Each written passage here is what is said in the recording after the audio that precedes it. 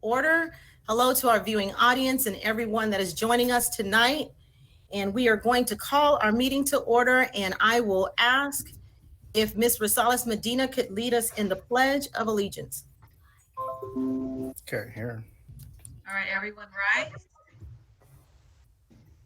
Just put your right hand over your heart. Ready, begin. I pledge allegiance to the flag of the United States of America and to the republic for which it stands, one nation, under God, indivisible, with liberty and justice for all. Thank you. 1.3, approval of the agenda. So moved. Second. It's been moved in second. Dr. Wyatt, Aye. Mr. Tillman, Aye. Dr. Flores, Aye. Ms. Rosales Medina, Aye. Dr. Hill, Aye. Mr. Gallo, Aye. and Ms. Rogers. Aye. Motion carried. Thank you. So we have our inspirational message 1.4, and I believe we are going to hear from Dr. Hill. You will, Madam President. Thank you so much. As all of you know, and hopefully our listening community, this coming Friday is the celebration of Juneteenth. So my reflection tonight is an original poem by Margaret Hill. It happened in Texas on the 19th of June, and 1865 was the year. Those enslaved finally got the word. The message of hope was loud and clear. Those were strong messages that we all have read, as freedom should have been awarded to all. It was the passing of the Civil Rights Bill 100 years later, when the quality of life and freedom continued to stall. Now let's move forward to our current time, when life, liberty, and pursuit of happiness should be endeared. Those near and far who have made the United States their home should always be appreciated and never feared. Thank you. Thank you, Dr. Hill. And that was an original, so we're going to get that signature on that, and we will make sure that we archive that. Thank you so much. Thank you. We are now at 2.1, resolution affirming our commitment against police brutality and inequality. And I've asked the board members, as you've come on to the meeting tonight, I think this is a very important resolution that thank you so much for indulging me. And as you indicated, this is definitely something we should do. And so we have it on our agenda tonight, and I'm going to ask that each board member, in the spirit of unity, will participate in our resolution. So in this reading of this resolution, we will start with Dr. Wyatt, who will start out with the first whereas, and then the second whereas will then be Mr. Tillman. The next two after that will be Dr. Flores. The next two after that will be Ms. Rosales Medina, and the next two after that will be Dr. Hill. And then we will conclude the final one with Mr. Gallo, and then I will follow suit after that. And Mr. Gallo, you'll be reading the whereas, the final whereas, and then the first therefore be it resolved, and I will follow after that. And so if we can begin with Dr. Wyatt. Thank you, Madam President. I am looking for the screen to see if the resolution is on there. It is there. While you're looking, Dr. Wyatt, Madam President, Yes, are we to read two whereases apiece? Yes, Dr. Wyatt will lead with the first beginning of it, and then it'll be two apiece all the way down for the rest of the resolution. So he'll read two? He's only reading the first beginning. Oh, okay. All right, and I'm trying still to find the presentation on here. I don't see it, Madam You President. don't see it? Okay, well, we will begin then. If Mr. Tillman, if you will then go ahead and begin and read down the first three. Cover that, please. Whereas on May 25th, 2020, Mr. George Floyd, a Black American man in Minnesota, died face down in the street under the knee of a Caucasian police officer. And whereas the recent unconscionable and senseless death of Mr. Floyd and other Black Americans has once again demonstrated the fact that racism still exists in our country evidenced by disparate treatment by law enforcement of Black men, women, and children of color. And whereas the San Bernardino City Unified School District finds that the conduct of police officers who engage in racial profiling and excessive force, which can include shootings, brutal beatings, fatal chokings, and any other excessive treatment, is a violation of basic human rights. Thank you. Dr. Flores. Whereas the reaction nationally and globally to the death of these individuals has created a crucial turning point for our nation to reflect on racial hatred and discrimination within its boundaries. And whereas any act of racism must be condemned by the greater community, and particularly those in leadership, role, and positions of influence in our society. And go ahead. And whereas the Board of Education of this district condemns the acts that have been committed to these individuals and all the senseless and unprovoked actions to other individuals of color that have preceded the recent acts referenced herein. And whereas our nation's history of racism and injustice has contributed to racial disparities in our communities. And Dr. Hill. You're on mute, Dr. Hill. Okay, thank you. Whereas the San Bernardino City Unified School District operates a district police department for the physical and mental welfare of its students.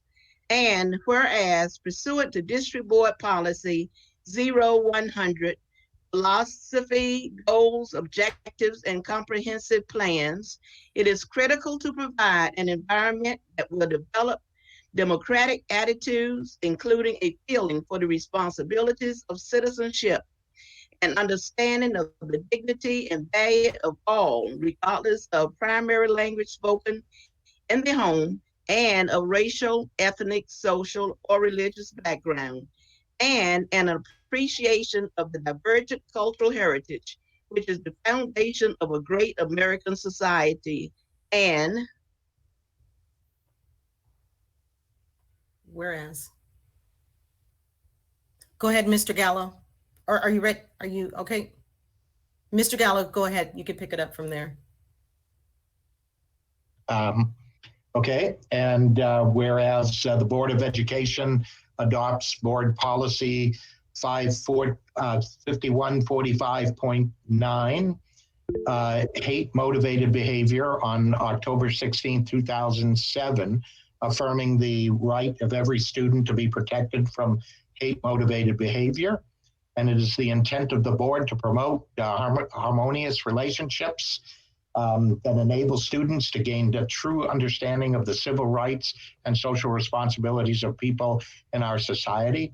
And whereas the district represents and serves diverse populations in terms of race, ethnicity, language, culture, national origin, socioeconomic class, age, physical ability, sexual orientation, and religious beliefs. Okay. Mr. Gallo, I just want to check. Dr. Wyatt, are you on the screen now? Can you just take it from there to the first be it further resolved, please? Take it from therefore. All righty. Thank you, Madam President. Therefore, be it resolved that the San Bernardino City Unified School District Board of Education unequivocally condemns all acts of racism. Be it further resolved that the board hereby condemns all acts of brutality, racial profiling, and the use of excessive force by law enforcement. Be it further resolved in order that the board hereby supports strengthening efforts to eliminate instances of excessive use of force and conduct stringent oversight and independent investigation into instances of police brutality, racial profiling, and excessive use of force, and hold individual law enforcement officers and the San Bernardino City Unified School District Police Department accountable. Be it further resolved in order that the board calls for the adoption of sound and unbiased law enforcement policies that reduce the disparate impact of police brutality and use of force on Black and Brown people and other historically marginalized communities. Be it further resolved and ordered that the board hereby declares that the district recognize the immense contributions made by Black American individuals and affirm a commitment to foster a culture in which all members of the Black American community feel safe, respected, and valued, are invited to participate fully, sharing their unique gifts, talents, and backgrounds. Increasingly recognize the value of perspectives that differ from their own, and understands that diversity, inclusion, and equity are key priorities of the district. So move. Second. Second. It's been moved and properly second. Ms. Rogers, aye. This I was, just have a really Oh, quick yes. comment I'm with sorry. regards to this. First of all, thank you for bringing this forward. What are the next steps after we look at this as a resolution? Is there something we're going to do with regarding policy? Yes. Is it with training? What are we going to do to move forward? Because I know this is something that we stand for, but I think, you know, people, community members, as well as parents want to know what the next steps would be and Yes. what this actually looks like in Thank you. implementation. Thank you for that, Ms. Rosales Medina. And we did mention at the last board meeting what my request was to move forward with the resolution, but we needed to look at our policy that we have in place currently right now. So the task will be to the policy committee to look. It is my understanding that there may be something on file, but you're absolutely correct. The goal is to look and see and evaluate to make sure it aligns to where we are today. And then also those policies that need to be put in place that are not there, then we will move forward with that. So the policy committee members, again, our ask is for you to take it from here and please review. Madam President, I'm on the policy committee. Yes. And I do hear your request, and we will look at and see what policies we have in place. And I am researching for our policy committee Good. to look at anti-racist policies that we may exist. And if they do not exist, then we will create them and bring them to the board. And so I'd like to request Dr. Volkemer that we set a meeting up for our policy committee to begin to work. I agree with that as well. Thank you, Dr. Flores. Absolutely. And who are the other individuals that are serving on the policy committee? Dr. Wyatt and Myself and Dr. Hill. And Dr. Hill and Miss Medina. Excellent. All right. Thank you all so much. Is there any other discussion? There can't be 4 people on the policy committee. She's an alternative. I think she's the alternate, correct? Correct? Someone's Yes. the alternate. Yes, that was the alternate. Yes. Thank you, Mr. Tillman. keep us legal. All right, Dr. Wyatt. We're voting. You're mute. Aye. Mr. Tillman. Aye. Dr. Flores. Aye. Ms. Rosales Medina. Aye. Dr. Hill. Aye. Mr. Gallo. Aye. And Ms. Rogers and I. Thank you so much. Moving to 2.2, resolution in recognition of Juneteenth National Freedom Day, a day of observance. I will ask Ms. Rosales Medina, can you read that resolution for us, please? All right. Whereas Juneteenth, also known as Juneteenth Independence Day, Emancipation Celebration, and Freedom Day, is the oldest African-American holiday observance in the United States. And whereas Juneteenth commemorates the strong survival instinct of African-Americans who first fought to this country, who were first brought to this country, stacked and shackled in the bottom of the slave ships in a month-long journey across the Atlantic Ocean, known as the Middle Passage. And whereas in 1916, the first documented Africans arrived in the English colony of Virginia, they were on their way to Veracruz, Mexico, aboard a Spanish ship that they were captured off of the coast of Mexico, transported to Virginia, and sold as involuntary laborers or indentured servants.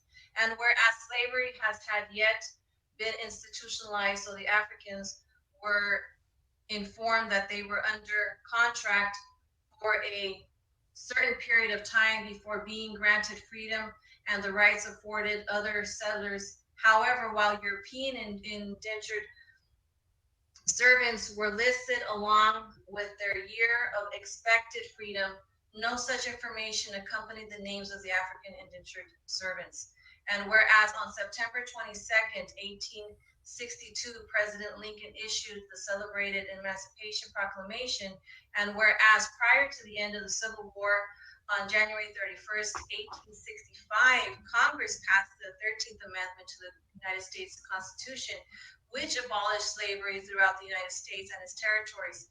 And whereas Juneteenth, or June 19th, 1865, is considered the date when the last slaves in America were freed, almost 2.5 years after President Lincoln issued the Emancipation Proclamation.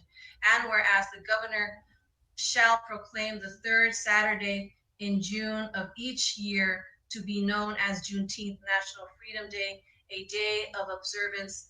Therefore, be it resolved that the Board of Education of the San Bernardino City Unified School District hereby recognizes June 19th and Juneteenth and the third Saturday in June of each year to be known as Juneteenth, National Freedom Day, a day of observance, and urges people to join in celebrating Juneteenth as a day to honor and reflect on the significant role that African Americans have played in the history of the United States and how they have enriched society through their steadfast commitment to promoting freedom, brotherhood, and unity. And I do want to mention too that when you look at 4th of July, which is a holiday of independence, you also have to be mindful that we weren't fully independent. We didn't really fully have the independence if not everybody was everybody was free. And so that's something that we have to really consider. This should be the national holiday. That's my viewpoint, because that's when everybody became free. It's not just a certain subgroup. So moved. Second. It's been moved and second. And just a quick discussion. I just want to let the board know also I'm thanking Karen because this is the first time that we have had a resolution for Juneteenth. And so as I had her look into that, she found that we had not, and she did a great job finding the history. So thank you, board, for indulging me tonight. Let us take a vote. Dr. Wyatt? Aye. Mr.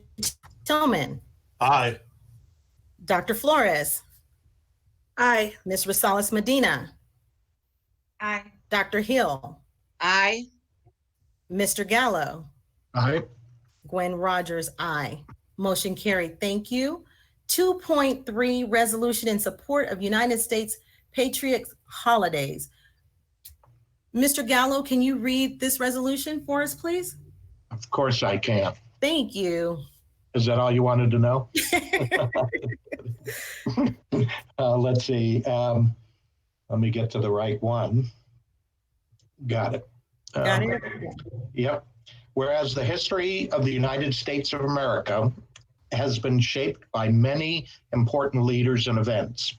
And whereas in order to develop an understanding and appreciation for our great nation, schools and students have a duty to study and learn about historic events and the many contributions of our presidents. And whereas Independence Day, July 4th, Patriots Day or Patriot Day, September 11th, Constitution Day, September 17th, National Voter Registration Day, September 24th, Veterans Day, November 11th, Pearl Harbor Day, December 7th, and President's Day, February 18th, are some of the significant historical dates that should be highlighted with engaging and educational lessons and activities. Therefore, be it resolved that the Board of Education of the San Bernardino City Unified School District encourages all district schools to acknowledge and undertake educational activities that commemorate national patriotic holidays and the contributions of our American presidents. So move. Second. It's been moved. Properly second. Let's vote. Dr. Wyatt, someone needs to mute. Dr. Wyatt? Aye. Thank you. Mr. Tillman? Dr. Flores? Aye. Ms. Rosales Medina? Aye. Dr. Hill? Aye. Mr. Gallo?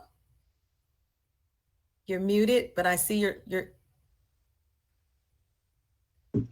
They keep putting me on mute. Aye. thank you. And Ms. You're making a whole lot of noise, Mr. Gallo. Yeah, It's I very, don't know what it's it very is. important. You mean sort of like what I just heard from Mr. Tillman? All right, we have voted and it's unanimous. Motion is approved. Thank you.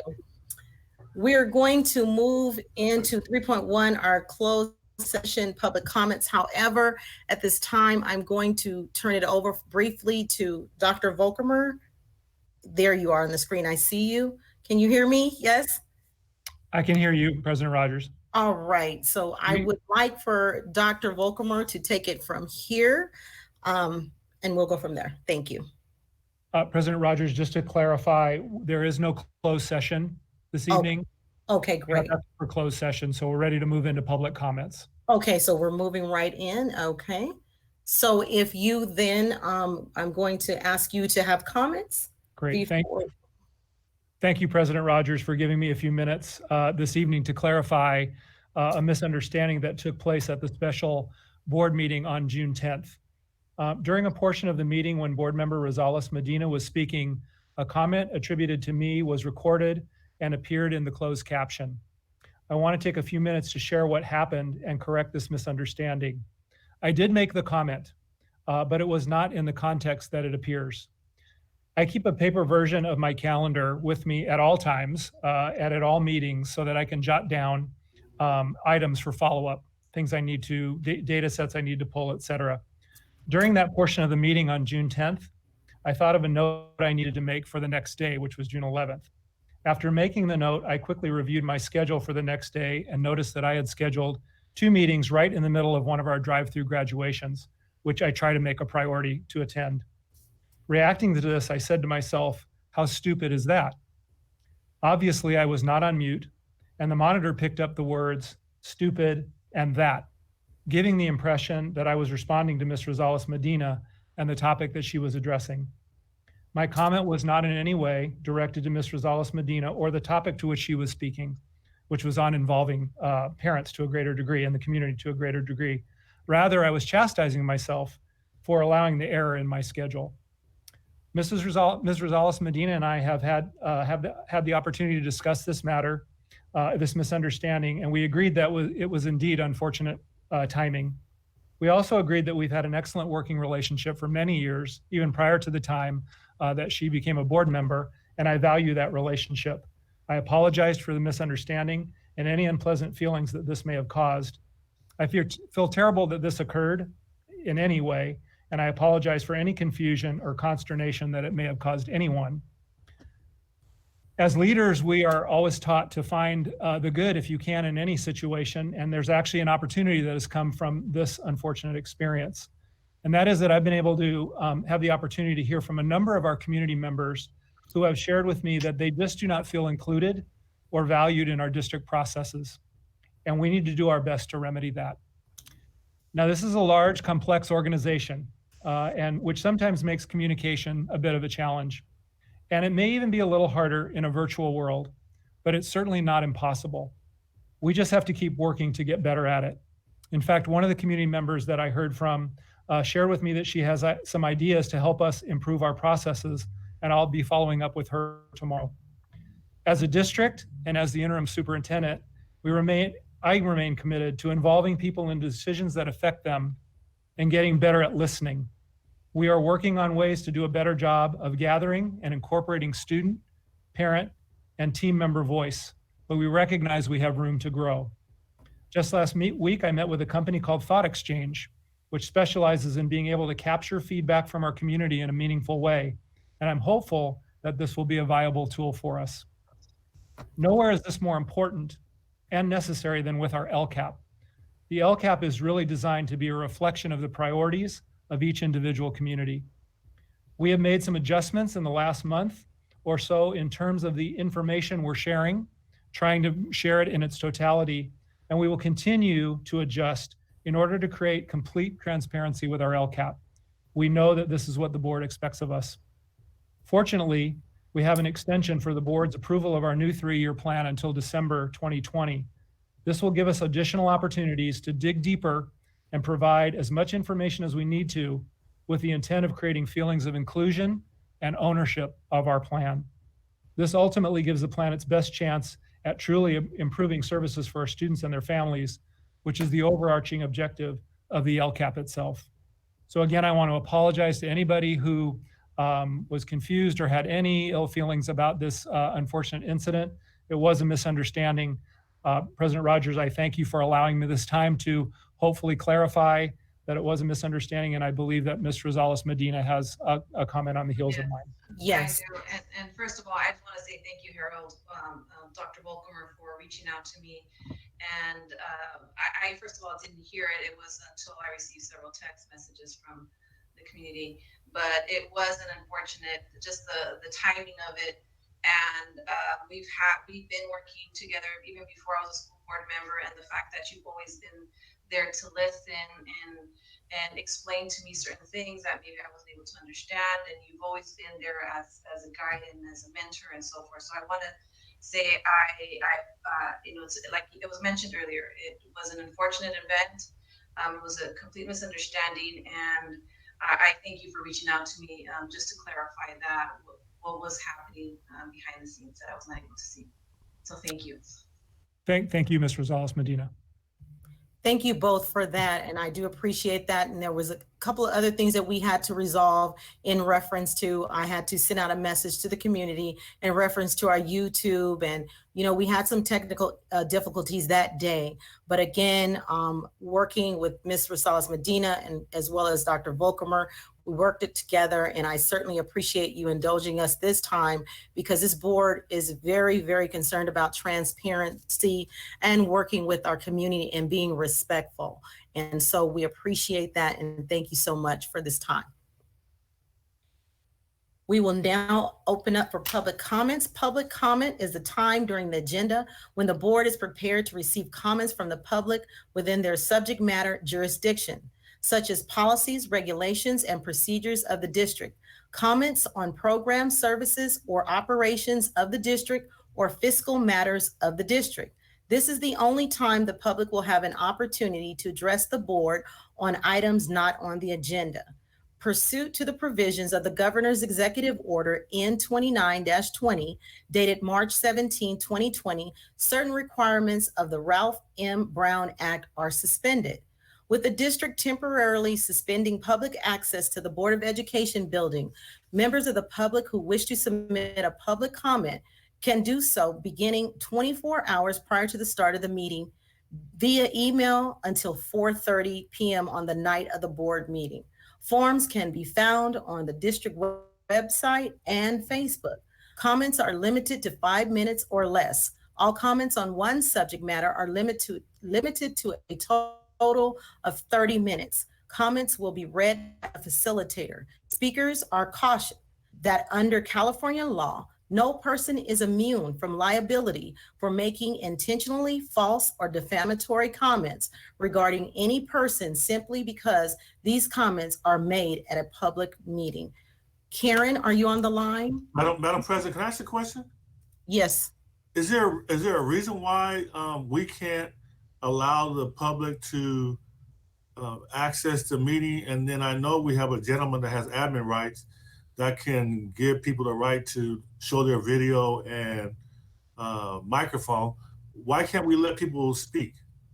So that was one of the discussions we had at the LCAP meeting last week, to look into that software to see if there's other avenues that came up in that discussion. So the district is to look into that to see how we can better access our community to be able to speak. So Dr. Volcomer and the team is looking into that. And just a suggestion from Mr. Gallo, I've been doing IT work for 35 years, but we use WebEx at the county and it works real good. Okay, so Dr. Volcomer.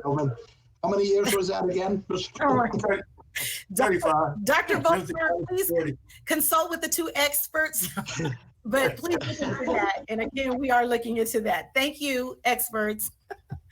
Okay, Karen, I think you're somewhere on there. I just can't see you. I'm here. I'm ready. Okay. Okay, we have, I believe, 21 public comments, and I will start. The first one is from Myra Caballos. Ceballos. Bios, yes. I would like to share the original email sent to you all and Dr. Volkemer with everyone at tonight's meeting. I would also like the 3 areas at the bottom of this email addressed. Dear Dr. Harold Volkemer and SBCUSD staff and community, I am writing to share with you and express my feelings of indignation with Dr. Volkemer's comment that accidentally, because I'm assuming you did not intend for us to hear how you truly feel about our involvement, seep through your audio for us all to hear in last week's LCAP meeting as a response to Ms. Medina's righteous comment and advocacy about the importance of parent and community interaction in these meetings. I do not want to imagine what we don't hear. I too share the concerns that Ms. Medina raised about our ability to actively and gainfully participate in not only this meeting, but all meetings held throughout the district at every level. Your response, Dr. Volkemer, to Ms. Medina's comment is a direct insult to me, and I am offended, as every community member should be. I expect you as a public employee to serve students and parents. We are the ones who live here and are getting, or not, educated by this district. We are letting you know through proper means of communication that we do not feel the district is transparent and we do not feel like our voices are being heard or that they matter. It is your responsibility to respond to those concerns in a positive way, even if it is inconvenient for you. We are requesting to have an active and gainful ability to participate and be involved, and not through this passive involvement style that characterizes SBCUSD. I have many experiences throughout the years of different meetings I have attended, or participated rather, that have been a joke and, quite frankly, a waste of my time. This is why our community does not get involved or participate, because it is made difficult for us to do so, and we often leave meetings with more questions than answers and more confused than before. We are communicated to, not with. Communication is a two-way street, not a one-directional road. This is why events and meetings have such poor turnout. Then there are complaints about poor parent involvement, but there is poor district availability to truly make meaningful conversations among community members. It is due to incidents like these that my distrust for the district grows. We are a community of great people and we want to be involved, but you don't make it any easier for us to, and I am tired. I am tired, I am sure we all are, of not feeling like the district cares about our input. I am tired about always being given the runaround. I am tired of feeling like we don't have a right to participate. I am tired seeing very little or no progress. I am tired of seeing my community belittled. I am tired, and because I am tired, I expect a public apology, a resolution to Ms. Medina's comment about our ability to participate in these meetings in a more live and interactive way. It is okay if you don't know how to do it. Ask us. We might have some good ideas. Maybe a monitored call-in system. I volunteer myself to help if you need help.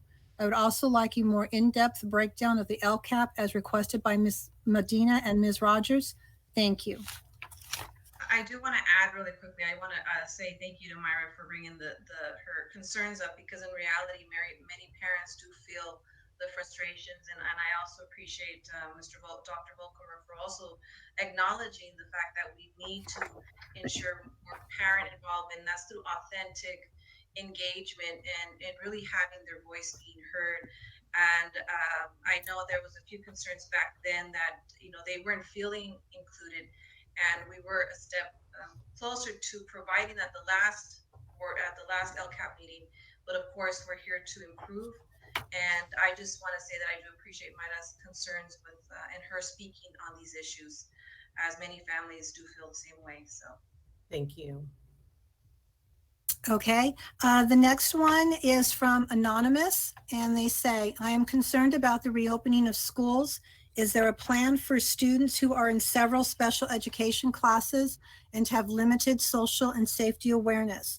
How do you plan to keep those students and their teachers safe when reopening schools? These students have different needs than students in the general education, and they need a separate specific plan, as the current suggested plans do not include them. The next one is from Nanette Flores. In looking at the sample schedules on the slides, I see that we are talking about sending students to school every day for half day. Some days students would go in the morning and some days in the afternoon. This is going to present a major challenge for parents who work all day and don't have anyone to take their children on the days they are to report in the afternoon. Why not just send students 2 days a week for full days? A group could go Tuesdays and Wednesdays, and B group could go Thursdays and Fridays. If the same students are in the classroom all day long, there would be a lesser need to sanitize as much. Also, since there continues to be a rise in cases in California, it would be best to go with the latest start date possible. Next one is from Dennis Wolbert, who is an employee. I would like to offer thanks and support of our wonderful school police department. They keep all of us safe and secure and work to improve community relationships. The next one is from Sergio Luna.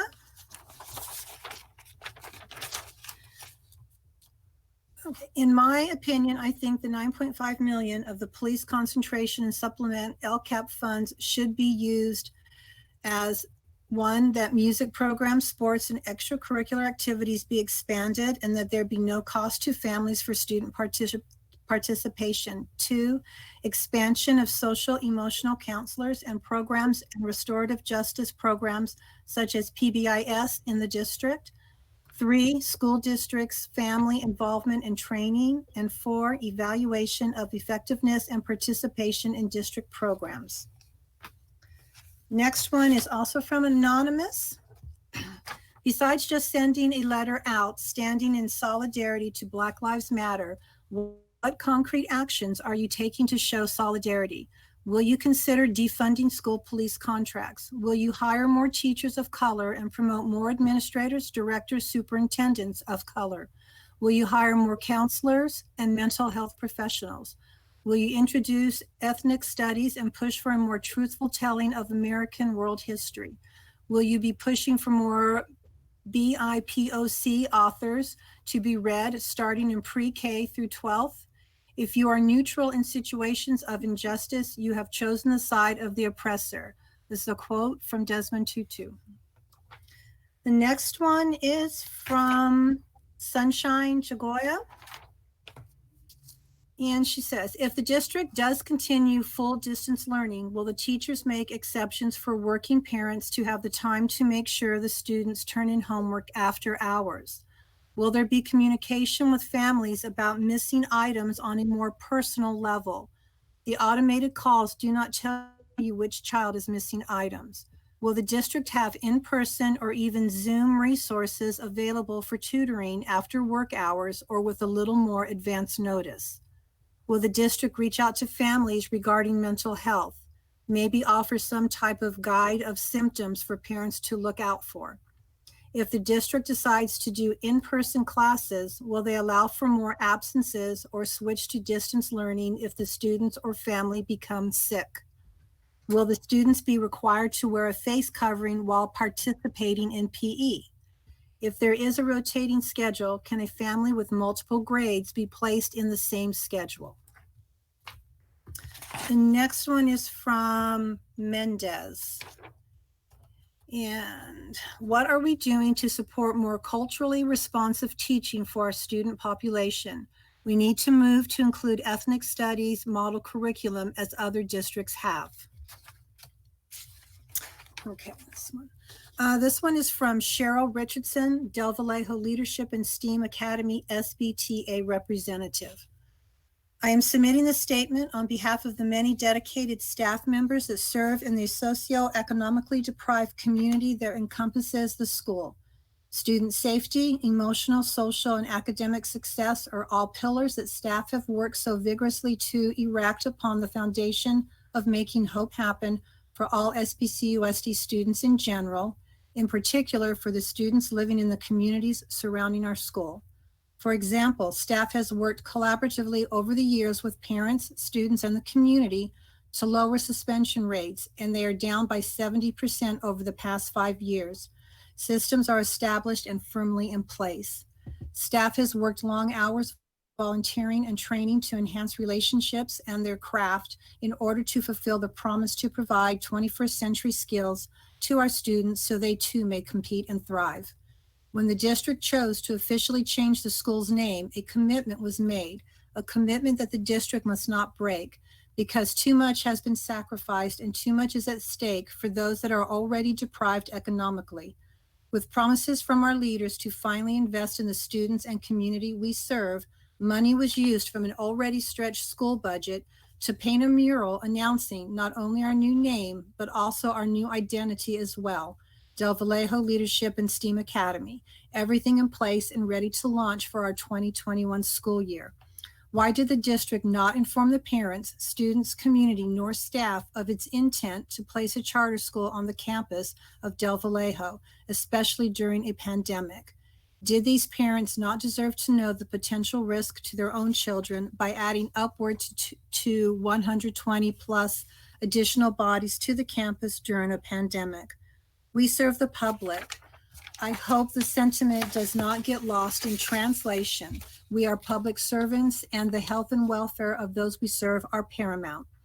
No, the district did not inform staff, parents, nor the community of their decision to replace Spectrum, a district special education charter that shared 50% of the special ed facilities, with a public charter school that requires the sacrifice of the entire building, our STEAM and computer labs totaling up to 10 classrooms.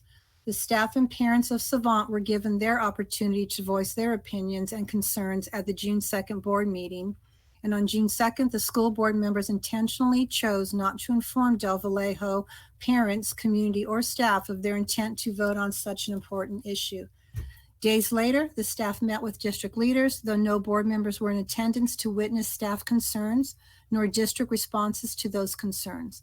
The following statements came from district leadership. It needs to be clear for the record, if this is your position as well, the statement from the district to the staff was as follows.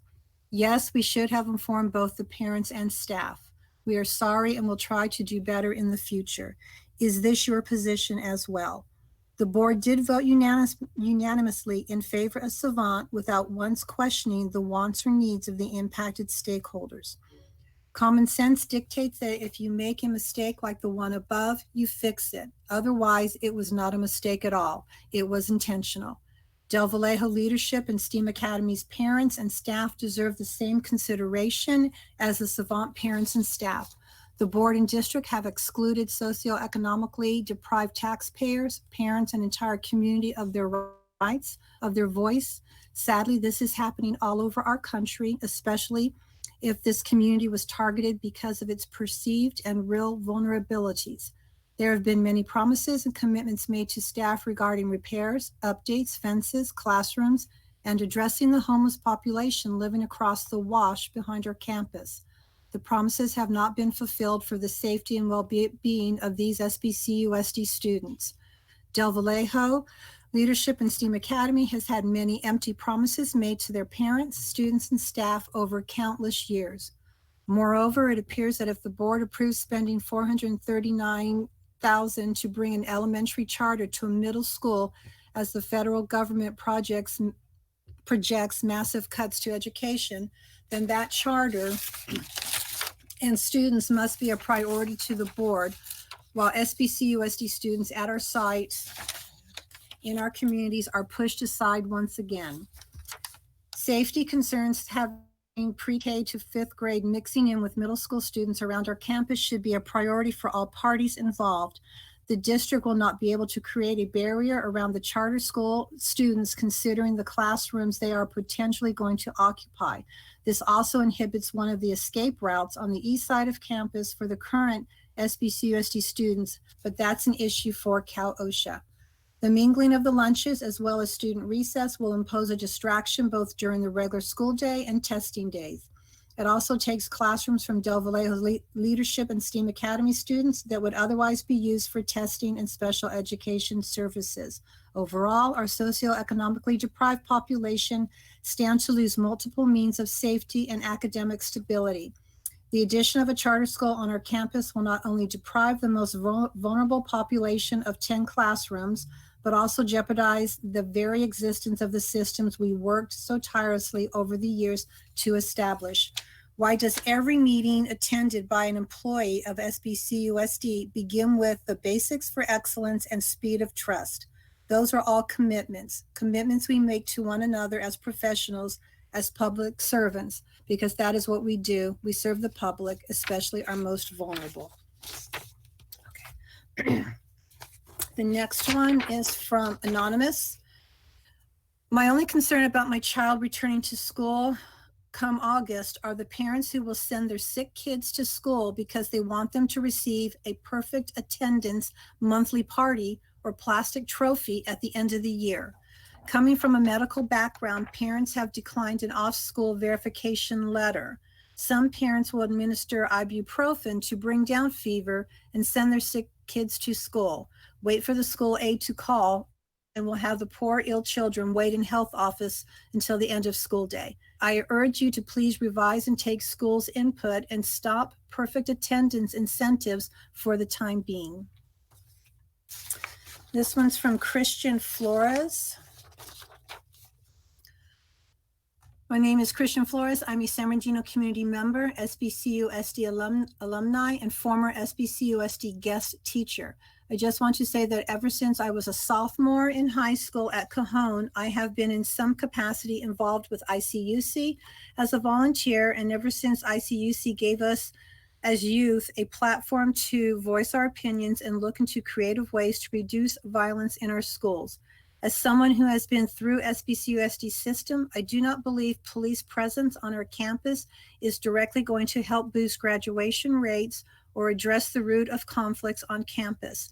If discipline and suspensions are the go-to option, we are punishing the students and families who have underlying issues by keeping them from being on campus and learning and falling further behind.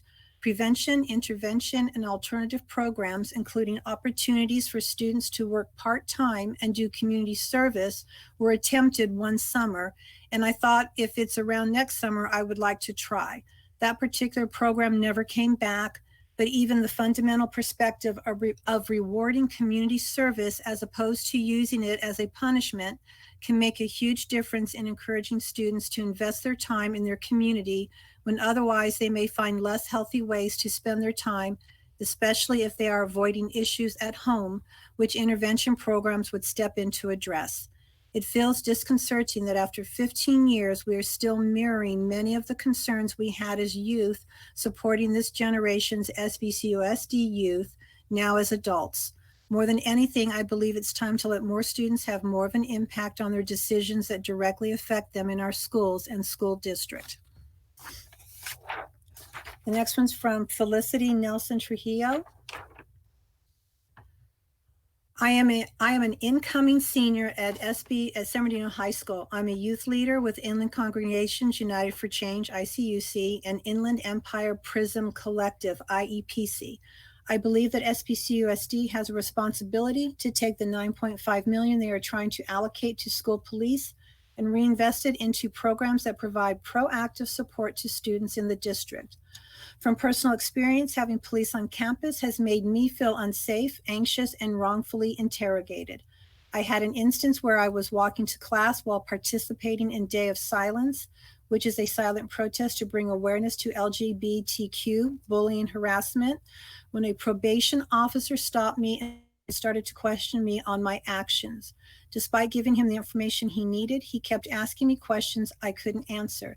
This made me late to English class and also made me feel uncomfortable because I wasn't doing anything wrong. There are so many underfunded programs that would benefit students more than paying school police to make students late to class.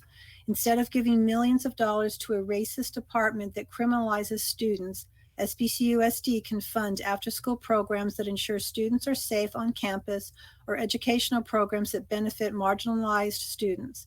SBCUSD can put $9.5 million towards literally anything else. The next one's from Valerie Felix.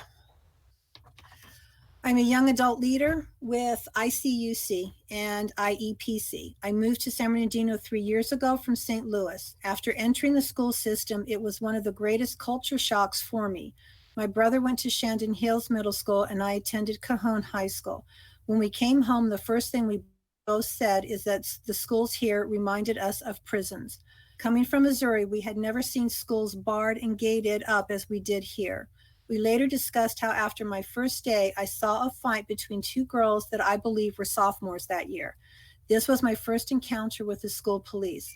The officer was male and he roughly grabbed her and pushed her into a wall to cuff her. While cuffing her, the way he had her arm and wrist twisted did not sit right with me, but everyone there had seen this so often that it was normal to them. I compared it to my other school. Yes, we had school police, but we only had one officer for the whole high school. Anytime we had a fight, it was broken up verbally by counselors. I never saw that one officer involved. This made me begin to wonder, what did my school need so many officers for? As I went through the rest of my classes, I realized how filthy the restrooms were. I noticed that the books we were learning from were old, messed up, or that there weren't enough for everyone. The funding that the school district is putting towards school police would be better used in other programs. Next one's from Savannah Howes. My name is Savannah. I am an incoming senior at Cajon High School. I'm a leader with ICUC and IEPC. I'm writing today because SBCUSD is giving an excess amount of money to the school police. That is money that can instead help fund things such as better training for counselors on the topics of LGBTQ students, or more inclusive training for things such as racism and bullying. The presence of police on campus brings unsafe practices onto the school ground, such as unnecessary force and guns that bring fear to the students. Having guns on campus only criminalizes students even more. Schools should be a safe place for students, and having police presence makes it feel as though they're expecting the worst case scenario behavior from students, which adds to the feeling of fear.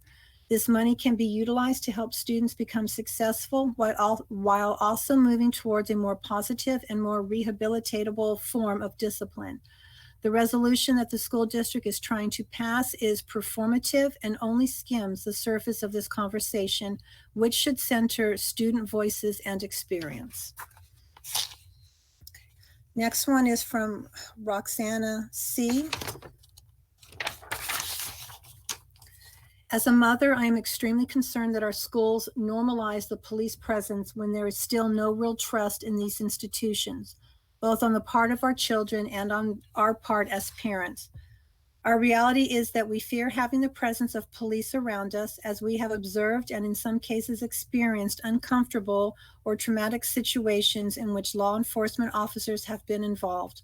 My opinion would be first to create an environment of trust and educate morally and culturally. Consider that if our children have enough recreational and cultural extracurricular activities at their fingertips, we motivate them to participate, and they have financial support from our school districts, which often is the limitation to our children and youth developing their sports, sociocultural, emotional, and artistic skills. Let us therefore make more ways of growth and improvement and eradicate fear and depression, that the educational entities be enriching, which is what they have been created for. Next one is from Roxana Cervantes. In the recent LCAPs on May 20th and June 10th, through a virtual meeting via Zoom and live broadcast via YouTube respectively, we parents have been dissatisfied. Once again, the little or no importance given to parent involvement in decision-making regarding the priorities in the budget of the San Bernardino School District, according to the needs that we parents appreciate and which should be the focus according to one of the 8 LCAP priorities, according to this priority state, parent involvement. Sadly, the situation is not new, as we have experienced it in different SBCUSD department meetings for a long time, along with intimidation, retaliation, and benefits to select people, also called influences. We need 1, true transparency in shared data and decision-making. Who participate in these, how many are parents and how many administrative or teachers, publicly open meetings with general invitation, remove records prior to meetings. We are all involved parties when we want to participate. 2, provide access to recordings of all public interest meetings as offered from SBCUSD Board of Ed meetings, work on restoring the very hurt trust that parents in the community have in SBCUSD, its departments, and the cabinet.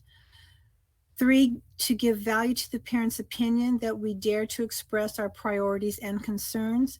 And it is this last point that I support the question. How does the SBCUSD Board of Education ensure the legitimate participation of parents in needs assessment and decision-making in the different departments of the school district, such as LCAP, and the schools themselves? Our voices as a community echo the needs we experience and increasingly understand that what we ask for is part of the rights of our children and their own. Next one is just from ML. I am not only a parent, but an employee as well. If we start the school year on a half scattered schedule for students, are you taking your employees into consideration as well? If my child only goes to school 2 days, will I be allowed to only work 2 days also? Or are you considering childcare options once again for all those kids whose parents work full time? Because if that is your answer, doesn't it defeat the purpose? I just want to make sure you guys are all thinking of the children first and all of your employees second. That includes classified as well as teachers. Don't forget your classified staff are the ones on the front lines. Next one's from Verneter. We need our school police. No cuts there, more support, please. It is impossible to stay safe without them.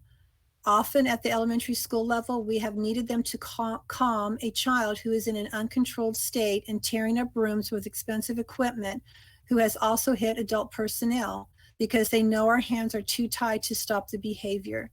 God forbid one of our students gets attacked by a student having troubles. We have had outsiders come onto our campus and badly beat a student. We need to make sure CSOs are fully equipped to stop such incidents before they can happen and are covering their stations as expected. Most of our staff isn't prepared for these situations and are looking for cover themselves unless they have a student in the vicinity. This one's from Elizabeth Romero. I would like it to be easier to participate as a parent in the LCAP meetings and give my opinions as they make it more and more difficult, and not only in the LCAP, but also in family engagement. Parents, we are not experts in technology. This last meeting was only a presentation, not a meeting, because they only presented what they wanted to do, and we really feel out of the plan because apparently they listen to us, but it's not like that. They always treat us as ignorant. This has to stop, and the manipulation of programs and people who manipulate it have to be more accessible. Cynthia Zuniga. We want to know what new steps will be taken to address instances of racism in the classroom at the hands of educators. The uprise happening all over the country is a result of every system failing and criminalizing Black and brown people. How will our schools address their shortcomings? And the last one, it is from several people. Rocio Ruiz Chan, Sergio Luna, Erica Ruiz, Dr. Tom Dolan, and all from ICUC. Honorable members of the board, interim superintendent and cabinet, this comment is in regards to item 2.1, resolution affirming our commitment against police brutality and inequality. The San Bernardino City Unified School District has a long history of disproportionately suspending, expelling, and using punitive approaches in dealing with behavioral issues when it comes to students of color, and more specifically when it comes to Black students. While we have seen improvements in these last couple of years, we truly believe we can and must continue to do better for our students.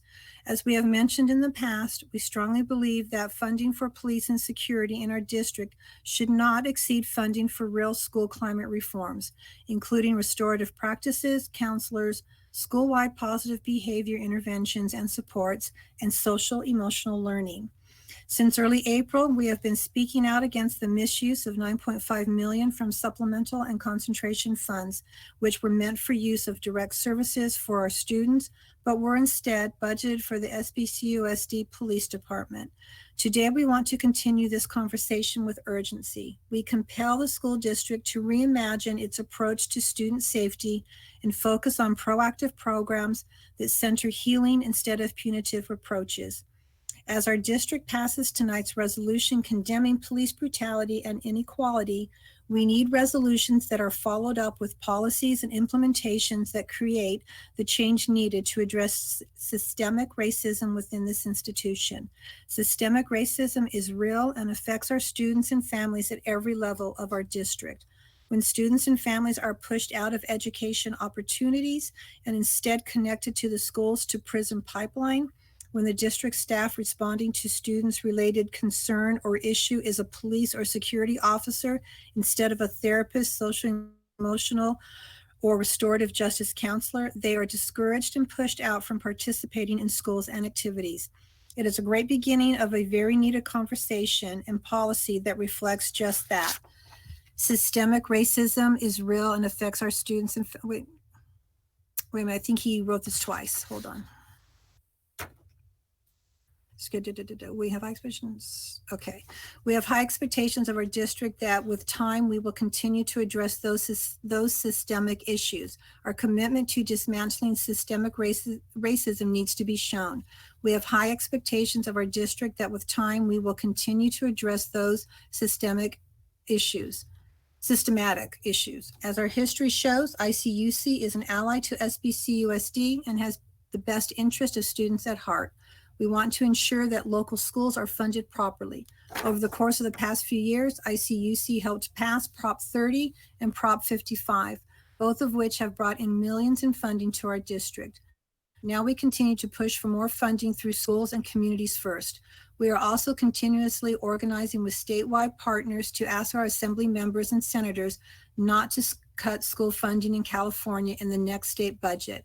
We have a history of positive partnerships with our district that at the beginning have not always felt not well supported, but have helped our district reimagine what our schools could and should look like.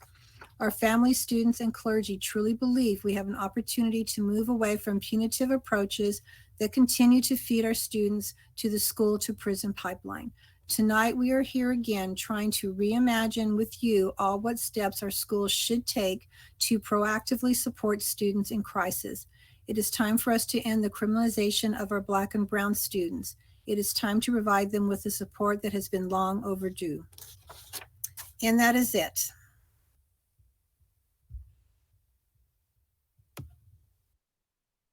Madam President? Thank you, Karen. Yes, Mr. Tillman? Yes, I received an email from a constituent, and she said that I got a text, and she said that she's trying to submit her comment online, and she's been doing it for a number of meetings. Do we have something on our website that says you can submit something in terms of public comment? Yes, we do. Or do we have anybody looking at that? Karen gathers the information before the board meetings all the way up until, what is it, 4:30? 4:30. Yes. And it's off of the website, Karen? It's on the website, you're correct. And it also, I believe, is on social media. I think on Facebook, you can access it as well. And you sure you captured all of it? I am sure. I will say that I had a couple that came through with the name only, but no comment addressed on it. Okay. So that may have been the person, I'm not sure. So I asked the person to send it to me in a text. Madam President, if I get it, can I ask you to allow me to read it? Are you able to forward it to Karen? Yes. And once I get the text, I'll forward it to Karen. Forward it to Karen. Okay. Sounds good. Madam President, this is Dr. Flores. Mr. Yes. Tillman, I also get those requests, and so I forward them to Karen before the meeting because they're not able to upload it to the website. So we should all, we can forward those to Karen, because I've had several public parents and public members unable to do it. Well, if that's not working, I would suggest that we just get a district phone and or you could, I mean, a person uses their personal phone and get a Vonage number associated with their phone, and just list that as the phone number to text to, and then one of the district staff can receive those texts. Let's just make it easy. If posting it to the website's not working, if they can text me, then they can easily text it to another number. So maybe we should look at doing something that works. So let's add that also, Dr. Volkmer, if you can add that into the discussion of trying to capture the voice of our parents. Because when I get the email, some people just choose the email, but I forward everything to Karen so that it's captured. So when I get this text, I'll forward it to Karen. Okay, thank you. All right, if that being all of our comments, and again, we just want to reassure the public that we, Dr. Volkmer and the team do capture the information of what's submitted, because a lot of those things require some follow-up or some clarity. So we want to make sure that we're capturing that, correct, Dr. Volkmer? Absolutely. Okay. Thank you, President Rogers. Thank you. All right. Madam President? Yes. I really think, and this has always been a disconnect with public comments, and excuse me for multitasking. I'm trying to send this thing to Karen also. But you know, we used to make the statement that as a board, because the item that and the issue that the person making the public comment is bringing up was not agendized in advance, that we don't address each issue that they bring up. And I think it's good to remind the constituents of that when you bring something to us in public comment, normally we're not going to address it at that point, but we do have to find a way to assure that we do address their concerns. Okay. And if it's a concern that's brought up by a large enough body, or we think it's an issue, then we should agendize it and address it at a later date. But I think we need to routinely communicate that to the public, that we're not ignoring you when we don't respond to your statement, because we understand that you're making a statement because it's important to you. Correct. But we don't respond at the time because legally we have to agendize it. So I think we want to make sure you put that in place, explain that, and then but be vigilant about ensuring that we do follow up or agendize it to discuss in public. Thank you. Thank you. President Rogers, I have a comment. Oh, go ahead. Go ahead. All right. As a parent, what is SBCUSD going to do in the upcoming school year to educate these students with distance learning when these teachers don't stay online long enough to allow these kids to learn? Thank you. That's it. Okay. Thank you.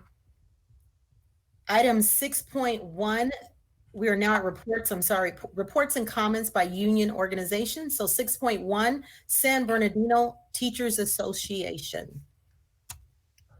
We have a representative. Oh, hello, yes. There you are. Hello. Good evening, President Rogers, Interim Superintendent Volkmer, members of the board and cabinet. I'm Ashley Beatus-Alcala, president of the San Bernardino Teachers Association, and I am speaking to you tonight on behalf of our 3,000 members. Tonight, the district will be presenting to you recommendations from the cabinet and physical distancing committees on reopening of our schools. I want to begin with a recent quote from our NEA president, Lily Eskelsen Garcia, who stated, "The health and safety of our students, families, and educators must be the primary driver of when it is safe to reopen school buildings in each community." There were 9 subcommittees that included SBTA members who spent many hours researching information, recommendations, and guidelines from, but not limited to, the Center for Disease Control, Cal OSHA, California Department of Ed, California State Public Health, to name a few, over the past month. Much of this information was just released over the past 15 days. And as we know, since March, can be subject to change at a moment's notice throughout this pandemic. These recommendations are just the beginning of this journey, as this continues to be a fluid situation. SBTA expects our voices to continue to be part of these conversations, and for the board to know that this is the first time that these recommendations have been seen by a large group of our members and employees. Also tonight, information will be presented on the school calendar for 2020-2021, which the board has already approved many months ago. At this time, based on the recommendations that will be coming forth in a later presentation, we do not see a need to make any changes to the start of school on August 3rd. And that is also the recommendation that came out of the joint calendar committee, which we have the ability to consult with, that met several weeks ago. It is understandable that we need guidance to start planning for the 2020-2021 school year. However, we do need to be mindful that COVID-19 has not gone away, and we are still seeing daily increases in cases of the virus in San Bernardino County and the surrounding counties. We want to remind the board that any of these recommendations coming from you tonight and the district that directly affect our working conditions and our current collective bargaining agreements have to go through a formal negotiations process between SBCUSD and SBTA prior to any implementation. And our first priority is the safety and well-being of all employees and students. A safe reopening will require local health departments to have a program and team ready to support schools with robust testing and contact tracing. We have serious concerns about the availability and capability of our county to have adequate testing and contact tracing in place prior to bringing any students and staff back to campuses, whether it's a hybrid model or full staffing at sites. We also want to be able to assure our members that as a district our district continues to make sound decisions that are based on science and with all of the knowledge that we have available to us. And we expect the board and the district to also keep our safety as their #1 priority. Thank you for your time and your consideration. Thank you for your comment. 6.2, California school employees. Madam President, Yes. can I ask Ashley a question? Mhm. Ashley, you still there? Yes, I'm here, Mr. Tillman. So you say you want to start on that date? You want to start on that date with kids coming to school physically or distant learning? Distant. We believe that the recommendations that are going forward tonight are separate from when we decide to start schools. So if we're starting, the calendar is set for August 3rd, and the recommendation tonight is to start virtually and plan towards some other type of gradual reopening later. If that's the case, it doesn't matter whether we start August 3rd or September 3rd. But just so I'm clear, so you're making that statement based on it being only distant learning and not physically in class? Correct. Correct. Because that makes a big difference. Right. Okay. Okay, thank you, Ms. Alcala. And we are moving to 6.2. Madam President, can I ask Ms. Alcala something too? I couldn't get off my mute. I see her. Did you go away? Ms. Alcala, are you still there? I don't see you on the screen. There she is. I'm still here. Okay, go ahead, Dr. Flores. So I'd like to know, you said a lot. I'd like to know what the members recommend.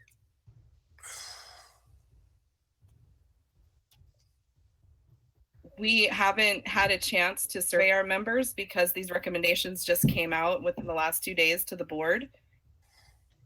So we don't have that information specifically as to what percentage of our members and how they feel as to whether they should come back or not come back. We know that we did our own surveying of our members, and there was a large percentage who felt that as it being a fluid situation, it's a little too early to tell what we should be doing at this time.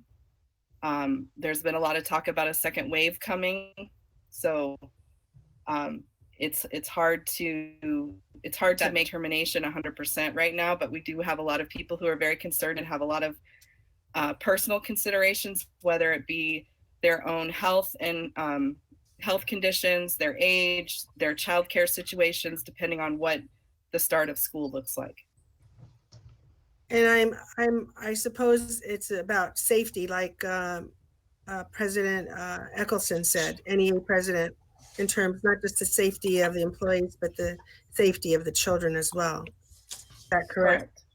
Correct. Okay. Thank you, Madam President. Thank you, Ashley. Okay, thanks again. All right, 6.2, California School Employees Association, are you on the line? I am on the line. Can you hear me? Yes, we can. Good evening, Madam President, board members, administrators and staff, and the CSEA Chapter 183 members.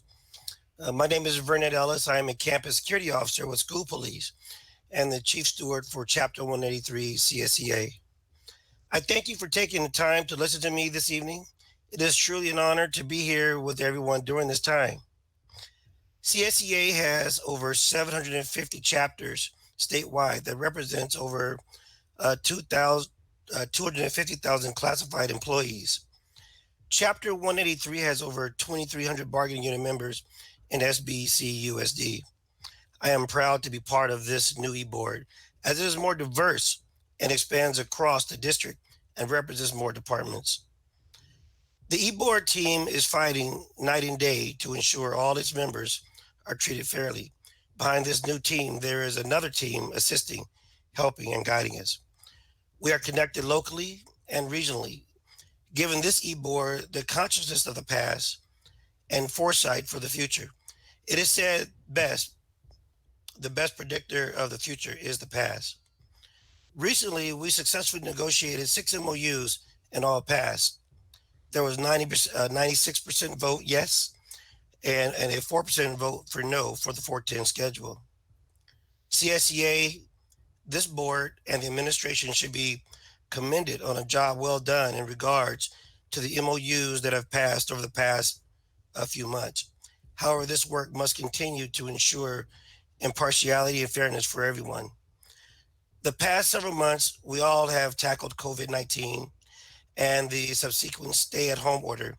Now, on top of this task, we face budgetary issues, the retention of jobs and employees, and we must prepare for the coming school year amid the social unrest we are now facing. Given the old guidelines of eliminating the K violations, the coming police reforms, and enforcing the new guidelines due to COVID-19, moving forward would be a daunting task. Chief Polito, who is in charge of maintaining safety by deploying police officers and security officers across this district, has done a phenomenal job of keeping the unrest within our district at a bay. Rest assured, the road ahead will not be easy given our current environment. The task of closing the district to ensure the health and safety of students, staff, and faculty, and now reopening the district safely was and is a monumental undertaking indeed. As a district and CSEA move forward, we should move forward together, boldly and confident that we are working for the best interests of the bargaining unit members and the district at the end of the day. The tasks we face are difficult and we can accomplish them if we work together. I applaud this board, the administration, and CSEA for the courage, the poise, and the professionalism when looking after the needs of this district and staff, coupled with the negotiating with CSEA in an effort to move forward into our new normal. There's a mountain of work before us, but I am confident the decisions to be made will be negotiated between the district and CSEA as for optimal results. CSEA's mission to improve the lives of our members, students, and community, bonded with the district's mantra of making hope happen, is a powerful one and can be achieved when we work together. In conclusion, I have a quote from Henry Ford. When everything seems against you, remember, an airplane takes off against the wind and not with it. Thank you. Thank you. Appreciate your comments. 6.3, Communication Workers of America. Karen, I believe there's not a representative still? That's correct. All right. 6.4, San Bernardino School Police Officers Association. Is there a representative? Okay. And if you have your mic on mute, we can't hear you. Hello, can you hear me? Yes. Hi, good evening, board president, board members, and administrative team. This is Daniel Arias, the president for the SBSPOA. And thank you for this time that you give us to be able to speak freely and, to give an update on our POA and the great things that our officers are doing. First and foremost, we do recognize, what, one of the topics that was brought up tonight, which is police brutality. And as, as an association, that's something that we stand against. We stand against police brutality, against racism. And, it's incredible that our department it's a very diverse department. Our officers are very diverse, and we represent our community, our San Bernardino City community. And about 75% of our department are SBC USD graduates. I'm not sure if a lot of people know that, but I want to take this time to just inform the community of who we are. A lot of the times we see the news and we read the articles, and I'm proud to say where I work at. I'm a police officer with the San Bernardino School District Police Department under the leadership of our Chief Joseph Paulino. And I'm proud of the action that he has taken and what we have done as a department. And this is years now before all this is happening, for us to address a lot of the issues that we were seeing in the community, listening to the community's voice, to make those changes within policy and procedures, and training officers with CIT, which is crisis intervention, and using verbal judo, and learning how to talk to our youth, and learning how to de-escalate and use different techniques that we didn't have to go hands-on with our youth. So I just want to like I said, I want to inform the public, I want to inform our community members of who we are. The majority of officers who work for our department were graduates from San Bernardino City Unified School District. A lot of our officers grew up in the same streets, walked the same streets that our students walk through. So we understand. We know, me firsthand, being a Chicano, being a brown man, growing up in the neighborhood, in the barrio, I understand what it was. I grew up not liking police officers. I had negative encounters with police officers even as an adult. I had the opportunity to go work in San Diego, but, a lot of the times that's what we tell our youth. We tell our youth, get out of the neighborhood, move out of San Bernardino. And you know what? That's a commitment that I decided to do, stay in San Bernardino, stay within the district, because I wanted to encourage the youth that, we need to take over the city.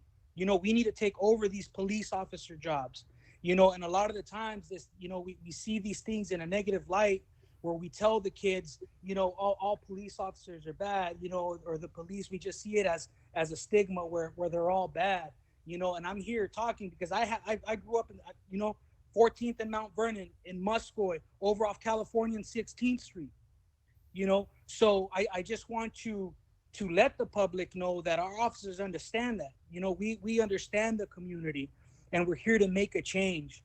We're here because we understand the youth, and we want them to take these positions. We want to encourage these kids. One of the things that when I was a school resource officer, I'm currently on patrol right now, but when I was a school resource officer, that's one of the things that I was able to do, and that's what I know my colleagues do at the school site level, and have these conversations with the kids and say, you know what, we all want change. We want change. We want police departments to change, but it's up to the kids that are growing up in these communities to take those positions. We want them to become those police officers, and we want them to encourage the change within our communities. We don't need people that come from Northern California or Orange County or these other counties that do not know our kids. They do not know our communities, and we want to encourage our kids to take these positions. So I want to take this moment, just to let the community know, to let our youth know that you guys are the difference. We are the difference. We are the ones that are going to make a positive impact and a positive change within our communities. Being a part of this department, it's been such a blessing just to see the different types of programs that we have for the youth. We have programs like the Explorer program, the Cadets program, the GRIT program, which is the gang reduction, the gang intervention program, the CART program. We've been able to establish programs like Coffee with the Cops so we can listen to the community. We've partnered up with different, community and faith-based organizations that, we're able to also, be a part of that voice and listen to them and make change, and do different programs with them for our youth so we can make a change. Some of those programs that have partnered with the department has been Noble, Boys and Girls Club, Breaking Barriers United, Young Visionaries, the San Bernardino County-wide Gangs and Drugs Task Force. So, like I said, I take pride because we have been proactive in changing and modeling what 21st century policing should be. I'm proud. I am very proud under our leadership what we have been able to accomplish. And we look at the news and we see all these police reforms and all these things that agencies are now doing. And I was having a conversation with our chief of police a couple of days ago, and and we're just sitting there saying, like, we've implemented and we've been doing these things now for over 5 years. Doing programs like the positive tickets programs, and things that are helping our youth and that are helping our community. In a perfect world, I'm an advocate. We shouldn't have police. I would love to live in a world where we don't need police. I would love to live in a world where everybody can be united and we can be peaceful and we can love each other and we can all just be good neighbors and help each other out. That is the perfect world. I would love to live in that world. But the reality is that there is bad people. That there is people who victimize our students, and that's something that we have sworn and we are committed to doing, to protecting our students and to protecting our staff members. Before the COVID-19, we have responded to calls sexual assault on our female students. We have had people who indecently expose themselves to elementary school students, people who have attempted to kidnap our students, people who have robbed our students at gunpoint several times, people who have broken into our staff member cars, people who have carjacked our staff members for their vehicles as they're going to school, to teach, to work, bullying calls, calls of cyberbullying. These are just a little bit. This is the tip of the iceberg of, some of the calls for service that our officers respond to day in and day out. We're not a big department. Right now we're currently like 15, 16 strong. And even during this pandemic, when the school closure happened, we were still out there responding to these burglaries, responding to calls for service where, we would get calls from parents saying, hey, my son is threatening to harm himself. But, there we are. We take these calls because, like I said, we took an oath and we take it serious. We are committed to serving our students, even during the pandemic, going to their houses, making sure that we're able to have a dialogue with them, making sure that we can get the parents resources with the crisis intervention team through the county, or even us being able to transport these juveniles to the hospital so they can have a mental evaluation.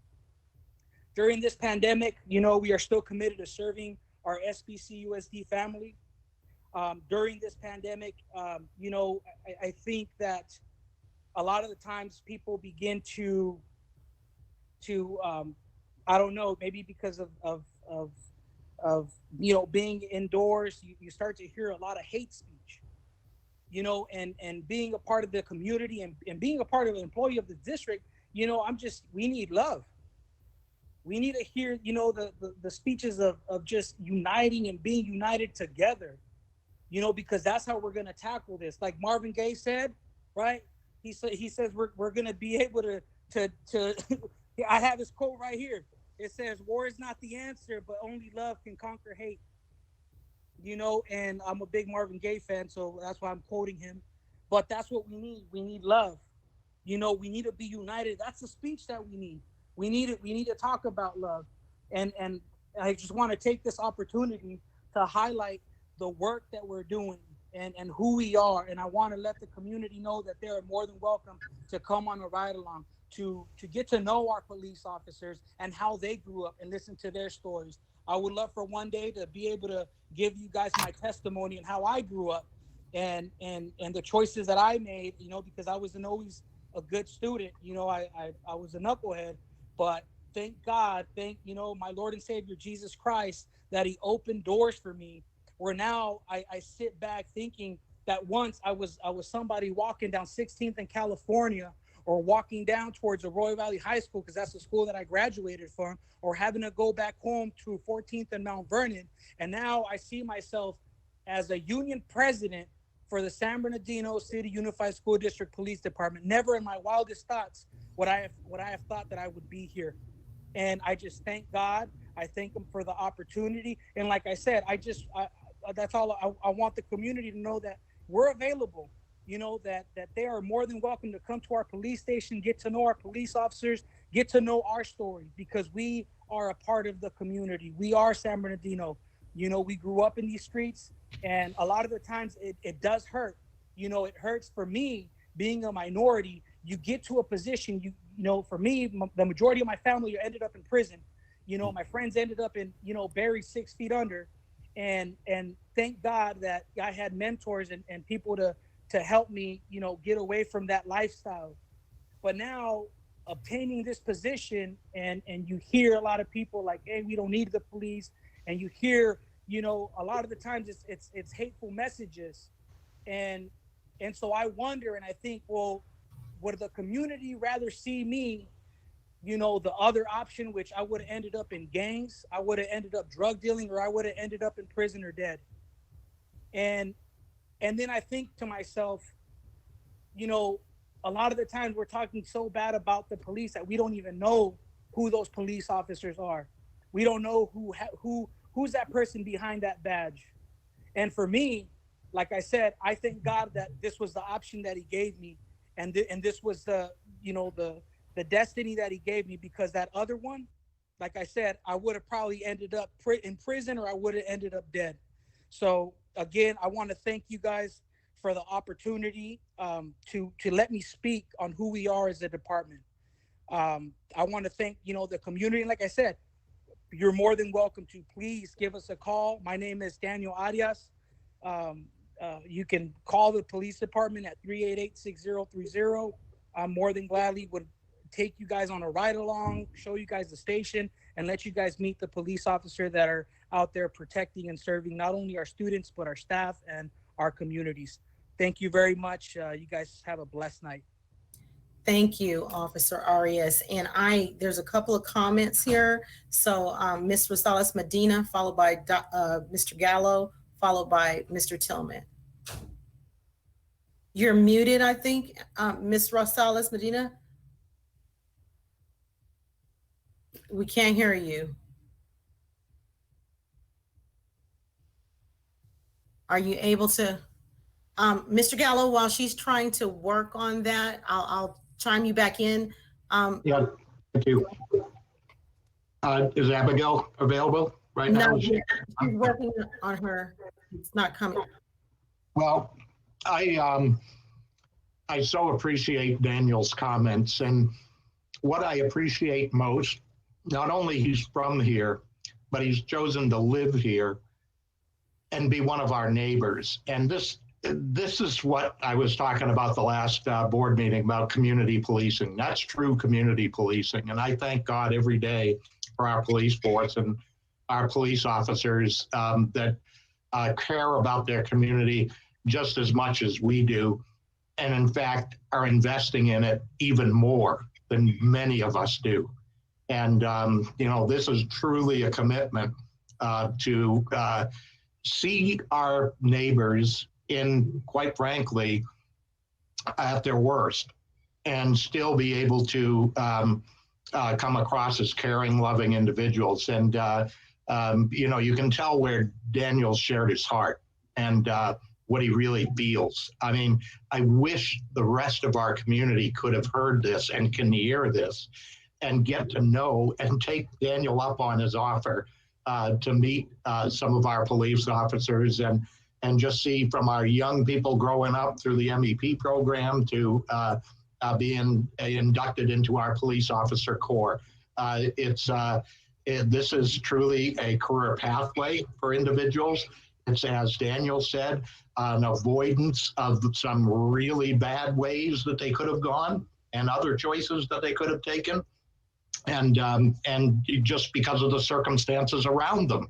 that many of our neighbors have experienced through a number of reasons, not just racism, but poverty, no opportunity for work, no skill labor to actually gain career pathways and high wage jobs and things. And this is what San Bernardino City Unified is dedicated to. And I'm just very proud that we have officers like Daniel. Thank you.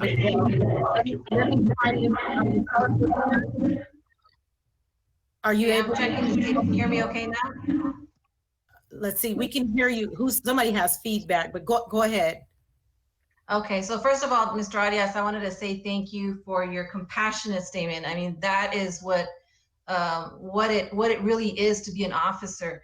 And I've always said this, as well as other board members. Our school police, it's more, the idea has shifted from what you see as a city police, as other police officers. I trust our school police.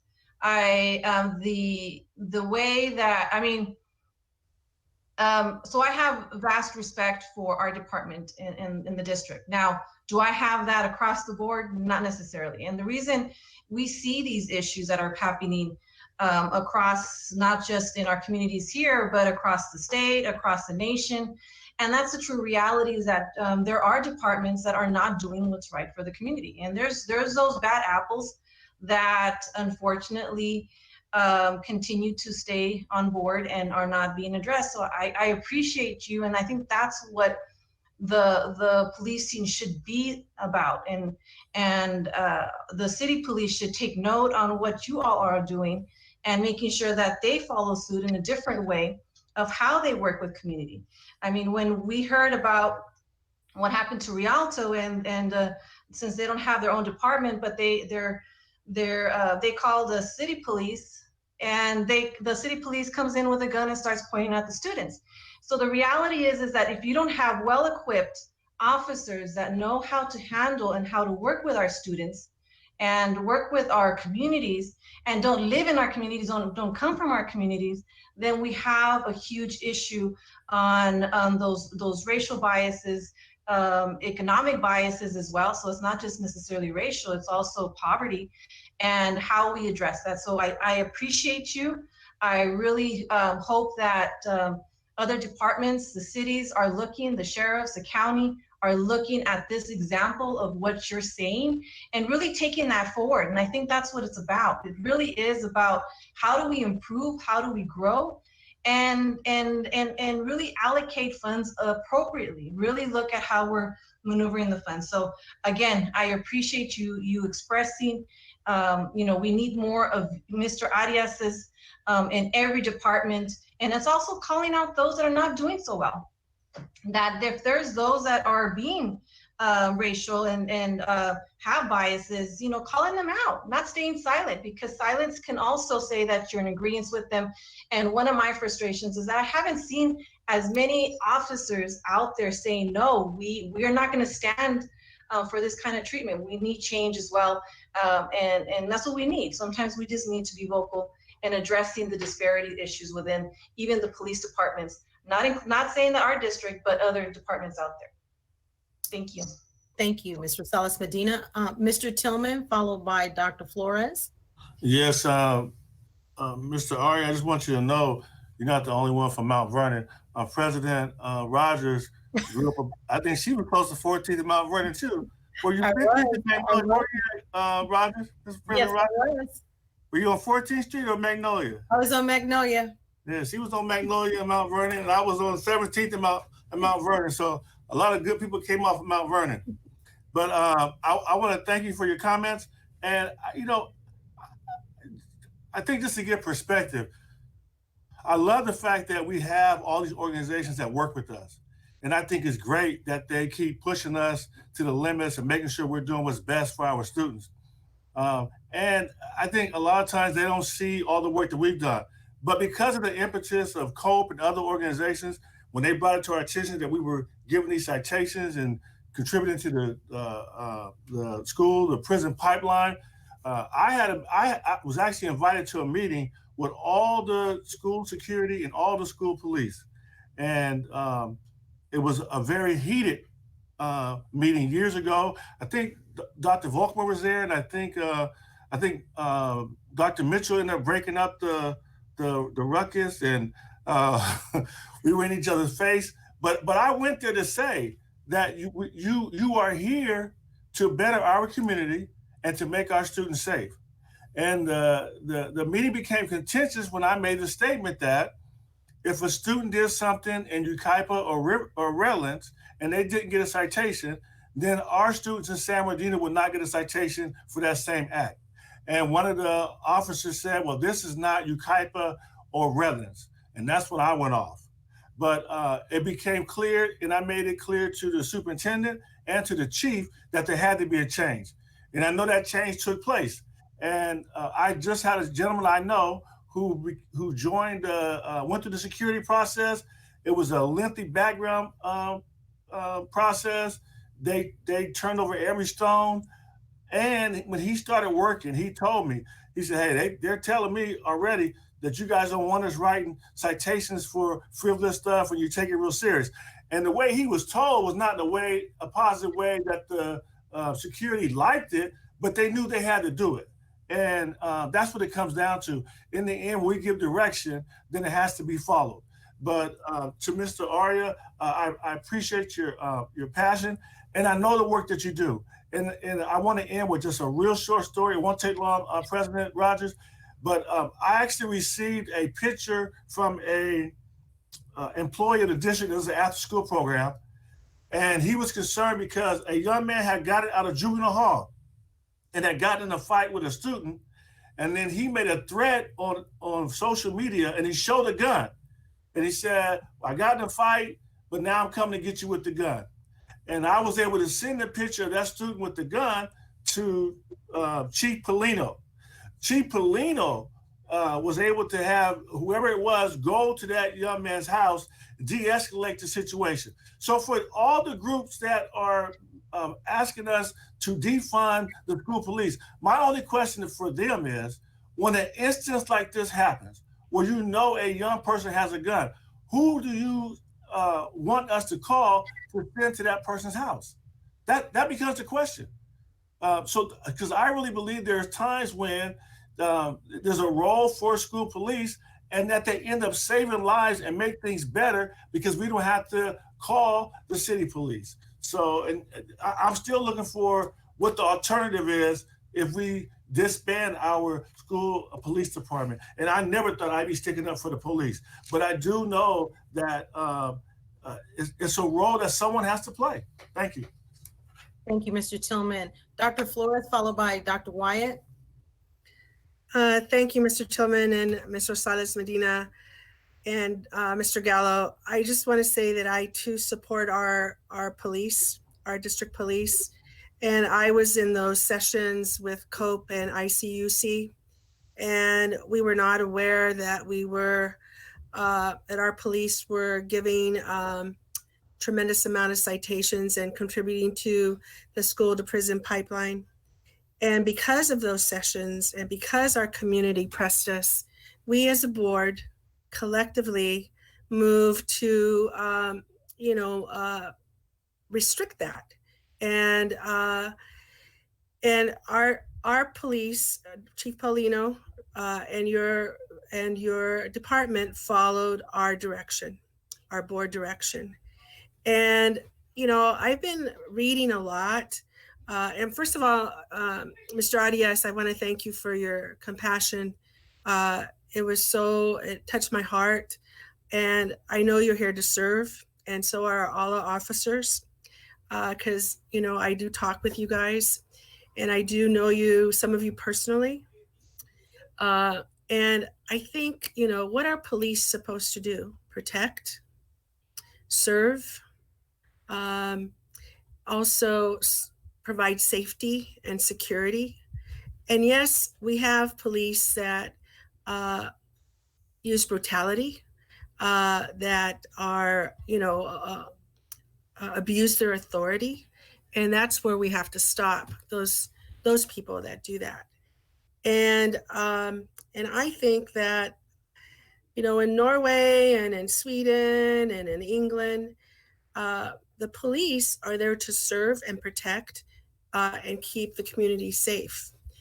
And if we move in that direction, where our police are moving, and they do, I think for the majority of the part, do we need to improve? Yes, I think we do.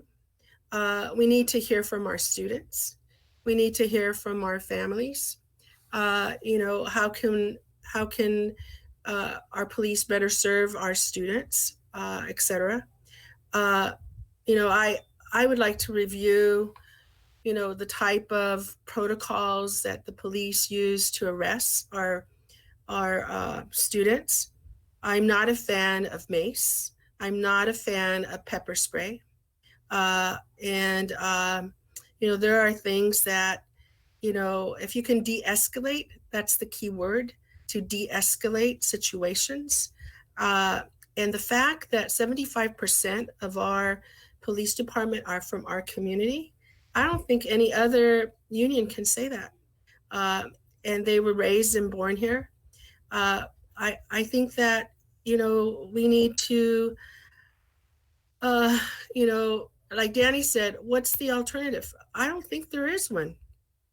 And we have to be better at it. And yes, we have to look at our budget and look at where I've been asking for Dr. Volkemer. I want it delineated.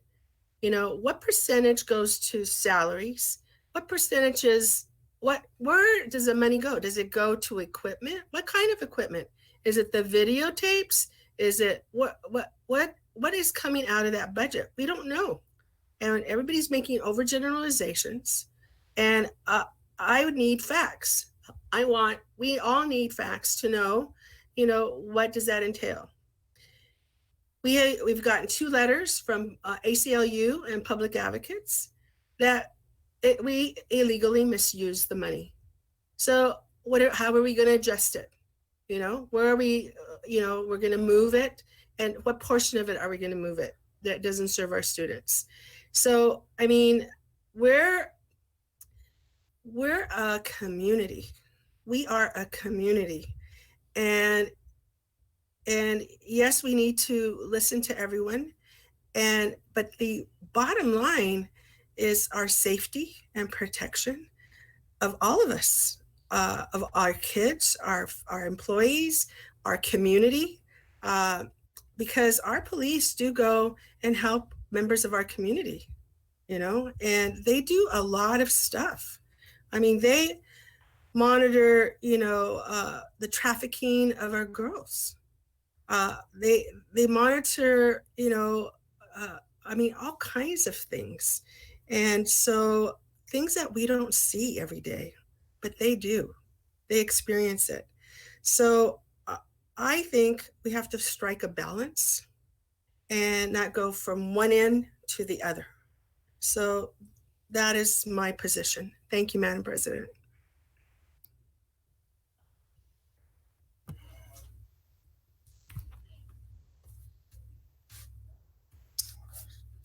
I'm sorry, Dr. Wyatt, I was calling you. I was on mute. I'm sorry. Well, that's okay, Madam President, and thank you. And, you know, thank you, Officer Arias. You know, wow, passionate presentation, and yeah, truly a role model for our kids to follow. And, you know, I won't say a whole heck of a lot that my colleagues haven't said already. I think you guys already know you have my unanimous support. You always will. I believe we have that from our board as well.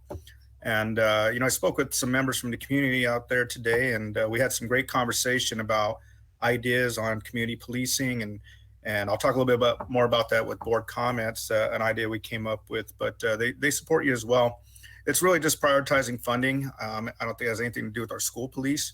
I think everybody admires, respects, and appreciates our school police, and the great job that you do. And you guys truly are a role model of community policing. And, you know, I've been out there and seen many of your events of you guys working hand in hand with our kids and with our families, and you know, those kids smiling and wanting to become peace officers. And, you know, I'm really, really impressed with the percentage of staff within our department that have come within our community. I think that's amazing. It's absolutely outstanding. It speaks volumes about our Explore program. It speaks volumes about our justice programs and pathway in our schools, where kids are aspiring to become peace officers. I think that's absolutely amazing. So keep up the great work. I just want to say thank you to you and the rest of our school police staff, and continue to be safe out there. Our prayers are with you each and every day. We know you guys are out there working 24/7 and protecting our community, as well as our city and our schools, our staff and our students. So thank you. Thank you, Dr. White, and thank you, board, and thank you again for the presentation. And I do want to make mention, because I see it in the comments, that Mr. Vernette Ellis said that the CSOs are from the community as well. And I did have the pleasure of meeting with all of them, including the police department last week. So we appreciate your service, echo to what the board members have said, and thank you and continue to serve our students. Okay, board members, we're going to move to 7.0, 7.1, 2021 San Bernardino school year reopening. And I will share with you, board members, it's a pretty lengthy presentation, and so it's cut up into sections. So I will monitor the comments, but most likely they will try to come within the sections because they have it kind of sectioned out.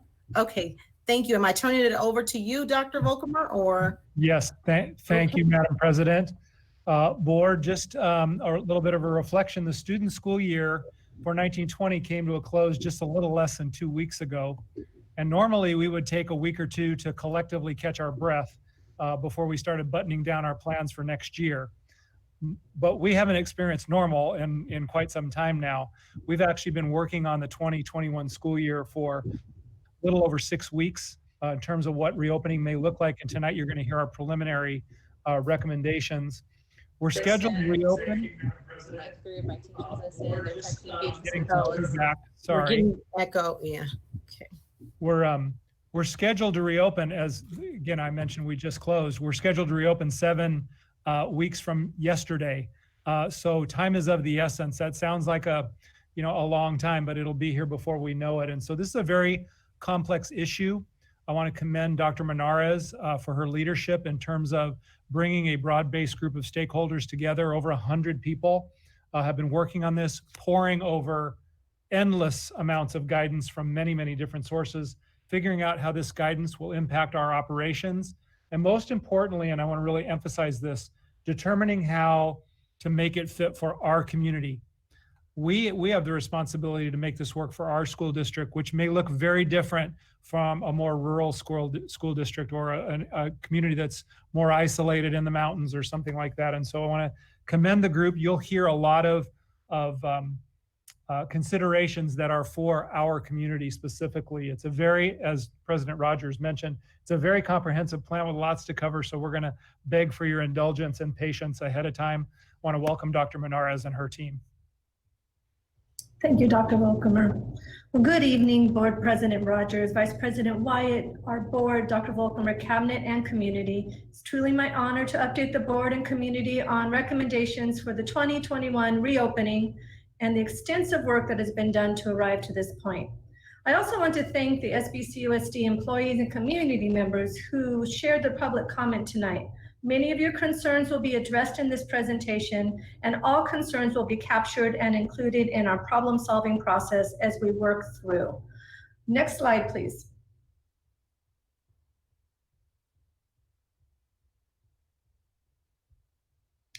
All right, so tonight's presentation, we have 3 objectives.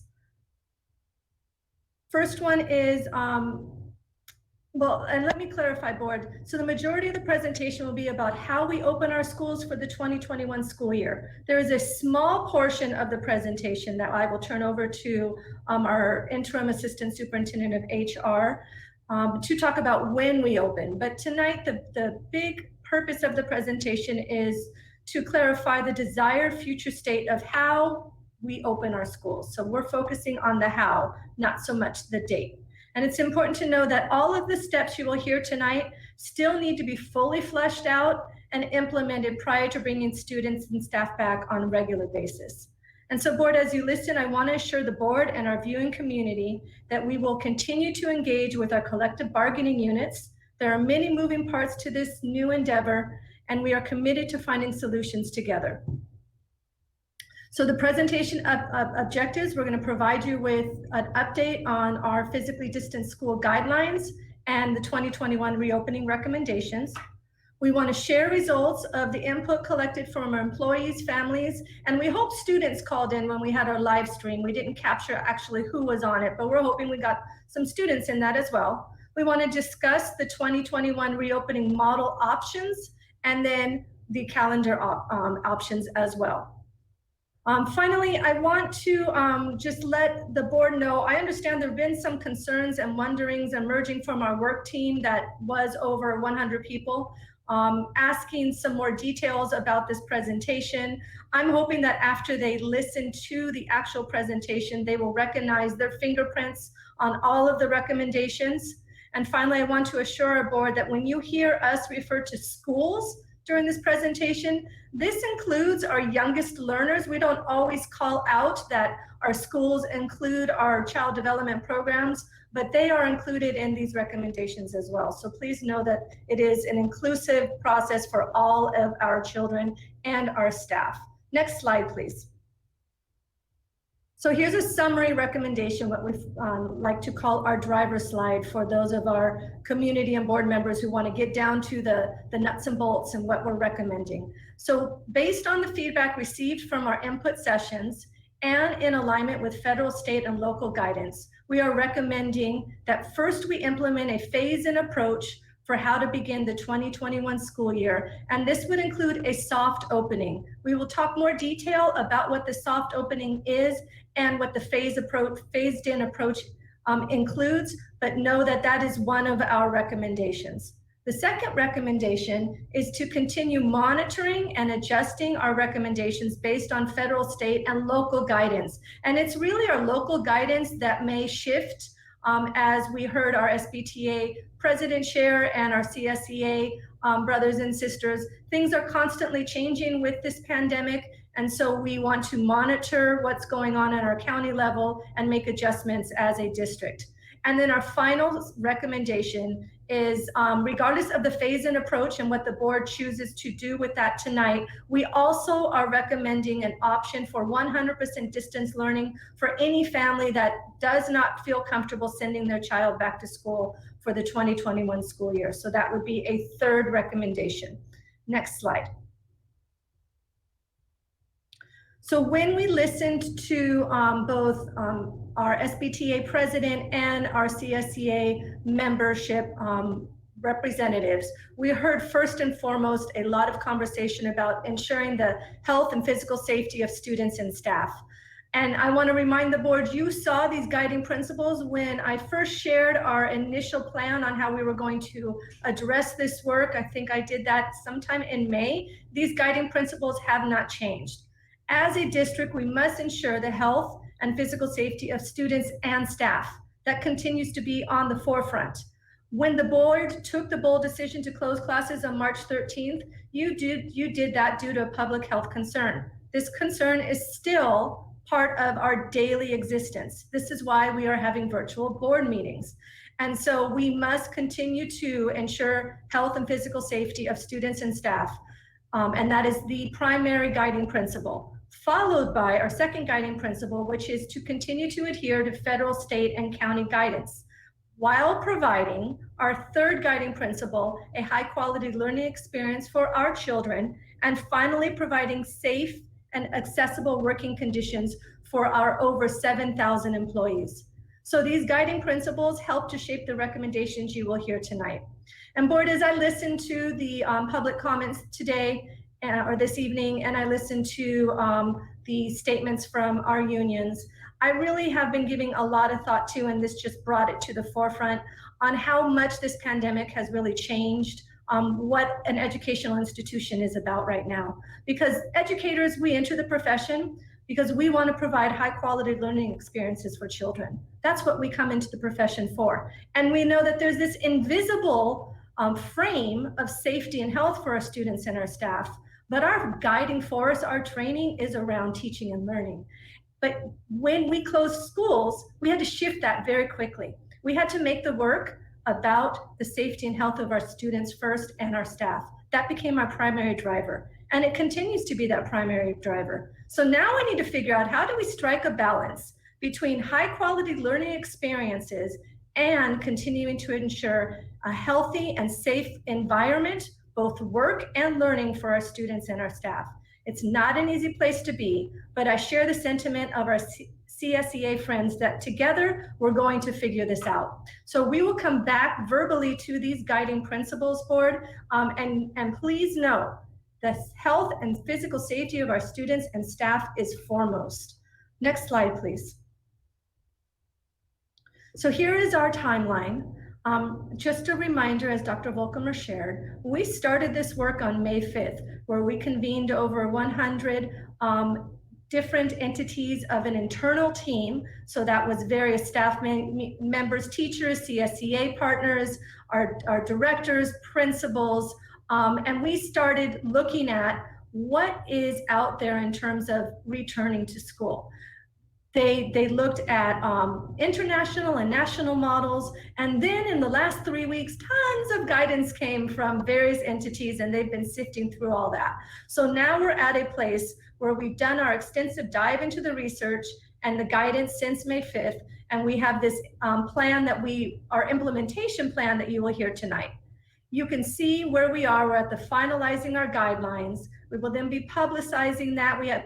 Depending on what action the board takes tonight, we would start preparing our facilities. We have to update our community. There's a lot of training of our school staff that we would need to do. And we would also include our schools starting to communicate with our families, because we know the best communication comes from the school to the families. So there's a lot of work that needs to get done. And I want to underscore that all of this work on the timeline will be monitored and adjusted based off of federal, state, and local guidance. So no matter what plan we put in place, we have to be able to be nimble and flexible to turn on a dime so that we, again, keep our students and our staff safe and healthy. Next slide, please. So I'm sure you've received the plethora of documents that we have, and you may be wondering, how have we dug through all of this, and how do we decipher what's most important? We decided that our approach would be to first start with the federal guidance.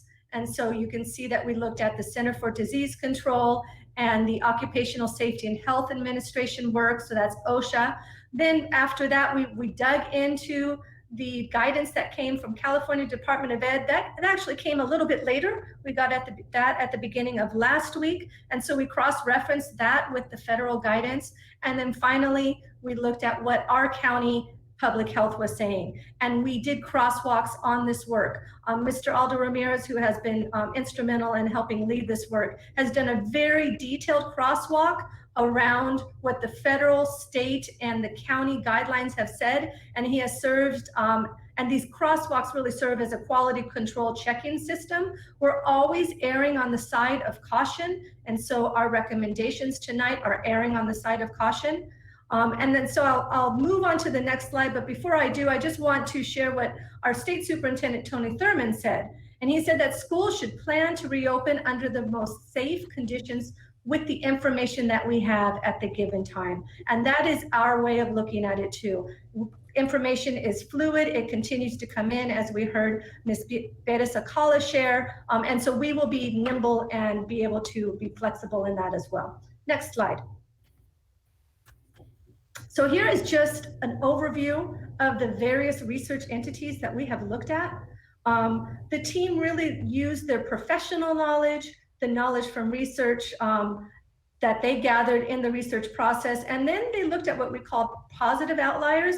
So examples from around the nation and the world that had successfully navigated the spread of the infection. And they added all of that and condensed it, and that became our preliminary research findings. So you can see county public health is on there, the CDC. We had quite a few of our nurses on one of our work teams. They looked at work from the National Association of School Nurses. So I'm sharing this with you, board, just to assure you that we have dug through tons and tons of research to get to this place where we can make these recommendations. Additionally, we had a phone call with Loma Linda University physicians, and they helped give us some local context, which I will share at the end of the presentation, and how that informs the recommendations. And Loma Linda continues to be available to our team as we work through this process. So again, what you're going to hear tonight, they are not finalized, they are not detailed implementation plans. We are working through those. You are going to hear the high level of our next steps. So what did our community say? So we did 2 different ways of gathering input from our families. The first way is we did randomized phone calls. We chose to do phone calls instead of a survey sent out to our families because we wanted to be able to answer any questions of the person on the other end. We didn't want our families to think we had made decisions already. And so we did a randomized call. We actually had 2,984 phone numbers that were pulled that represented our community in various ways, both demographically and then programmatically. And we had a team calling homes. We received 493 responses. The reason the responses aren't 2,984 is because the numbers we had on file were not all correct. Some families chose not to respond. They did not want to participate. And then we did not get response. People would not answer the phone. So there's a couple of reasons why we didn't get all of our participants, but we have what we feel is a decent sampling of our community. So you can see the blue represents families that would like to return in a traditional setting. The yellow or orangish yellow represents families that would be interested in returning in a blended instruction model. And the red are families who have said that they will only keep their child home. They want homeschooling options. So that's the phone survey. The next survey over, the one that says Community PDS Live Survey, that was a survey that we, with the same types of questions that we asked of our community on June 9th, when we did our live stream, which we did in the morning and we offered in the afternoon. And so you can see on the graphs and the pie charts, they're very similar. We would expect that the families who called or listened in on the live stream would have a higher percentage of those who wanted home-based instruction, or the red, because they're the ones who were most concerned. They called it, they listened in, and they were probably just wanting to hear more information. But more or less the pie charts are the same. And so you can see about half of our community is interested in sending their children back to school in a traditional format. I will speak to that a little bit later as to why that's not part of the recommendations. But it is important to know where our community is at this very moment. Comments that we received from the families around maybe why they needed more information, or why they felt the way they did, is they wanted more detail on the how. They wanted to add temperature checks with no touch thermometers, so we did add that to our recommendations. They wanted to know how we were meeting the social emotional needs of children. And there was this overall concern about collective responsibility, this idea of how are you going to ensure that every parent will send their child to school with facial coverings, for example, or how will you ensure that parents won't send their child to school who may have a temperature, who may not be feeling well. And so that really speaks to this need to have a collective responsibility, because we know in California, it's everybody's responsibility to help decrease the spread of this pandemic. And so that would include all of our families. Next slide, please. This Wordle takes all of the comments that came from our families, and we put it into one, right? So that's how you create a Wordle, of course. And so you can see that the themes that come out of this is that the comments are really about how are we going to keep the people safe, right? So you see that people in spaces, schools, students, children, kids, parents, those are the big themes that ran through our community survey comments. And so that's really important to us because it matches our first guiding principle of making sure that people are safe and healthy. That's what our community is looking for as well. Next slide. Okay, go ahead. I'll finish. There's just 2 more, Ms. Rogers, and then I thought the next slide was different. Okay, go ahead. Yeah. So then this data set comes from our employees. So we took the preliminary recommendations. It's a pretty lengthy document. I believe that the board received a copy of it. And we sent it out to our employees. They could answer, give responses to how they felt on the 6 recommendations. And so the first pie chart that you see, well, first let me go over what the colors mean. So blue means they're in complete agreement with the recommendations. Red means that it's not exactly what they want, but they could live with it. And then the yellowish color means that they disagree and they had some reasons why that they felt like we needed to augment. So for recommendations 1 through 3 and board, you'll see what those recommendations or those steps are. Most of our employees were good with it. The exception is about 26%. I think that's what that says. And I'm wearing glasses, believe it or not. And then the next set of recommendations, again, half of them completely agreed. About 30% said they agreed, not exactly what they wanted, but they could live with it. And then there's about 20% that disagreed. And their comments also are very similar. They wanted the thermometer checks. Again, this concern about collective responsibility. And our employees also asked about how we were going to fund this. And so later this evening, board, you will hear a budget presentation and so we have the Coronavirus Relief Fund, and that should help to fund a lot of what we're doing, or most of our recommendations. But that was an additional piece that our employees asked. So then the word cloud, next slide, please. Okay, is so very similar to our parents. Yes, I'll stop right here. The word cloud is very similar to our parents. You can see again that it is about the people and how are we going to keep our people safe and healthy. And so, yes, I will stop here for questions. Okay, so yes, we will entertain questions because then the next part will kind of get into the steps. So the first comment is Mr. Tillman. Dr. Menards, did we ask the teachers the same questions that we asked the parents in that one slide in terms of who wants to come back to a physical site, who wants to do distant learning, or who wants to do a hybrid? We did not ask that in ours. We asked about their comfort level with the recommendations.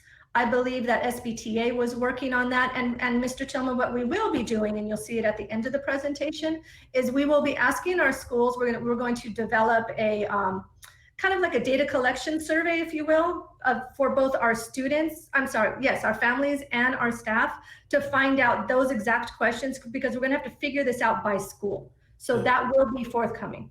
And the reason why I asked that question, because it would be important if the results coincide with the parents, because you might have a win-win where you have almost the same amount of teachers who would rather just teach remotely, and then you have some teachers that want to come back to campus, and then you have some teachers who want to do the hybrid. Because the biggest concern I have, when we had the stats, when we did distance learning, there was a group of students that did not participate at all. So the biggest concern I have with this plan is that you're going to put those students who are the most needy at a disadvantage if you start school for 1 month without allowing those students to come to campus, because a lot of those students are only going to get an education if the campus is open. If you don't have a campus open for those students, then what you're really saying is you're going to do distance learning without those students, because we've already witnessed that there's a segment of our population that cannot do distant learning. So I understand, wanting to start August the 3rd, but I think it's only fair that we find some way to accommodate those students who didn't participate last year. So my thought is, if you had a group of teachers who are excited about coming to campus, and it won't be a whole lot if we just accommodate those students and reach out to those students that we know didn't participate in the distance learning. I think it's a tragedy if we open for a month and don't find some way to accommodate students that cannot do distance learning. One group I can think of are homeless students. So how do you do distance learning if you don't have a home? So I'm sure there's a large population of our students that if they can't come to a campus, they will not get educated. So I just hope you guys think about it, because it'll be a win-win. If I got teachers that want to come to campus on the 3rd, it's not a whole lot, but we can accommodate those few students. We have the buses sitting there. We can provide transportation and maybe pick just a few sites for that month for our high-risk kids. Thank you. Thank you, Mr. Tillman. Ms. Rosales Medina? No, I agree with Mr. Tillman. So my question was also with regards to the survey, SPTA. We heard from Ms. Alcala, and so they haven't done a survey. So I think that's going to be crucial. We should definitely have a survey done for all the educators, because that way it gives us an insight. Because when you show the PowerPoint and you see that 36%. And 49, like 50%, agree with the recommendations. That's not a lot. I mean, when you look at the whole population of the educators as well. So you may have within the survey addressing some of the disparities within these areas, because they're thinking, well, I don't want to go to school. I don't like these recommendations they're having because of that reason. Or there may be where they want to come back to school, and some of the disagreements of why they weren't agreeing with it is probably why the shortfall. So this is really telling, and just showing that in one case, a little less than half don't agree. And then the other one, of course, a quarter of it, or a third. So then another question would be for me is looking at those classrooms that the teachers, if we do go virtual, and I know you're going to probably present this later on, if we do go virtual, that first couple of months, or the depending on the phases, then offering the teachers the opportunity that they want to go back to school. I posed a question on my Facebook about doing a possible late start. How do they feel about that?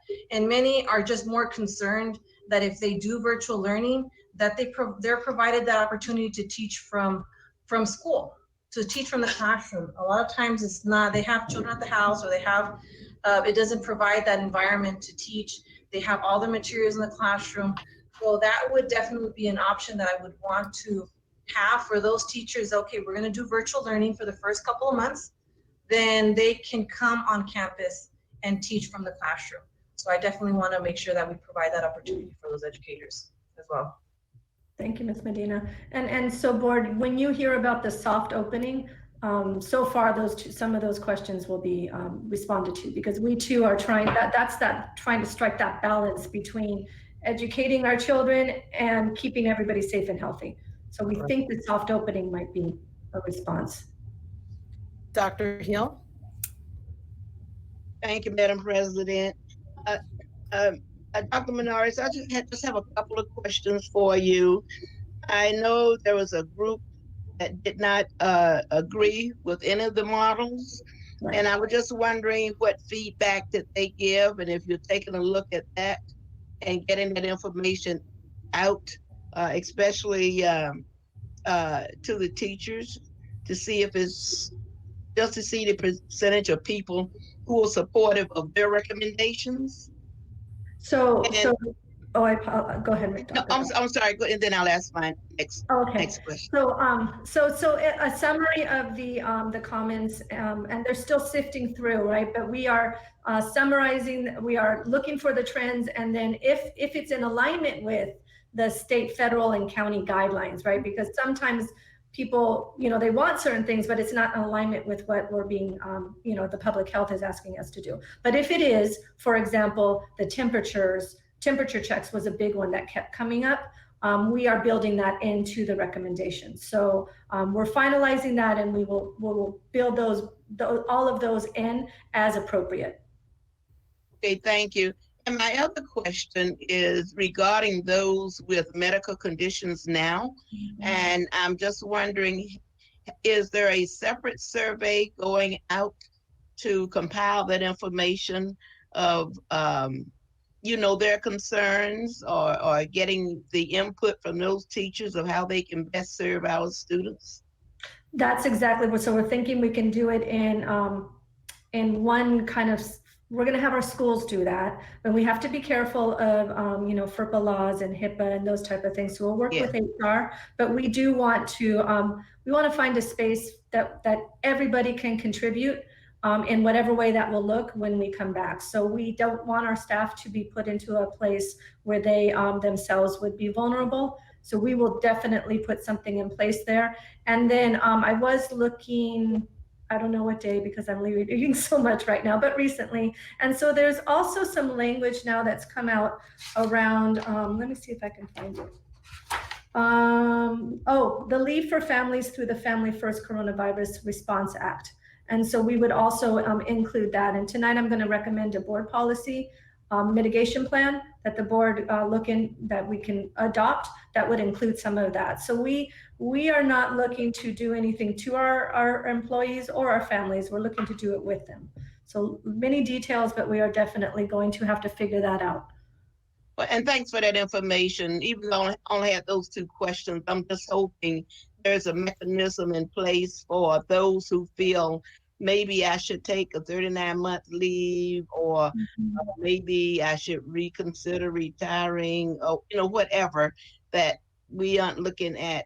Hopefully there's still time for them to do that, because we want everybody to do what's best for their health and what's best for all the children. Thank you so much for the information.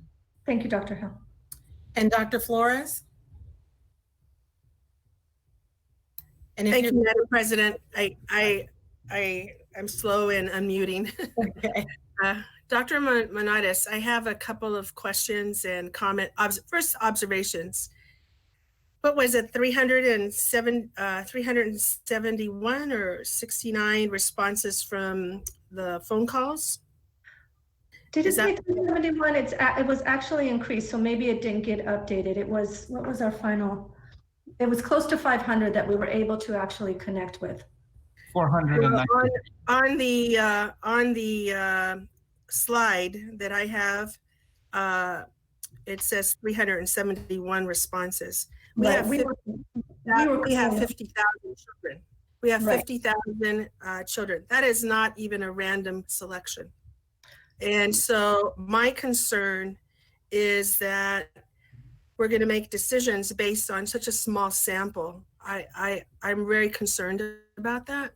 And that's just an observation in terms of statistical significance. And we as board members have to have accurate numbers and information in order for us to make decisions.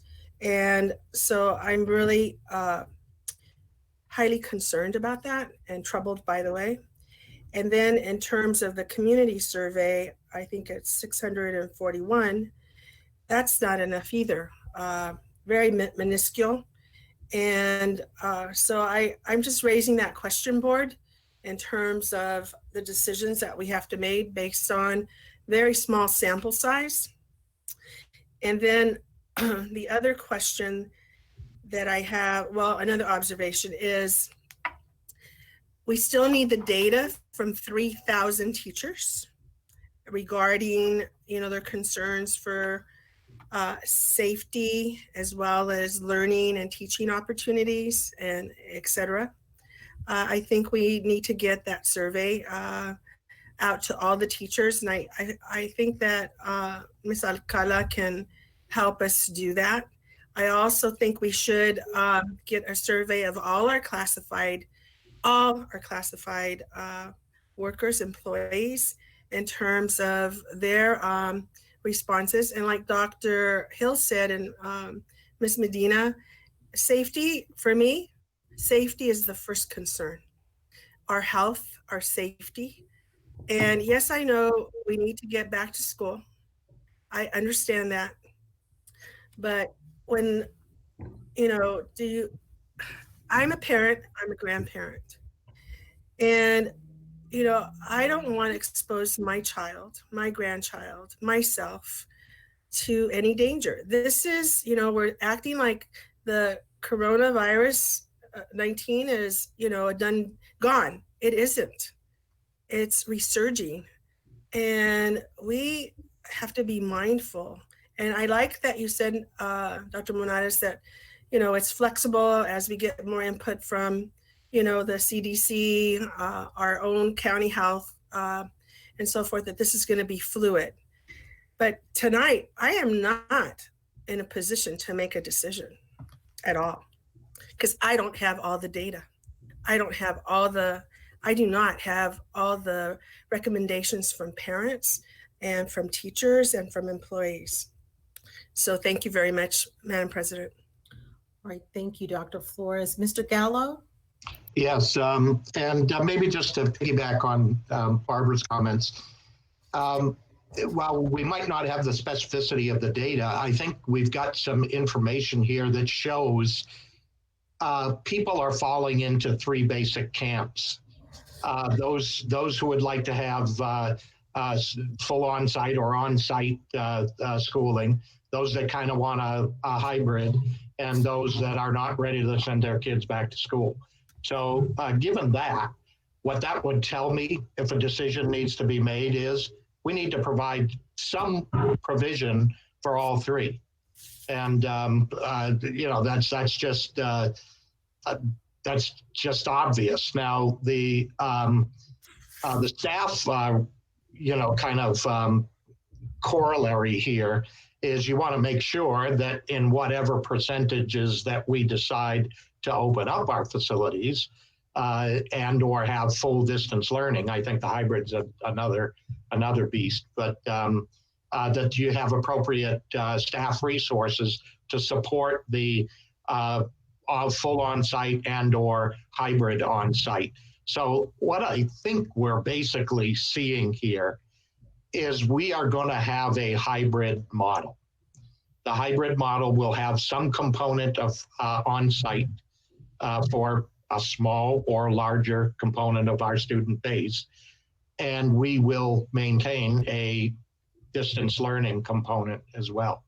So, and I think that's probably sufficient direction for the staff to begin planning for those types of offerings to be made to our students and families. And, it's just like when you do enrollment, you're going to know the day that you open the front doors, how many actually show up into the classrooms. Sometimes we hit it right on. Other times we have issues with too many kids in one class, too many in another, not enough in some. And I think that's what we're going to see here. So I think the bottom line is be prepared to do probably all three combinations. Thank you. Absolutely. Thank you for that, Mr. Gallo. I think, Dr. Flores, did you have something else to add? Yes, I did. I just wanted to follow up with what Mr. Gallo said. Mike, my concern, yes, right now this data shows that it falls in three camps. But what if we collect more data and there isn't three camps? And a voice that we're omitting is our high school kids. I would like to know what our high school kids think and also our middle school kids. And, and I know, Dr. Monadas, you're going to present the budget, right? I don't know how we're going to. The budget will be presented in a different presentation. But yes. Right. Yeah, So I guess. well, let me finish. So Sure. I'm concerned about all the requirements that we have to do on a daily basis. I mean, I don't know about you guys, but I don't know if our kids can keep a mask on all day long. And I don't know if a teacher can teach with a mask on all day long. I don't think our kids are going to stay 6 feet apart. And how do we ensure that? I'm just concerned about the logistics and the finances. I mean, we don't even have the money yet. We don't even have a budget yet in terms of our legislature and our governor. And so there's too many balls up in the air for us to make a decision. And I appreciate all the work that you guys have been doing. Please don't misunderstand me. I am just, I just see the whole thing from every side. And so I'm just voicing my serious concerns. Thank you, Madam President. Thank you. And board, I just want to remind you there, as we go through this presentation, because I know Dr. Benares would love to say it, these things that you are raising, believe you me, they have put some extensive work into it so that we can dialogue. And that's one of the reasons why I wanted you to see the first part, which was the kind of prerequisite. And now we're getting into all of the things that you are raising, which will bring us probably, I am pretty 100% sure, to a reasonable understanding of how we will probably have to start. So Mr. Tillman, I'll give you that comment, and then we will go and have them follow through on the first and the second portion, which will get into what it would look like. Mr. Tillman? Thank you, Madam President. Yeah, and I really think, I mean, when you look at doing a survey, I think the numbers that we got are really are good amount of numbers to do a survey of students of 50,000. Now, if you want to be exact about it, you can hire a survey company that will do it statistically perfect. But I guarantee you the numbers that they need to extrapolate the field for the district are not going to be a whole lot more than what you receive.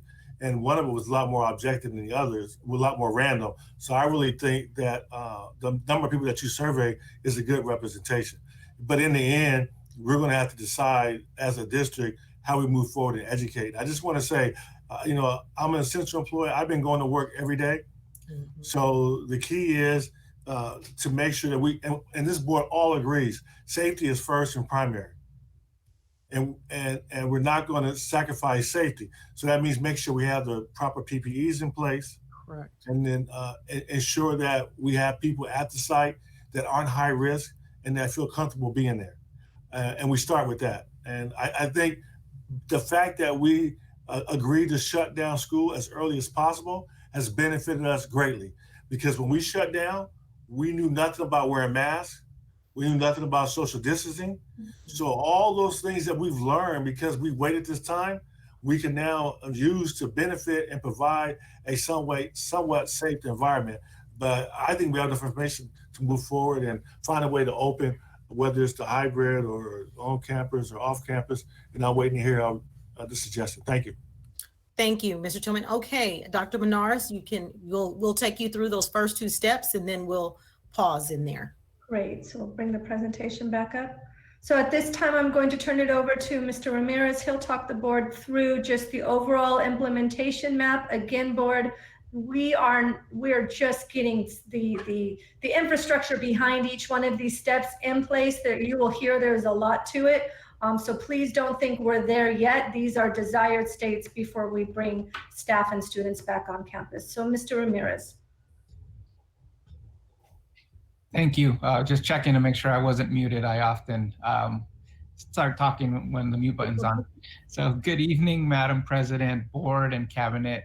As a team, we have taken the ideas that were gained through the professional knowledge, the research, the positive outlier investigations, the feedback that we were able to gather from our different stakeholders, and craft a 6-step process for protecting our students, staff, as we transition into PDS, whenever that happens here in the next months. The steps are outlined on the screen. And what we'll do is we'll have some of our PDS team section leads will present to you some of the details. So we're actually going to get started with Shannon Flores. She's one of our school nurses. She led a significant amount of the work for steps 1 and 2. And step 1 is ensuring some prerequisite structures are in place, including that communication structures with our county health, and then options for our medically vulnerable students. And step 2 is ensuring that we have robust screening and monitoring processes as well. After Shannon, Tom Pace, our Director of Facilities, will speak on step 3. How do we organize the environment, reorganize the environment to ensure structured physical distancing. That step 4 will be covered by Doug Mefford, our maintenance manager, and he'll talk about the strategies and the actions around hygiene and cleaning routines that'll help keep our students safe. Step 5 will be covered by Colleen Williams, our Director of SWIS Department, and she'll speak to the actions for ensuring mental health and wellness supports during this transition. Mario Jaquez, our principal from Kimbark, will speak to Step 6, which is organizing the communication and the training around all of these preparatory actions that we have to take. And then lastly, Dana Jameson, principal of Muscoy Elementary, will speak to the opening options as related to the instructional structures. This is a component of Step 3, but for the purposes of the presentation today, we wanted to put that at the end of the actions.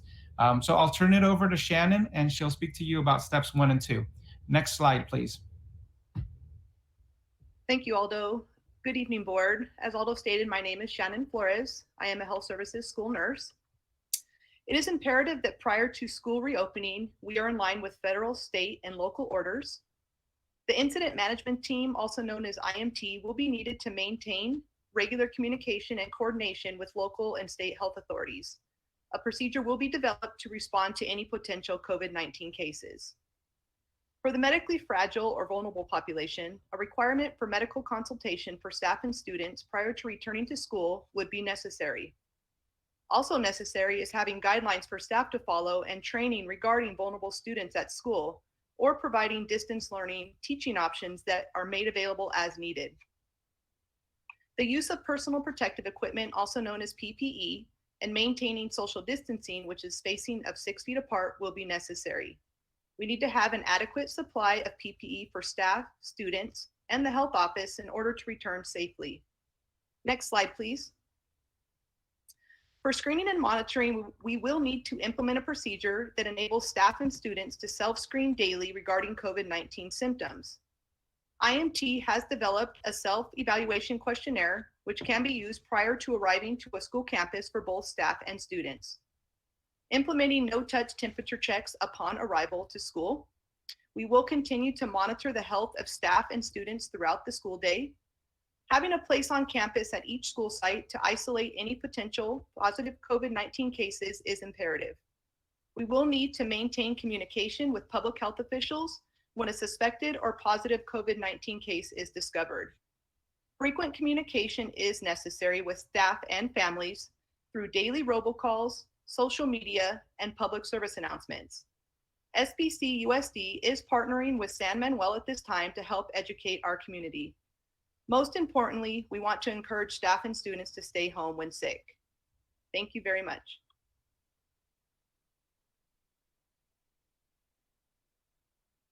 Good evening, board. My name is Thomas Pace. I'm the Director of Facilities and the father of 3 children returning to school this fall. Like many, I wonder what my children's school experience will look and feel like when they return. So as we prepare to re-enter our schools, we are recommending certain improvements to our campuses to ensure the safety of all those who visit our campuses. To ensure, measures to ensure and encourage physical distancing include running buses at a quarter capacity, installation of physical barriers at entry points, and by modifying classroom furniture layouts. These steps and measures are an important component in the fight of COVID, but they will need to be coupled with the use of personal protective equipment, or PPE, and by maintaining 6 feet of distance in hallways, corridors, and waiting areas. All guidance points to the greatest impact in decreasing transmission include practices of social distancing and the use of PPE. Finally, as we monitor positive cases throughout the county, we will want to limit visits on campuses as well as large group settings. As can be seen, there is a large need for revisions of procedures and protocols accompanied with necessary training. These actions will ultimately help keep our staff and students, like our children and my children, safe and healthy. Okay, board, I just wanted to pause right here. I believe Mr. Tillman, you have a question? Yes, Mr. Pace, you listed a lot of things that need to be done.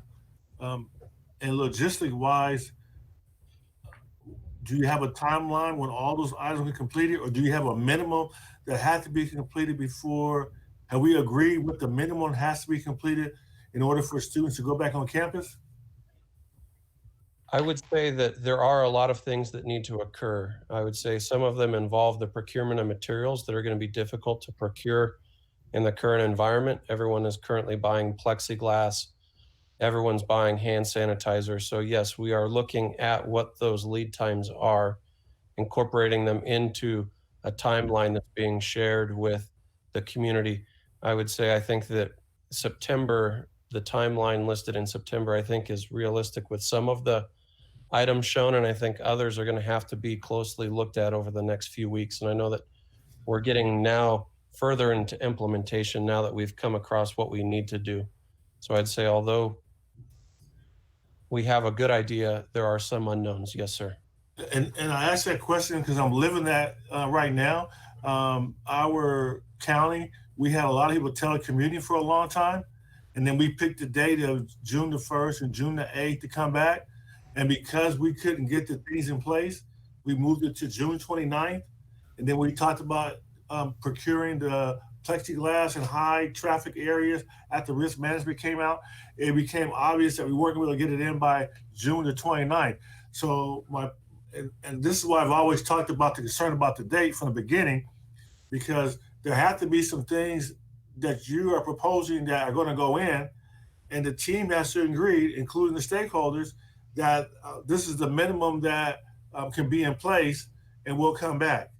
So I don't know if you've gotten there yet, but someone has to have the discussion. What you don't want to do is have folks come back and a lot of things on your list aren't in place yet, because they're going to feel as though you said this is what you had to have, and because it's not there, then we don't have a safe environment. So we need to have that discussion.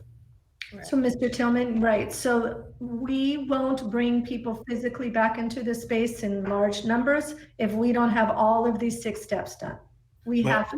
But before you say that, you should get an idea how long it's going to actually take. Because if it goes past September, what are you going to do? Right. Well, and that's why that fluidity of the recommendations, because we have to make sure that people will be safe and healthy. Right. I agree. So yep. maybe on that list, can we put that list back up again? We can't hear you, Dr. Martinez. Oh, David, can you pull it up? There you go.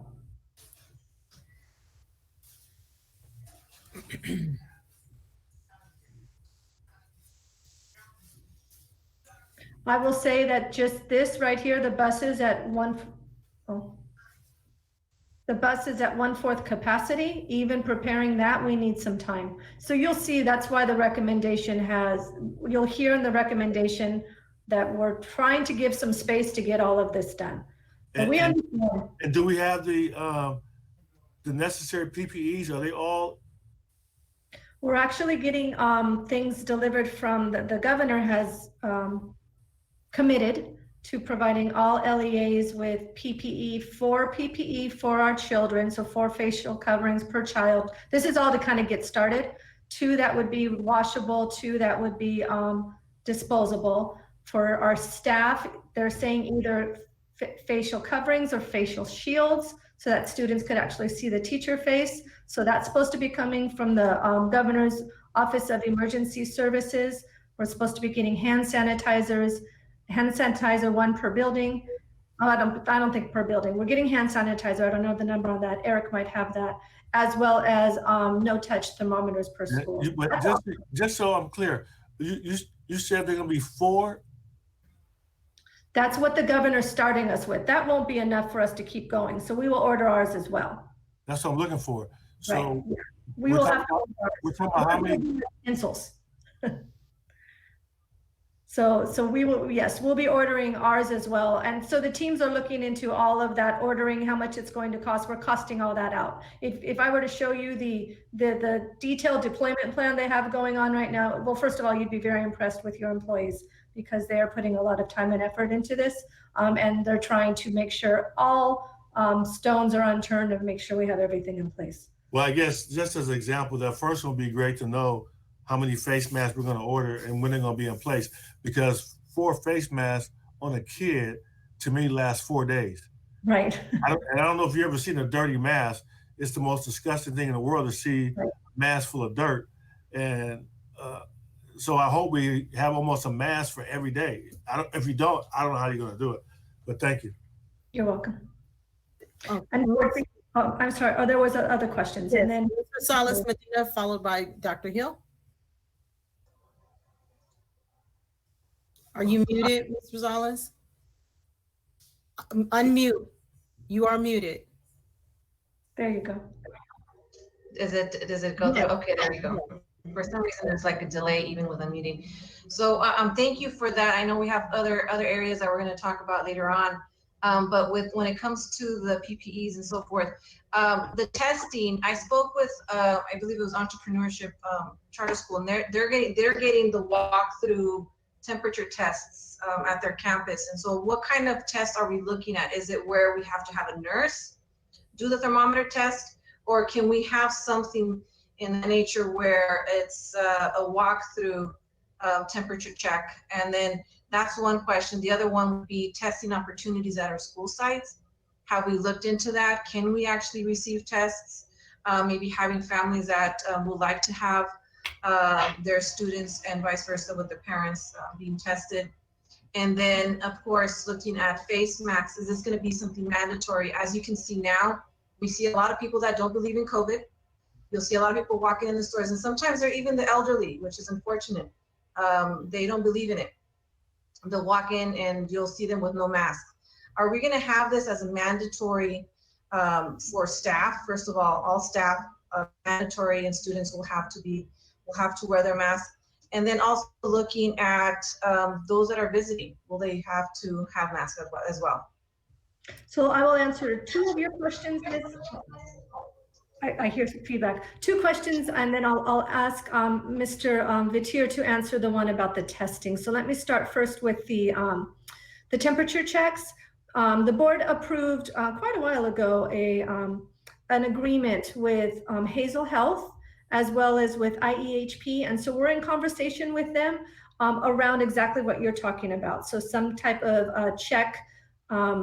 I forget what you called it, but I can picture it because I've seen it.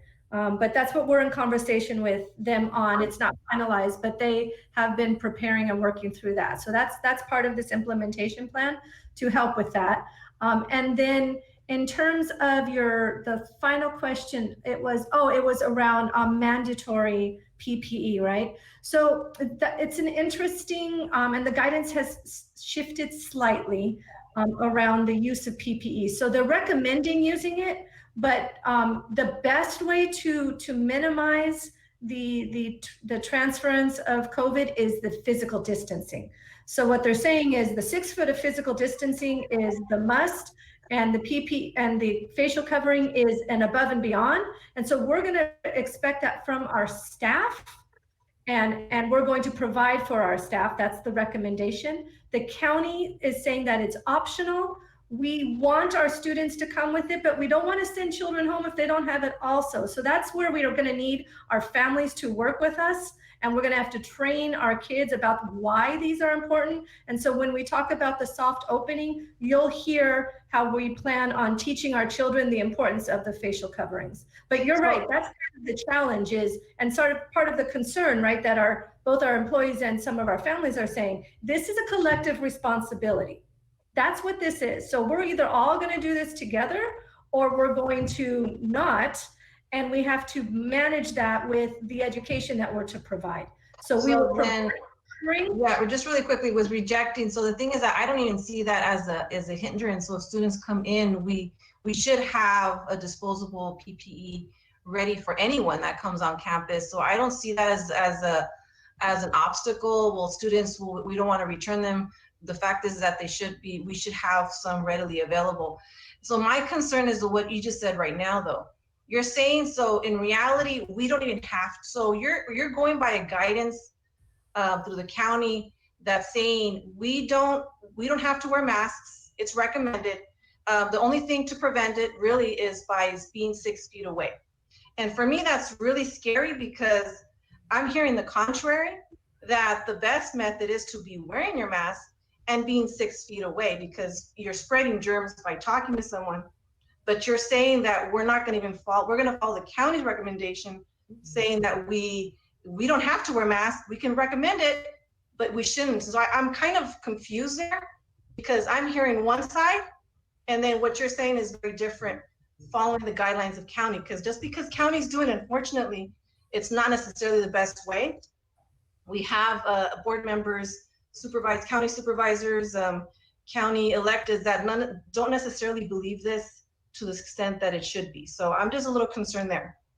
So I want to clarify, I wasn't saying that we wouldn't provide for children. We will provide, and what I said earlier was that you can picture, like we give children pencils when they come to school without a pencil. We will also have the facial coverings when they come to school without facial coverings. That we will have.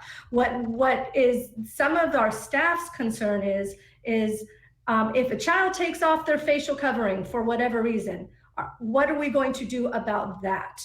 Well, we're going to train our children on why we want them to wear them, but we're not going to send, I would not want to send every child home. I would not recommend that to the board. If the board chooses to do that, that would be the board's decision, but to send a child home because they take their facial covering off. That's what okay, so then essentially we are mandating it, just that we're not gonna, with all staff is mandated, and with the students, it's gonna be, well, we just have to encourage them to make sure that they put the mask back on. And so yes, and educate. Okay, but with our staff, everyone is mandated to wear it. And therefore, if we do that, we must provide for our staff, right? So that's what we are recommending. Yes. Okay, so then you are recommending. Okay, I was confused there. I thought maybe we were doing what the county was doing by only saying that it's recommended, but not necessarily mandated within our schools. It wasn't right, and looking, of course, at our the visitors as they're coming in. Just looking at that, I don't know what measures, but we have to just be mindful. Maybe if they don't want to wear the mask, then they can wait outside or so forth. Ms. Medina, it's actually mandated for county employees. Okay, yeah, okay. Just making sure because you see, I'm seeing different situations depending on. For San Bernardino County, it's mandated that employees wear their mask at work. Okay. Just making sure. Okay, good. Thank you. And then one more question right after that one is special education. What are we going to do with once we have, because there's some families that are concerned that they need support, and for our moderate to severe students, what is that looking like? And some parents don't want to start in August. Others, they need help. So I don't know what your plan is within special education. Maybe that's part of your next part of the presentation. You'll talk about that, and I can wait. That's just a question I also have. Okay. Yes, that'll be coming. And then Mr. Batir, if you can respond to Ms. Rosales Medina's question about the testing. Yeah, good evening, board, and Ms. Medina, to your question. So we're partnering heavily with the County Department of Public Health on both the testing. And so test kits are readily available. What they're lacking is the staff to be able to test as many as they'd like. And so we have, as you know, school nurses. And so we're working on a training platform for our nurses so that we can partner with public health to perform those tests in a safe manner. So we have teams that are working on that to see what that's going to look like in an educational environment and in our school environment. We're also partnering with public health as it relates to the contact tracing. So we know as employees or students come in and self-report that they are COVID positive, we have staff that are going to be getting trained on how to do contact tracing within our own entity to then provide that information to public health to give us clarity on what we need to do. Close a classroom down, clean a classroom, close a school, contact impacted employees. So the Department of Public Health has been a great partner with us as we move into this new world. Okay. All right. Thank you, Mr. Batir. And I know Danny's going to ask a question regarding the parents wearing the mask. So I just want to make sure that when I'm referring to visitors, people that are coming onto the campus, that, we provide those disposable ones. And I don't know what your guidance is going to look like for visitors, and that includes parents as well. But Danny, go ahead. I'm done right now. But the next person is Dr. Hill. Was there something in between that? Dr. Hill? Yeah, thank you, Madam President. My question was partially answered by Eric, and Ms. Medina asked, but instead of mandatory testing, I was just wondering if the nurses would be trained to do random testing. I think that would be important for people to, especially for parents, just to feel comfortable knowing that that is occurring. And the other thing, if there's random testing and there is a positive report, do we have a plan? And I'm not asking you to share it tonight, but is there a plan as to what happens after that? So I'm just hoping there'll be some random testing if it's possible. Thank you. Thank you, Dr. Hill. Dr. Flores?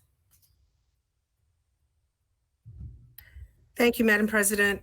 This question is for Shannon Flores. Shannon, how many nurses do we have in our school district? I believe there's 24.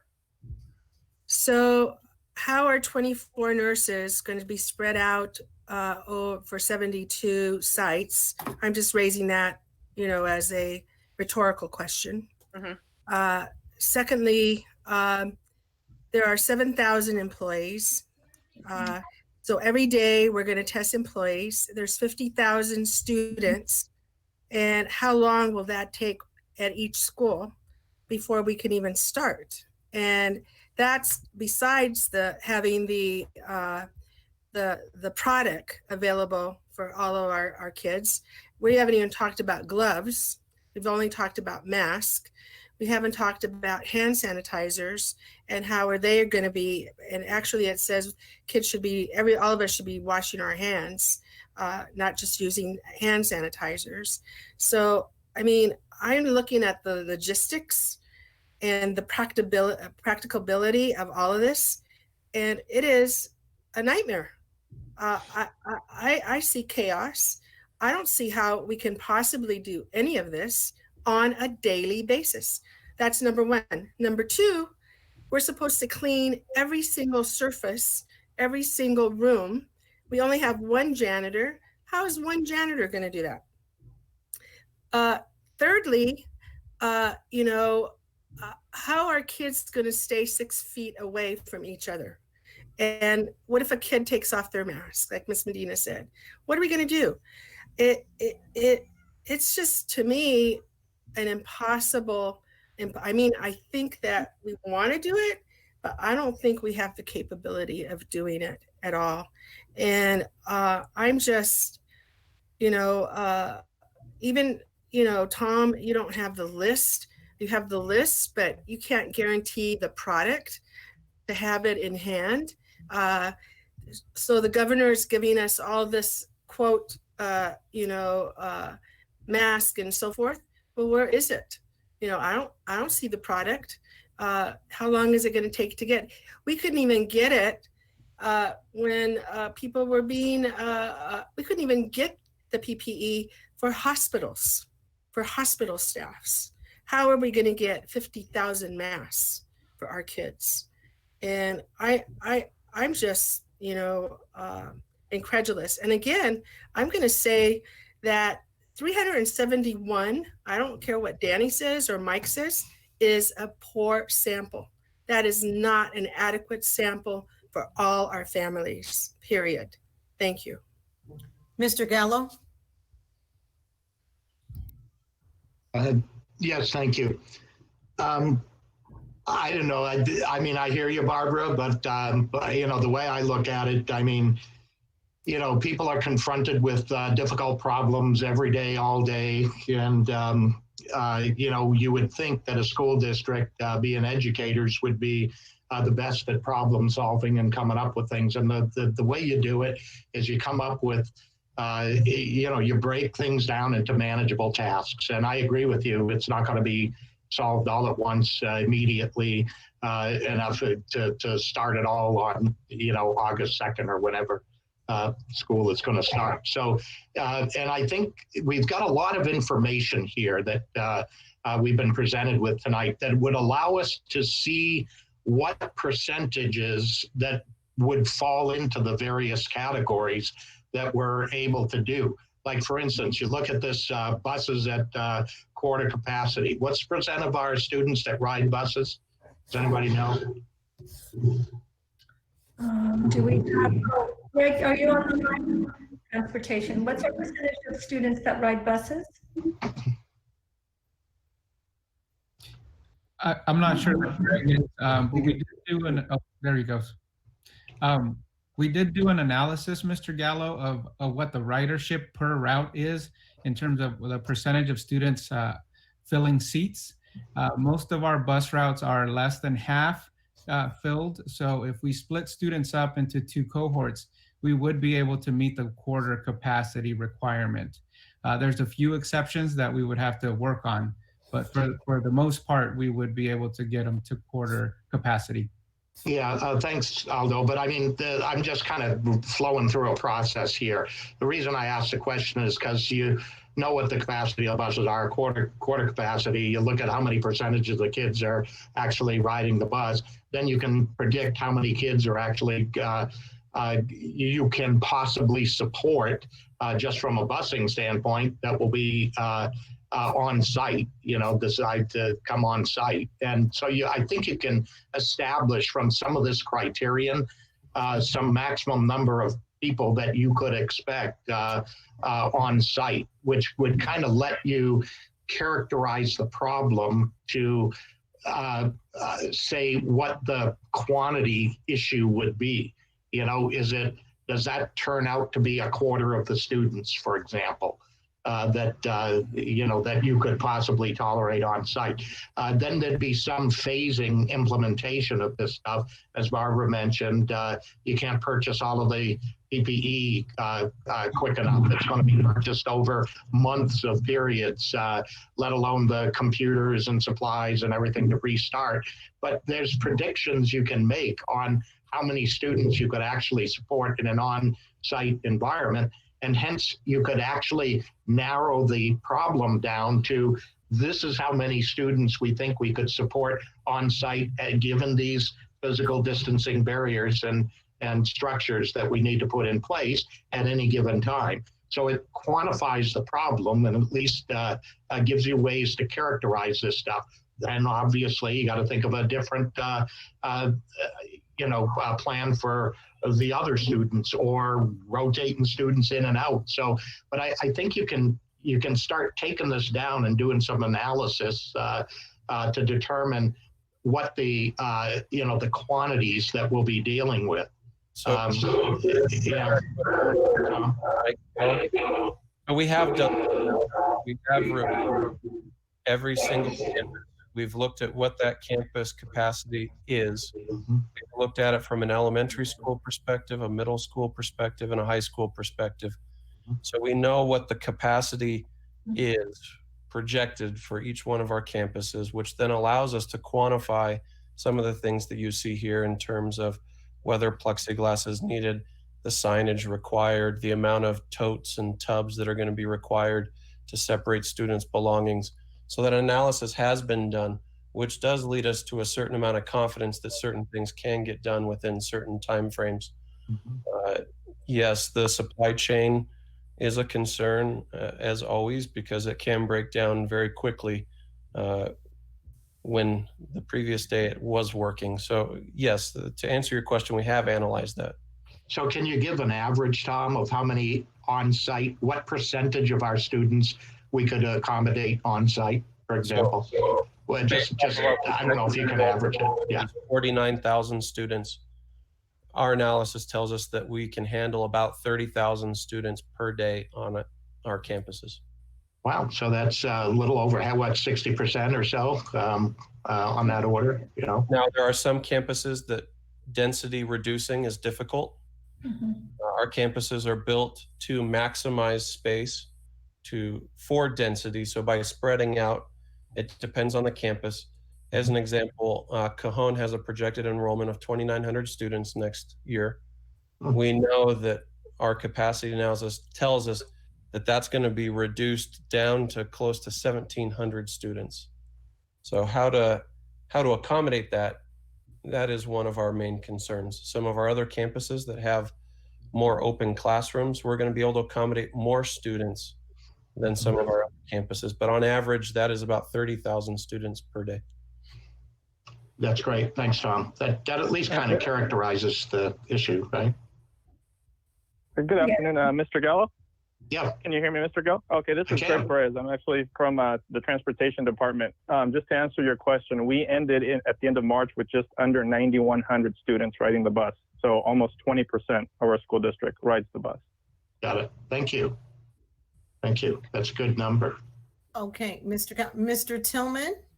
Yeah, first of all, I want to say, I think in all this, we have to make sure we're going to accommodate our high risk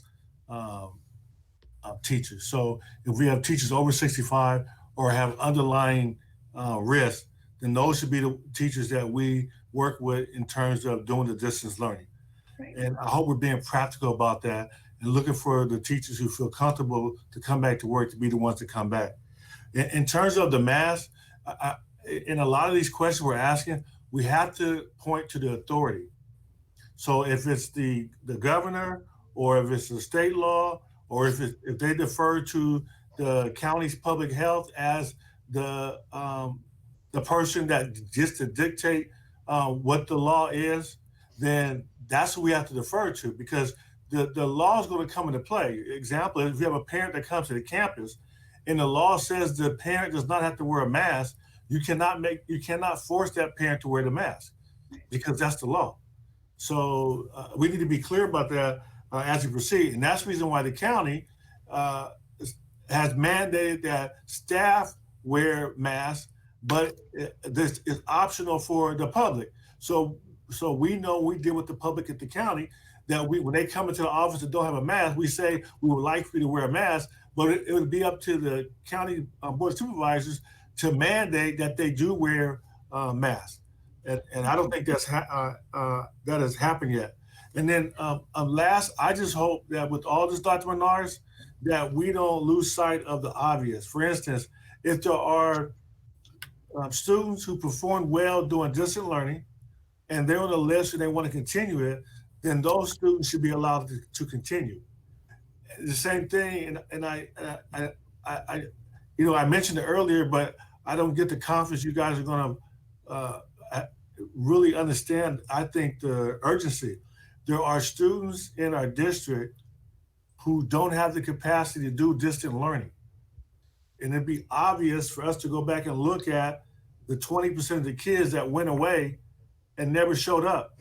To me, someone should be knocking on their doors, somebody should be calling them, and those students should be allowed to come back to the campus first.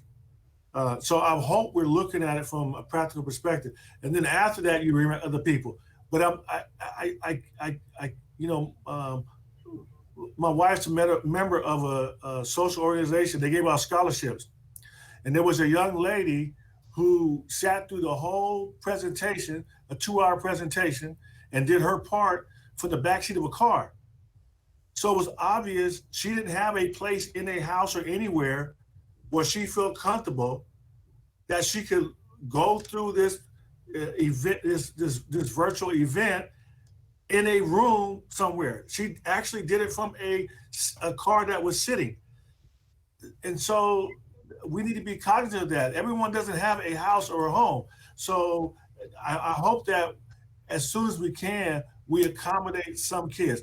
And if we have teachers that are telling you they're willing to come back to the campus on August the 3rd, and Tom has enough PPEs, and we can do a small group of a couple of thousand students that we know are high risk, I think we should try to accommodate those students, because there is a group of students that cannot distance learn. So if we say we're going to start learning on August the 3rd, and then we're going to come back to campus on September the 3rd, then we have to accept that we've excluded a small population of our students that aren't going to do any education for that first month. And they'll be left behind. And then when they come back, how are they going to catch up? That's the fear I have. Thank you. Well, Mr. Tillman, I assure you, you will hear that we are thinking about that group of students, most definitely. So you'll hear that a little bit later on in the presentation, I promise you. Thank you. You're welcome. Okay, I don't see any other questions, so we're gonna move through the next session and then we will pause again after 5. Great. So next slide. Good evening. Oh, I Sorry. apologize, Doug. No, I apologize, Doug. Go ahead. All right. Good evening, President Rogers, Board, Interim Superintendent Dr. Volkmer, Cabinet. My name is Doug Mefford. I am currently the Maintenance Manager for Maintenance and Operations. Next slide, please.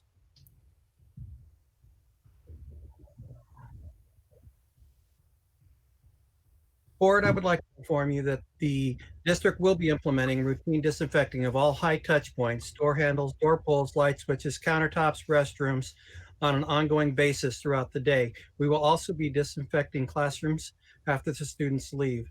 Currently, we are applying disinfectant with trigger sprayer bottles, which is very labor intensive process for our custodians. We are recommending the purchase of electrostatic sprayers or similar devices to assist with the application of this disinfectant to all of our school sites.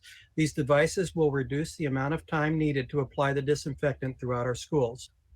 In reviewing the guidance from the CDC and the CDE, they have identified the need to increase air ventilation or increase air circulation in the classrooms by either opening doors or windows or providing some outdoor instruction. These have implications for San Bernardino Unified School District, which Dr. Menares will address later. Finally, our schools need to have scheduled hand washing routines throughout the day for our students and staff. We are recommending that we place portable hand washing stations throughout our campuses to help ease the burden in the existing restrooms, to allow our students and staff to wash their hands more frequently, and to provide hand sanitizer in our classrooms where hand washing sinks are not available. Thank you.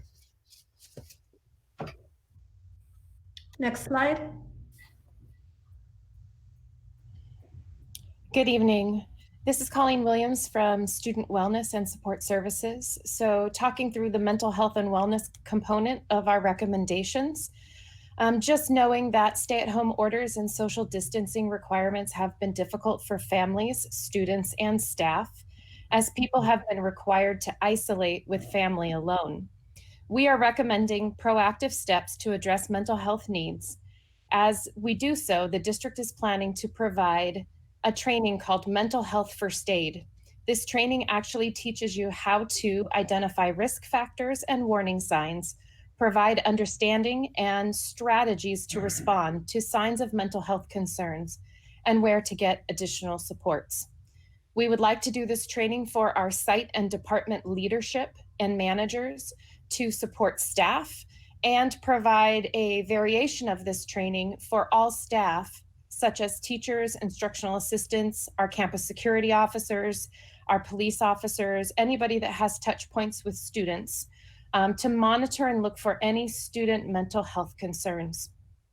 In addition, provide opportunities for staff and students to reconnect through social emotional learning lessons, coping strategies, and relationship building. Address student concerns and anxieties around, number one, being at home currently, and number two, returning to the school setting. And then continue to expand and market the referral process for any staff or students needing additional supports and services. So that referral process for all of our mental health services and our community partners as well. Thank you. Okay, so board, I just want to pause again right in this section and see if there are any questions in the hygiene and the cleaning routine. I know you've touched on some of that, but are there any specific questions that are raised? We're good. No, I see one from Ms. Medina and Dr. Flores. And Dr. Okay, yes. And mine is just really quickly, it's just trying to address with the mental health portion, who will be receiving that training when it comes to identifying those signs that there may be students or members of the staff, you never know what's going on, to ensure that they're being safe. So who would be taking that type of training? Ms. Williams, you want to go ahead and answer that? Sure, I can. Thank you for the question. Definitely to our site leaders and department leadership to help support our staff is one layer. And then the second layer is to all of our staff, certificated, classified, police officers, et cetera, who are working with our students to ensure their safety. So we want them to be able to look for those warning signs, those risk factors. And sometimes you will see that in a classroom setting, but sometimes you see it when students are out walking around on campus, and that's when they're interacting with our campus security officers and making sure that they're safe in that way as well. So we are recommending that we give that to all staff who have touch points with students for the youth version. Okay, great, thank you. And Dr. Flores? Yes, this question is for Doug. Thank you for your presentation, Doug. I just wonder if you have investigated the health effects of using disinfectants every day for our children and adults. I know that I'm allergic to certain disinfectants, and I have asthma, and it, precipitates my asthma. And so I'm just wondering if you've investigated and researched the health effects of disinfectants every day.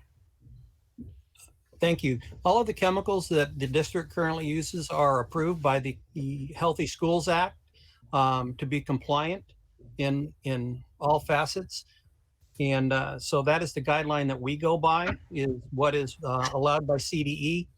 And all of the chemicals from the what we utilize mopping floors to the disinfectants that we use for the COVID-19 is approved. And it turns out that the chemical that we are currently using for the COVID-19 has been in our repertoire, that because it kills other bacteria that are invasive. And so we have been using it already in the district for quite some time. Doug, but we Yes. haven't used it every single day. We've only used it, what, once a week? Or what was, when did we use it? What was the amount of time we used this disinfectant? I do not have the length of time, and I can look into it and get back to you as far as. My concern is daily use. That's what my concern is that, and that stuff stays around. So I'm just raising issues, because I'm allergic to those things. And I don't know, I know we have a lot of kids that have asthma. We have teachers that have lung and asthmatic issues as well, bronchial issues. Not just teachers, but also our classified employees as well. So that's the question that I pose, and I would like to see the research on that as well. Thank you. Thank you for that, Dr. Flores. That's definitely a concern that has been raised by the community. So thank you for bringing that up. And we do want to get some information on that. Dr. Wyatt. Thank you, Madam President. And a couple questions just for Doug, and I apologize if you did say this already, but on the frequent sanitizing of classrooms, how often would that be? The classrooms would be disinfected when the students leave. So depending on the school day, when that group of students leave that classroom, it would then we would then dispatch custodial staff to go in and do the disinfecting. So it all depends on the model. We would not go in if they were going to recess and coming back into their own space, but it's when that group of students plan to leave. So that would literally be daily for all classes? That is correct. And I'm assuming office areas as well where our staff are at? Yes, office areas and classrooms will be disinfected in the same manner with the same frequency. Thank you. And then on the hand washing, I see that, we're scheduling hand washing throughout the day for students and staff. I guess a concern came up to me, and I wanted to confirm if this is true or not, that our faucets, when you turn them on, they're timed. And I'm guessing that's probably to save money and be efficient on water, which I absolutely agree with. But during this time period, we're supposed to wash our hands for a long period of time. So I don't know how that's going to work. We have to turn them on and off, on and on and off. If they're push handles or if they're sensor operated. I imagine we have a combination of many different types of faucets in our district. So just wanted clarification on that as well, please. All righty. According to the CDC, the recommendation is to wash your hands for 20 seconds. So the recommendation is to get your hands wet, utilize soap. They are not recommending using hot water. Cold water does the same. They say that the risk of infection to reactivate a time-activated faucet is minimal. And therefore, what we have in place does comply with the recommendations from CDC. The important thing is getting your hands wet, applying the soap, rubbing your hands together for 20 seconds, and then rinsing your hands off with running water.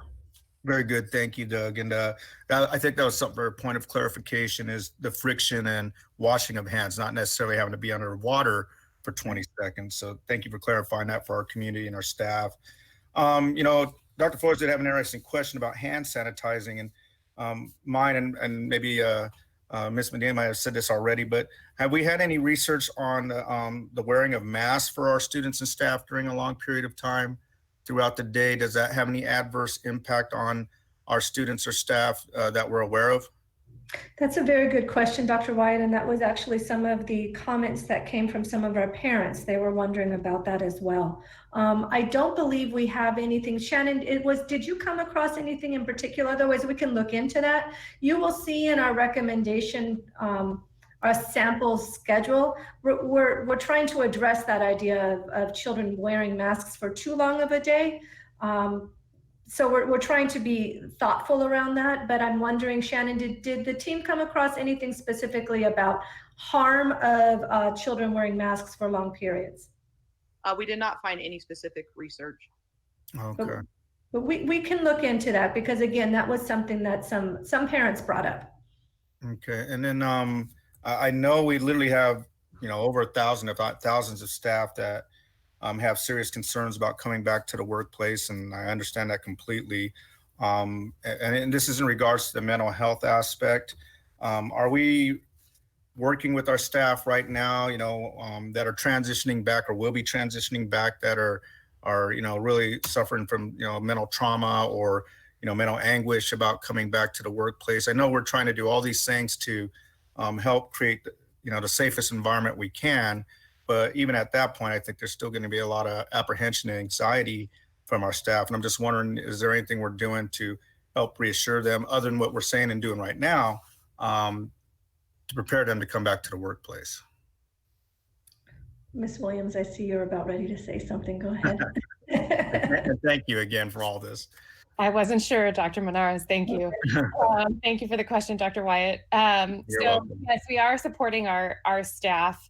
And part of the work of the recommendation for supporting staff is working with Ashley and SBTA and knowing that some of our staff have anxiety around that. And even working with Eric Vatir and the team in incident management and knowing that we're providing individual supports for staff. Because as you know, we have staff coming back already, custodians, et cetera. Are already back in action. And so case by case basis doing those supports. And then we are definitely advocating for carving out time within our professional development time on school sites and within departments to do this work and really strengthen everyone's social emotional capacities, right? And knowing what our own anxieties are and helping support even those challenges that our staff have as they send their own children back to school feasibly or even come back into the physical space themselves. So definitely trying to do it on a case by case and then also very broad stroke and making sure that we're proactive with it, both for our staff and our students. I really appreciate that. Thank you so much. You're welcome. All right, Mr. Tillman. Thank you, Madam President. Ms. Flores, are you a nurse? Yes, I am. And how many nurses do we have? 24. And is that more than surrounding school districts? You know, I'm not exactly sure on what each school district has. Yeah, because I know we fought hard to keep nurses. a lot of districts doing budget cuts went to health aides, but we knew it was important to keep nurses. So I want to thank you for staying with us. To Doug, are you hiring extra custodians, or how is this extra work being done? Because over the years, I've always gotten calls from sites about concerns about just, work from custodians at the sites. And if one happens to call off, how's the extra work going to get done? Or is it not extra work? Well, we will be working with the unions to negotiate modifying the custodian runs to accommodate the additional disinfecting of our school sites. It may have a financial impact as far as staffing. That will once we find out what the board wants to do as far as bringing back students, what schedules they want to come back on, then we will go back and look at how we can modify the custodial runs. You are correct. The workload will be modified. It does not go away. And so and for me, it's back to the logistics part of it. If we're going to commit to these things, then I hope there's a plan on making it happen. One thing that happens in the county, and I just want to make everybody aware of it because it's going to happen in schools. When a person that works in a building, or in this case, a student tests positive for COVID-19, then the anxiety goes up and people get real concerned. What we do in the county, if you're in a building and someone tests positive, then they bring in a crew. It happens to be someone from outside the county. It's not your regular custodian. And they come in and disinfect the entire building. And I mean, you can tell that everything has been touched. And you leave all the offices open and everything gets cleaned. So I hope we have something like that in place where we have some company that when a site is infected, that they come in and disinfect, because it does two things. One, for the practical perspective, it disinfects. But two, it makes you feel a whole lot better when you know that someone was infected with COVID-19. They concentrate on that employee's area or that student's area and branches out to any area that person may have touched. That's something we ought to put in place. Mr. Tillman, that is currently being developed. We saw a rough draft of it, actually a very good rough draft of it from IMT yesterday in cabinet. So they are putting in place a cleaning team and the whole process for when someone is identified, what are we going to do at the school and or the office building? So that is being developed. And Doug, correct me. I'm sorry, did you have another question, Mr. Tillman? No, go ahead. Okay, Doug, correct me if I'm wrong. The purchasing of the electrostatic machines or something similar, isn't that to help increase the efficiency so that our custodians actually feel like they can disinfect? Or did I misunderstand that machine? No, that is correct. Currently, we're disinfecting with spray bottles going through the classrooms to apply the disinfectant. It is labor intensive and time consuming, and we estimate we can save between 5 and possibly as much as 7 minutes per classroom in disinfecting, applying the disinfectant to the classrooms with the electrostatic sprayers, which will afford our custodians time to disinfect more areas or conduct custodial duties. And do all of our sites have day and night custodians? Yes, they do, sir. Okay, thank you. Thank you, board. And as we move forward with the sixth step, Dr. Menarez, just a quick question. I wanted to see where were our special needs students embedded in what we've covered, or where will that be? And are there any additional things that we need to do or prepared for? So our special needs children are included in all of this, of course, because there are children. You'll see some additional call out of that when we get to the sample schedules. Okay. Specifically, but as accommodations and masks and all of that, has there any questions been raised by parents of, what I can do, what I should do, what's going to be a problem? Has that even surfaced at all? From our parents and for specifically, Correct. yes, from moderate to our severe teachers. They also are asking. So what the special ed department is going to do is, just like when we went into distance learning, they put together a little group of our mod to severe teachers and worked through the details of what distance learning would look like for that group of students. They will be doing the same for what physical distancing will look like for that group of students. So they haven't done that. They're going to be doing that for Correct. sure. And Yes. surveying and okay, thank Yes. you. Okay, we'll move forward now. Step 6, I believe. Yes, and this is Mr. Mario Jaquez, our principal up at Kinmark. Good evening, Madam President, Board, and Cabinet. I appreciate the time tonight. So our goal is to ensure that parents and students and staff have access to accurate information that's easy to access. We understand that all of these changes will require trainings and learning for everybody involved, and we're committed to sharing these new procedures in a way that is systematic and easy to follow for everybody.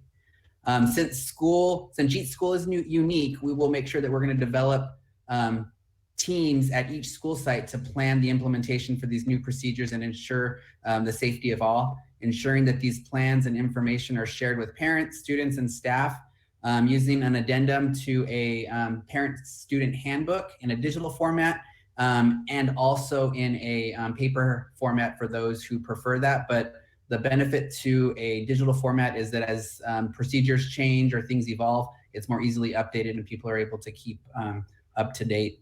This information will also be available on each school's website. Parents, students, and staff will be trained on the new and revised procedures. We know that our young students especially, they need reminders and practice, and so ensuring that all staff is trained and that we're giving those constant reminders and training and practice for those younger students. And we have a system of training using the Google Classroom and virtual learning environments that we can that we've already used, that we can continue to use as we train and inform all stakeholders. As procedures evolve or things are refined, we will continue to inform and train all parties involved. We'll use the virtual orientations for families as they transition from one school to another. So for our students that are going from elementary to middle school, where they traditionally have in-person orientations, we would do that in a digital or virtual format. For the district level, from the district level, uniformity and ease of accessing information is really important, ensuring that we build upon the systems that we already have in place. So not developing new forms of communication, but really firming up and making sure that the current forms that we have are the best way that we can communicate and inform our parents of any changes. Making sure that our webpage and that the information is easy to access and that all social media posts are updated and sent out to all platforms. And then giving schools the guidance so that they can then communicate to their specific communities the way that works best for them. Thank you. Next slide. So now we come to what our reopening options could be in terms of the instructional model. So we know that when we surveyed our community, and Dr. Flores, we completely hear you, the amount of people that we received information from is not anywhere where we would want it to be. It gives us a snapshot. It doesn't tell us everything. That being said, we do need to have some idea about how we're going to come back. So there's two options. Our families, of course, most of them, or what we saw of the data, they said they wanted to come in a traditional model.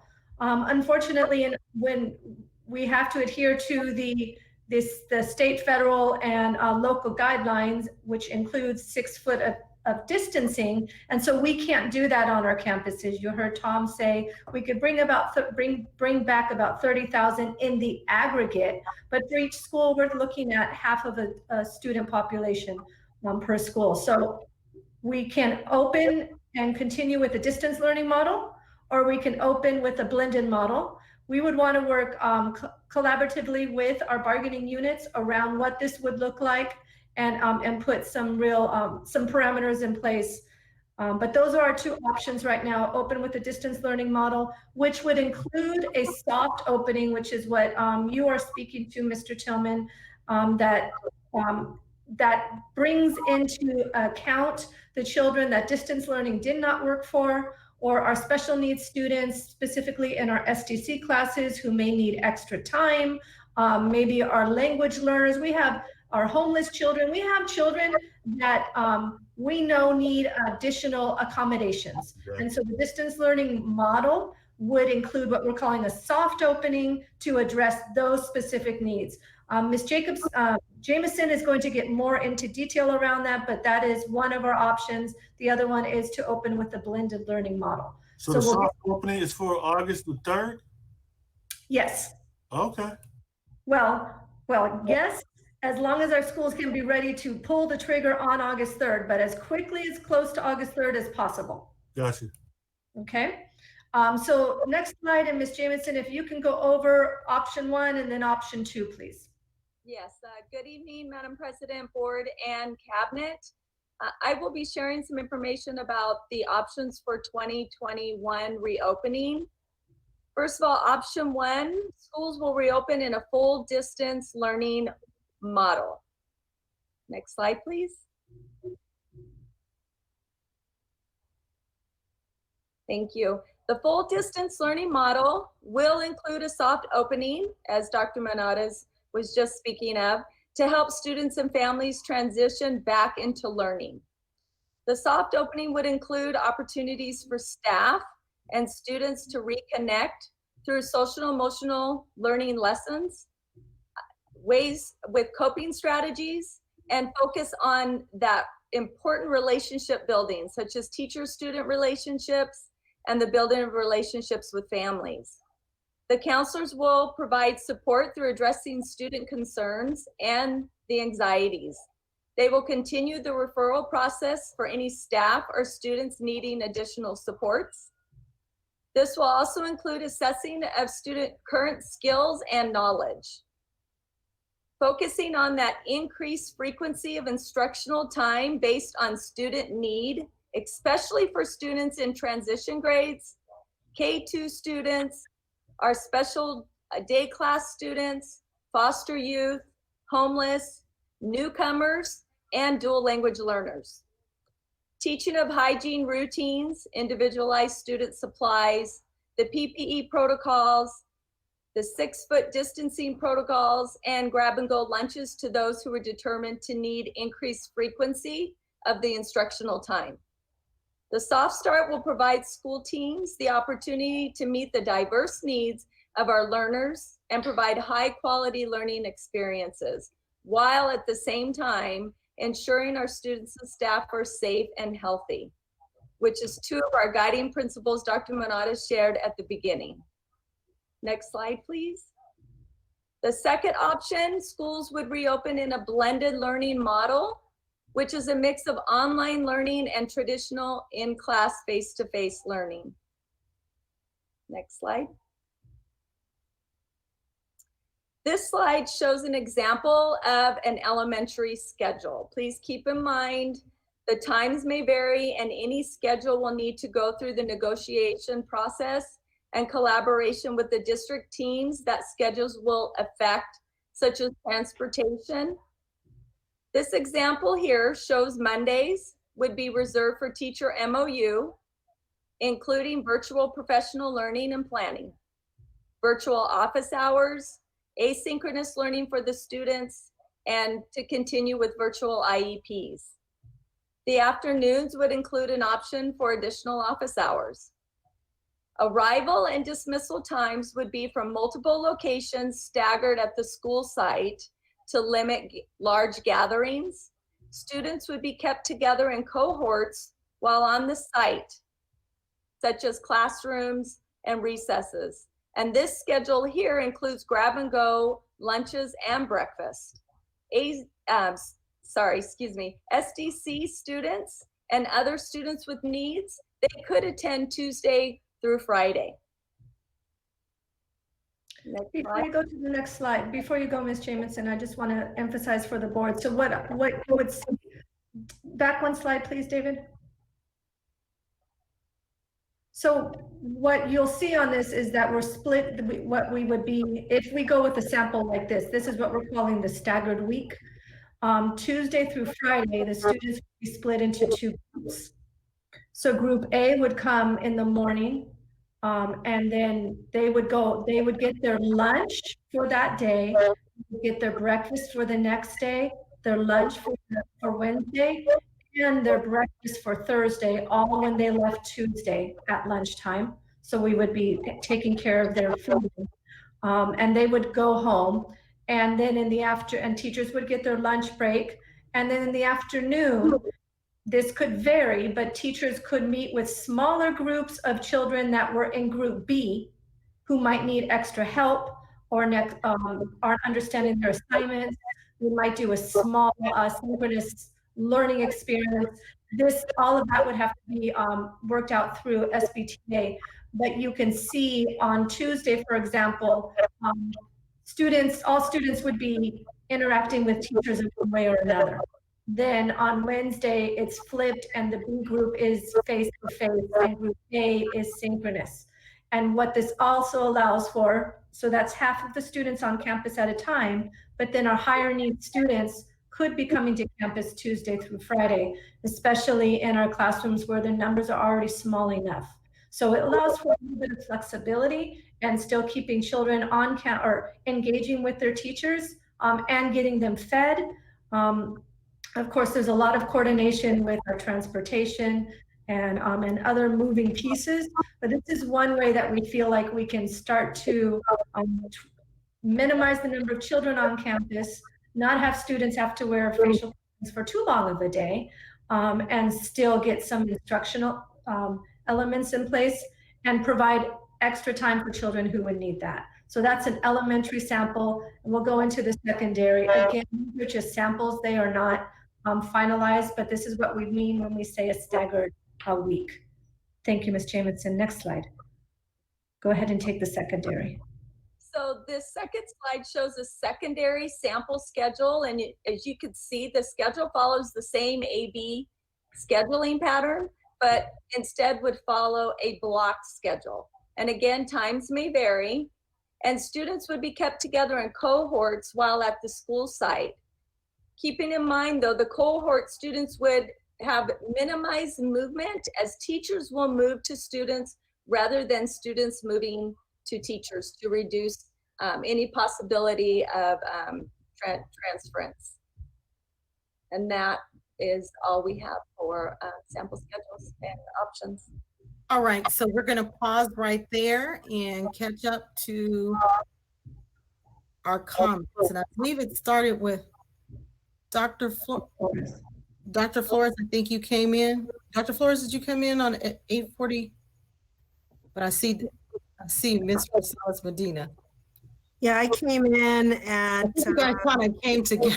Okay, I so came in at 9:08. Okay, oh, I'm at the class. Sorry, first. No, Mr. Tillman, did you? Mr. Tillman came in at 9:10. Oh, there you go. Okay, that's you. Yeah, you are first in the 9 o'clock. Right. Go ahead. Thank you, Madam President. Just so I wanted to ask how you came up with these particular schedules. Was it within your team or was it just brainstorming or how did you do that? Thank you, Dr. Flores. Actually, there was my team, we had 13 people on my team, and we literally have probably dug into over 45 different research articles and did look at the CDE and CDC. We looked at multiple national, international schedules. So there are quite a variety of different schedules. Okay, so then thank you. The next question is, have teachers in our district had an opportunity to weigh in on which schedules they prefer? As of right now, Dr. Flores, no, we have not, just because with the bargaining agreement, the schedules are going to affect quite a bit. And so we have not done that as of yet. So when you say bargaining agreement, that means that it has to be bargained and negotiated with the SBTA before any of this gets approved. Right. So it doesn't matter what the board says because it's negotiable. It hasn't been negotiated with our teacher union, correct? Correct. And again, this was just to sample schedules that we have. Okay, thank you so much. All right, so next up is Mr. Tillman. Yeah, you know, the concern I have is I have some parents at my job, and their whole thing is when it's gonna go back to normal. I don't understand how having school from 9 to 12 and you have a working single mother, how's she gonna get this kid to school at 9 and pick him up at 12? I mean, everybody has anxiety and stress right now, and everybody's trying to get back to normal. But I don't think this is close to getting to normal. And I think the thing to do after tonight is, since everybody's seen the proposal, we got to get some groups together and let them give us some feedback on what they want, and then maybe come back to us, even if it has to be a special board meeting, because this is important. But I just can hear parents saying, because with this, you don't have any before school caps, you don't have any after school caps.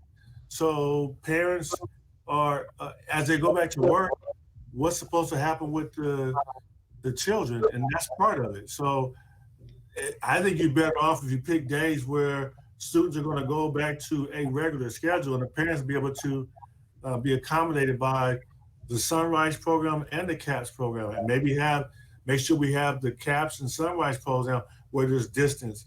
But from a practical perspective, that's what the parents need and want.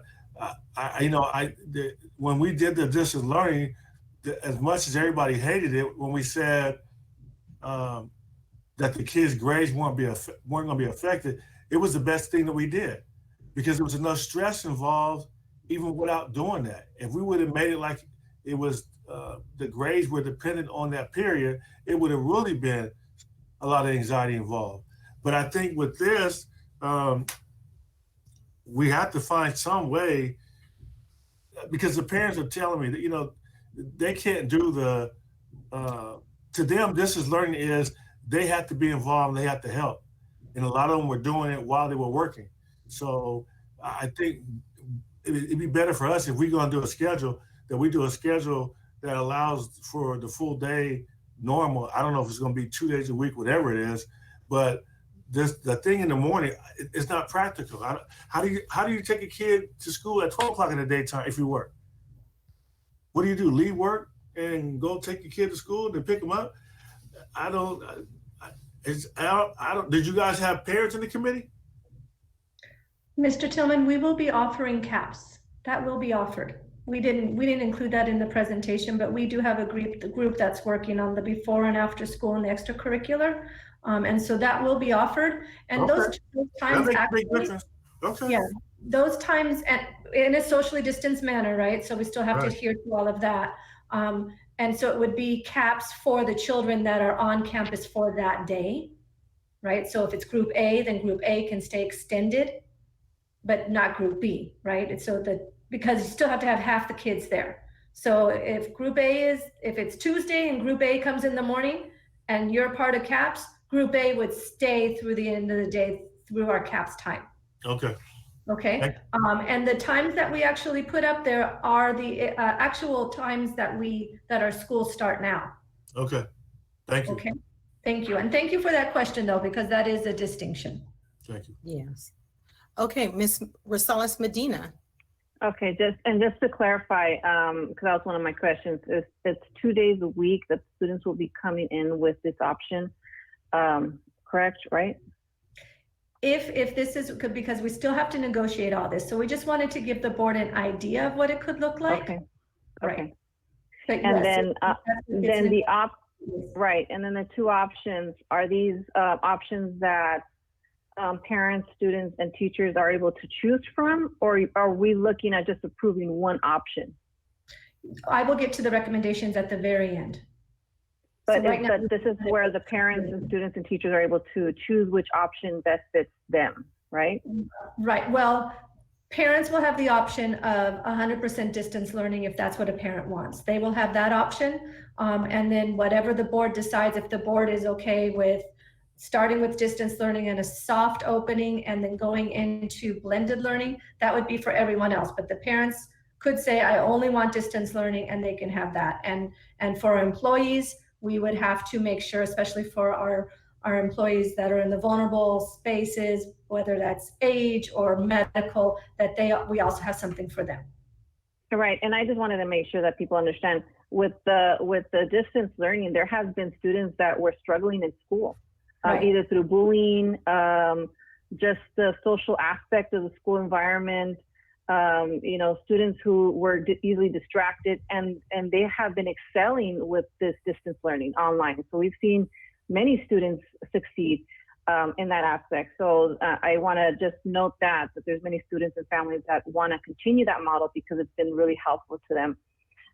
When you were looking at kindergarten students, so I wanted to ask, because I did speak to a kindergarten teacher, and what is that going to look like?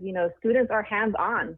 They need to learn how to write. So if you're doing this distance learning, so I'm wondering if all students are going to have to, all kindergarten students will have to, because they have to learn those simple aspects of just writing and using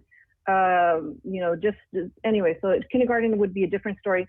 I don't know if there's plans or that conversation of what that looks like. And then of course, trying to maintain that social distancing, and then keeping the amount of teachers, or maybe having to hire more teachers. I don't know if that's part of the conversation. So just making sure that you are looking into that. I want to ask for rec aides. Will rec aides be coming back to schools? Is that part of the conversation as well? So we are not getting into that level of detail in this, okay. at this moment. But ultimately what will happen, because this isn't, this is a whole district effort, is then we will be kind of divide and conquer this work amongst cabinet. And so HR would be working through all of the HR pieces, questions just like that. Okay. And then with tackling the, students that are actually at home, so those other 2 days that they will be at home, let's just say that we go with the hybrid version, there could be options where we do provide social distancing, childcare, maybe those organizations that were able to provide it beforehand, they'll continue. And it's not going to necessarily be all students. It's probably going to be a small pocket of students that will need that extra support. And in just looking at that as an option to provide those parents that are going back to school. And we don't want to have children being left alone at home. So then just making sure that we incorporate something like that, even if it's going to the model of having these outside organizations help support in that other aspect of childcare. Yes, absolutely. Okay. Thank you, Right, Ms. Thank you. Dr. Hill?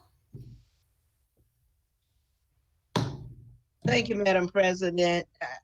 First, I just want to applaud the team, because you have done an awesome job, and you are the professionals, and I know you are going to do everything you can to make sure our students are safe and that our parents are pleased. And if you get it right on the first try, I think we need to give all of you a promotion, because you would have done a great job. But you're working on it. You have the expertise. As board members, we believe in you, and we know that you're going to give it your best shot. And sometimes even that, there are some slip-ups. But I was just wondering, going back to communication, is it possible we could put some posters in our major stores so that parents, not only will parents be able to see what the expectations and what the school day looks like, but parents can have conversation with other parents, such as, well, what are you doing and how are you doing this? I think that communication of parent to parent is so important. And that happens when you have them in your major stores and they can look at signs. And, I was thinking about the Omnitrans, but that's costly. But in the stores, I think we can get them to put the posters in free of charge. So if we could just take a look at that. And then I don't have another question, but my big concern, and I've heard it a few times, the students with the least or in need of the most, and just don't want to make sure that when the race takes off, that everybody's going to have an equal opportunity to succeed. And just want to take a look at that. Yeah, there are going to be a lot of implications with the change, but I know Mr. Tillman had mentioned when we're going to get back to normal. I don't think it's wishful thinking. I don't think we'll ever get back to what we know is normal. It's the new normal. But I have all the confidence in the world that your team is going to do everything they can to make sure, number one, our students are safe, and number two, they get educated. And like anything else, it's not going to happen overnight, but it's going to happen. So thank you. Thank you, Dr. Hill. I appreciate that idea about signage in the businesses. That's a good idea. Dr. Flores? Yes, I just want to reiterate my prior comment. None of these plans will be put in place unless the teachers union and also our classified union bargain their implementation. Correct. And so it's a moot point for us to even vote on something like this, because our SBTA needs to survey their teachers and also get a read on all of this to see what is feasible. I concur with Mr. Tillman. What are parents going to do if their kids go half a day and maybe other kids go another day?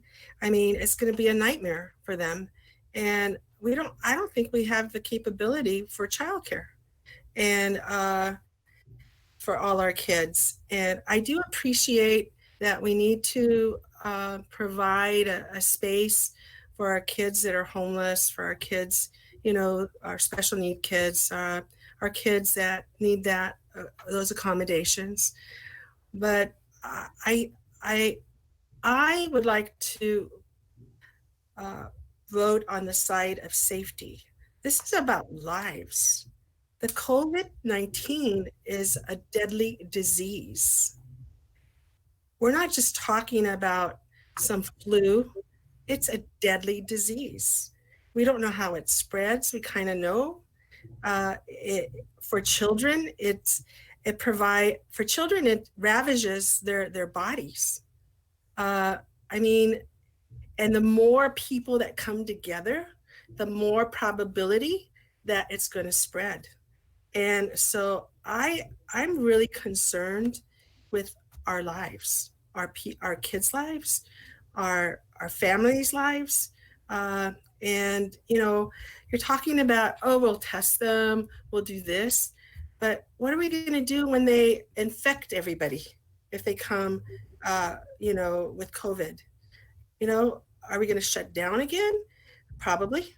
And I think we have to be prepared for that. I really, really do. And right now, I'm not ready to make any decision on any model until we get everybody weighing in on it. That's, and our labor unions have negotiated. Thank you, Madam President. Thank you.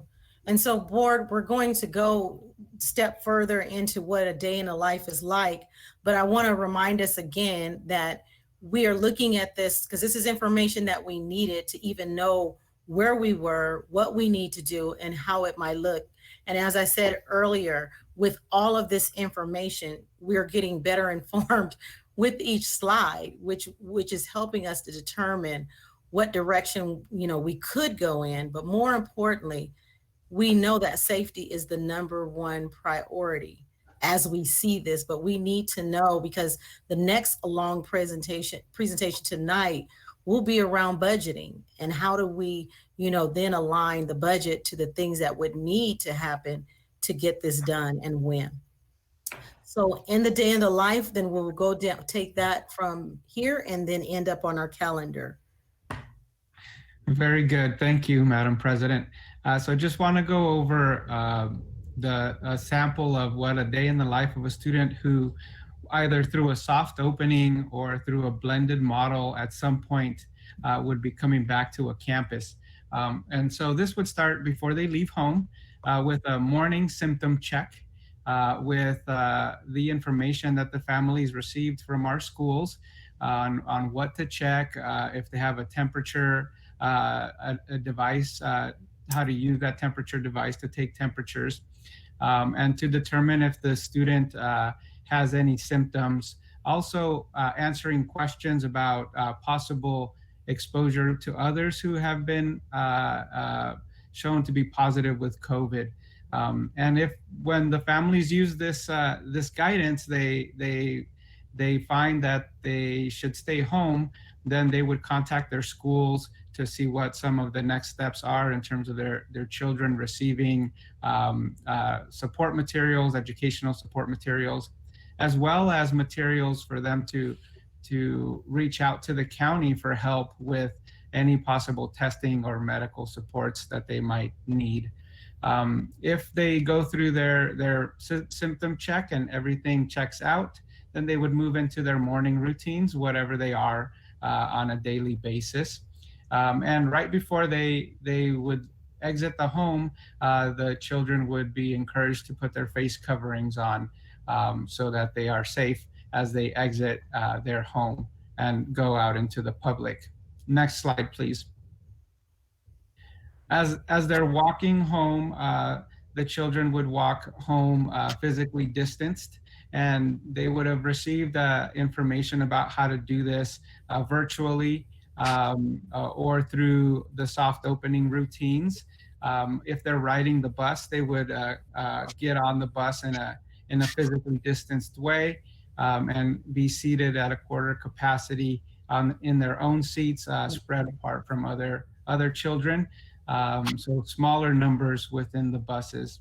As they arrive at school, there would be a screening station where they would get their temperatures checked, and a school employee would ask them some questions to verify that they haven't been in contact with somebody who has proven positive, or that they haven't been exhibiting symptoms, and just a visual checking. If anything comes up, then the students would be referred over to the health office, and if they're exhibiting symptoms, would be placed in a location where they would not have interactions with other people that could possibly be infected, but being supervised by somebody with proper protection, PPE there. If they make it through the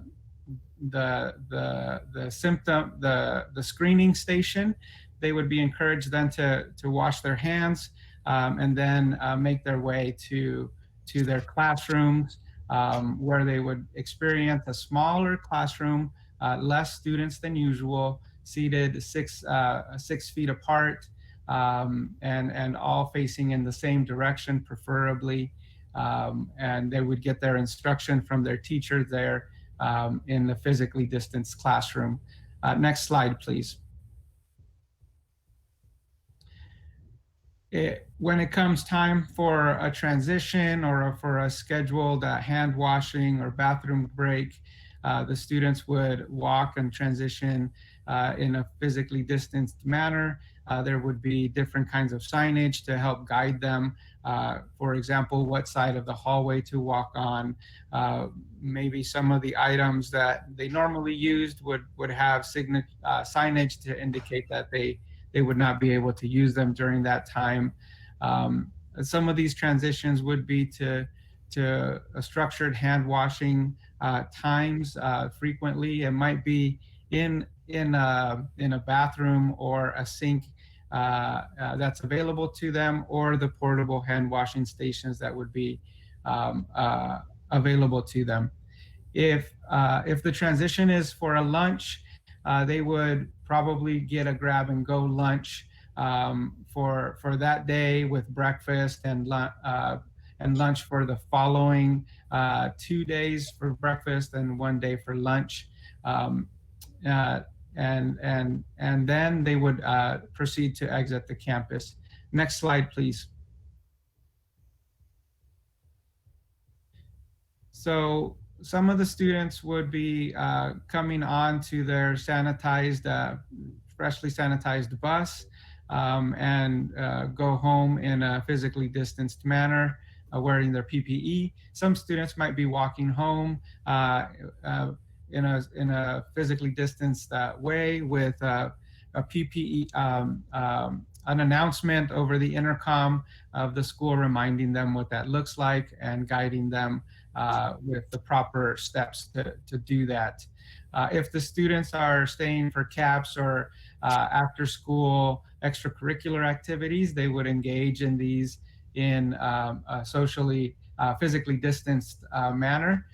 So as you can see, if it's sports and the like, it would be kinesthetics, spread apart in small groups. The same with VAPA type activities, CAPS, any of the after school extracurricular activities would be like that. And so then those students would then transition home via either walking or being picked up by their families. And so that's what a day in the life of a student who would be coming on campus, either for the soft opening or for a blended model routine would probably look like. Thank you. Okay, we'll pause again before we get to the calendar. And I see Dr. Flores, followed by Mr. Tillman.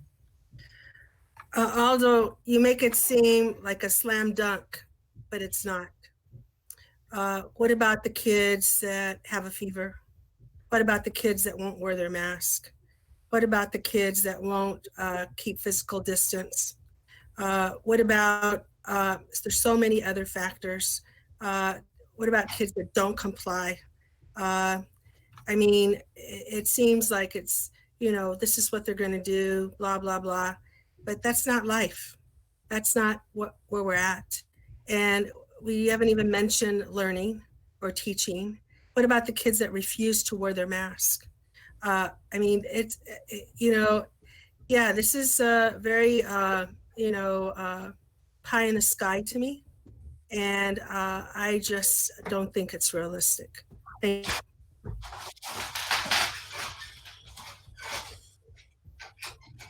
Thank you, Madam President. Okay. All right, Mr. Tillman. So although you kind of brushed over it and maybe people didn't pick up on it, but I had met with some teachers. So I know the proposal is they're not going to eat at school, right? Correct. That's what you were talking about, taking the breakfast and lunch with them. Yes. But if they're going to stay for CAPS, what's the logistics for, then they have to eat, right? And then if they eat, where they store the lunch they're going to take for the next day for breakfast and lunch. Yes, so we already do that for students who are in CAPS where we're able to feed them in a socially distanced way.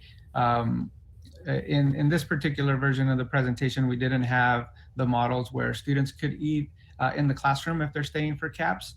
In the socially distanced environment, or the cafeteria is also an option as one of the locations, as long as we have a certain amount of students and they're spread out in the cafeteria in a socially distanced way. Yeah. And I brought that up because I had forgot something.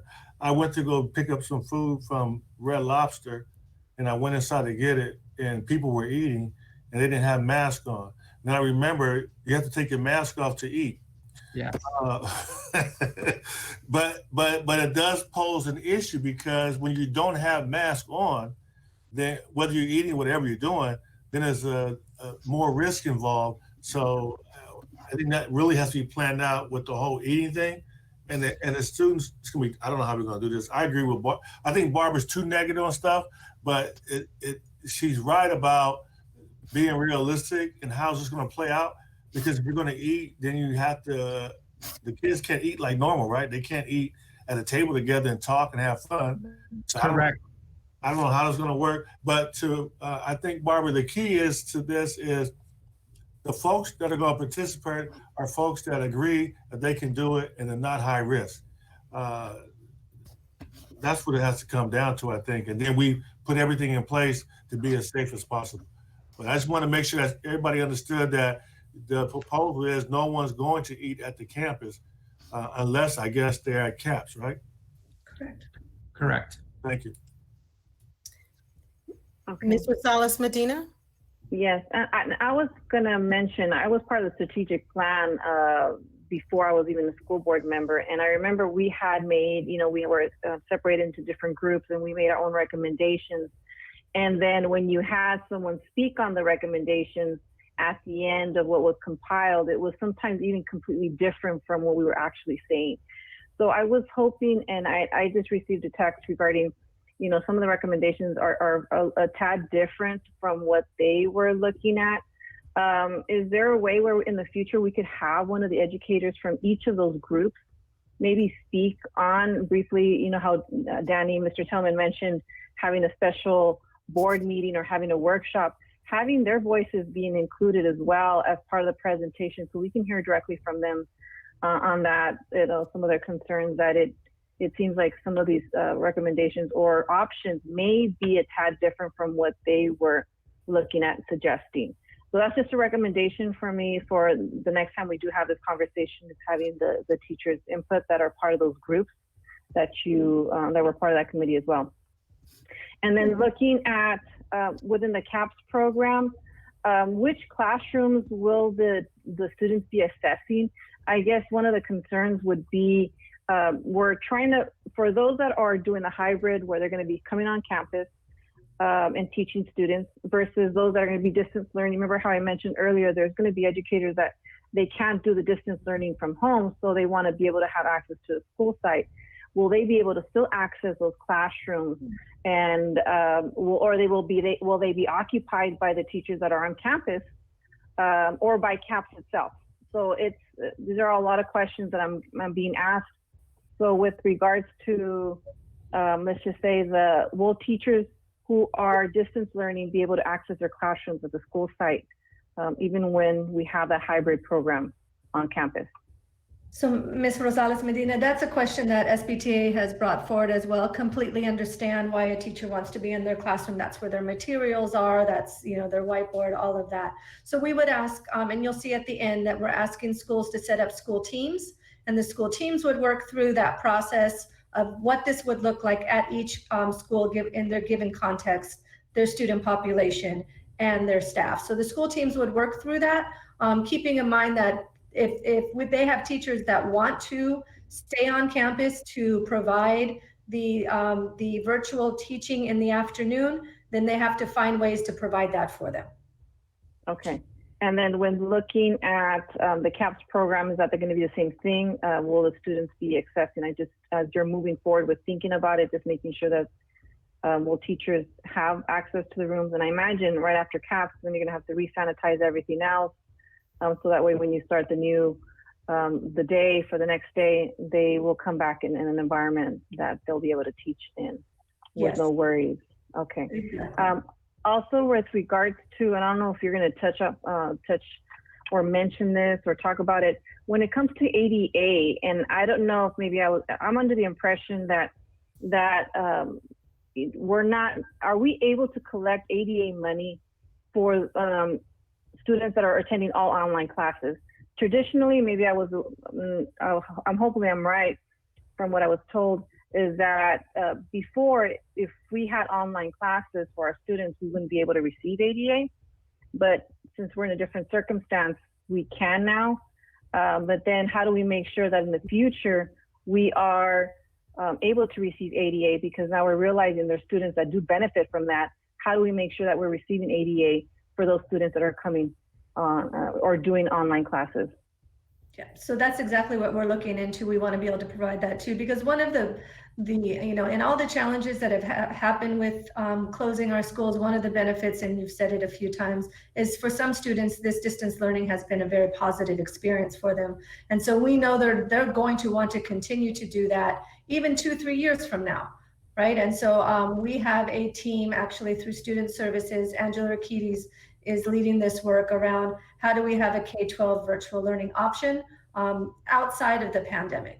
So that is being worked on as well. Okay, but for right now, we're okay. It's just looking at it past this, the pandemic with COVID-19, making sure that we still provide that option for our students and still getting ADA money that we need to get.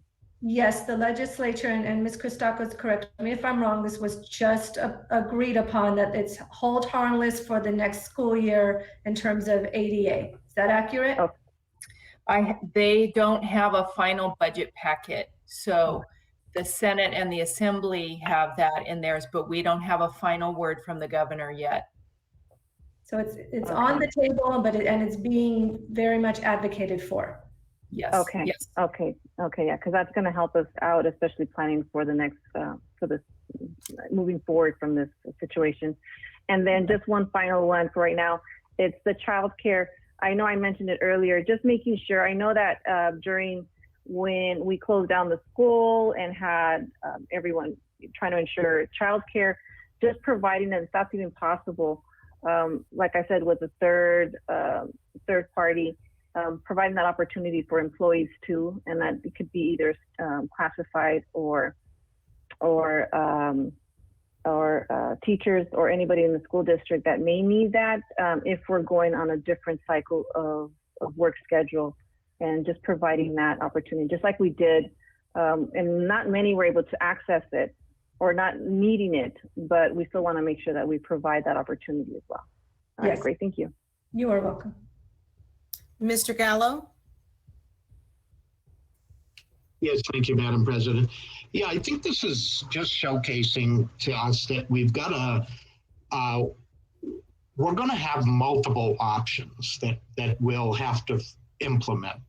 I think there'll be a distance learning component. I think there'll be a hybrid component, and it'll probably be a long way off before you have a full on-site, every student accessing on-site educational opportunities again.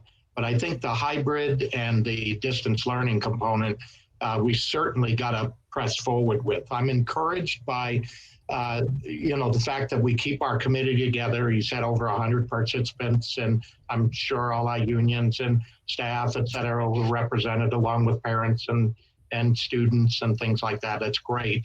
And I think that you're driving it down into the schools level is very important as well, because that's just one more layer of information that we're going to be able to get of where the various neighborhood schools would like to, and what opportunities their student population and parent population would like to see offered at their local school. So I think that's a way to gain additional insight into where our parents and community is thinking, in addition to the surveys that we're taking. I think the surveys are important, and I don't know if we actually considered having a pollster do it and get some statistically relevant data and things. I think the sample size, I think, is reasonable, based on statistical analysis, but we, it might not be a bad idea to think about getting a little professional support in the pollster arena to feel confident that we've, characterized a high confidence level in that stuff. But that being said, I'm really encouraged about the way that we're engaging more and more of our community involved in this, and school staff in this. And I think that's going to yield multiple options. Obviously, they're going to come up with very detailed implementation issues that will need to be addressed. The board will need to be considering resource allocation, obviously, to see that those issues are mitigated and or addressed. So I think, the easiest thing to do is obviously continue in a distance learning environment initially to maintain, our current school calendar. But I worry about our distance learning and only environment. I don't believe that the students are getting an appropriate education.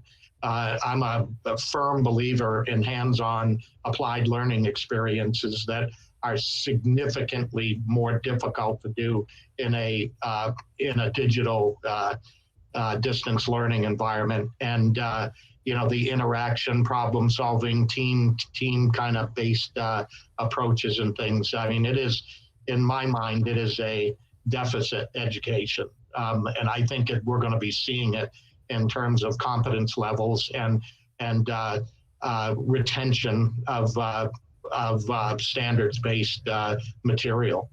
While some students thrive in that environment, I would say most don't. And only time will tell on this, but I think we're going to have to be offering, a variety of these options, at least initially. Thank you. Thank you, Mr. Gallo. Thank you. Dr. Flores, did you have something additional? Yes, I did, Madam President. Going back to Aldo's presentation about busing, if the kids have to be only 25% in a way, I'm thinking about costs. Have we costed out that physical, distancing in terms of, providing busing for our kids? That's one of my concerns. The other concern is with our athletes. If our athletes have to adhere to the same, is the cost going to be triple? Is the cost going to be quadruple for getting our athletes home? And are we going to provide the resources as a board for busing our kids? I mean, that's a big question that Mike just raised too, about providing the resources necessary for practicing the distance, physical distance in busing. So, Madam President, that's a big concern for me, and it's not just for our athletes, our VAPA students, our after-school programs. I mean, it's enormous, and I don't think we'll have the funding to do that. So if we're not going to have the funding to do that, what are our priorities in terms of providing, equitable access to our kids? So I'm really concerned about that. And Danny, I'm not negative. I am raising issues for public safety, and protecting the lives of our children and our employees. I know, I said you came off negative. Oh, okay. Well, okay. All right, thank you, board. I appreciate it. I do too. we are now at the calendar committee. We're going to start looking at that because that was another portion of what was asked. I think clearly we're hearing all of this information, and it's still, I think it's obvious more planning, more time is what we're going to need to work together in order to see what can happen beyond the scheduled start date. And I think someone mentioned it before, and I've mentioned this in conversation, that the start date versus when we return to brick and mortar are separate and apart. And it's very important that we look at it like that, because we have got to get children back being educated in some form. And I hear you, Mr. Gallo, when you say, time will tell, because we know this is a brand new model, distance learning for everyone. But we do have to get our students back connected in education. So it's two balances there. So now we'll look at the calendar conversation. Yeah, thank you, President Rogers, board members, and community.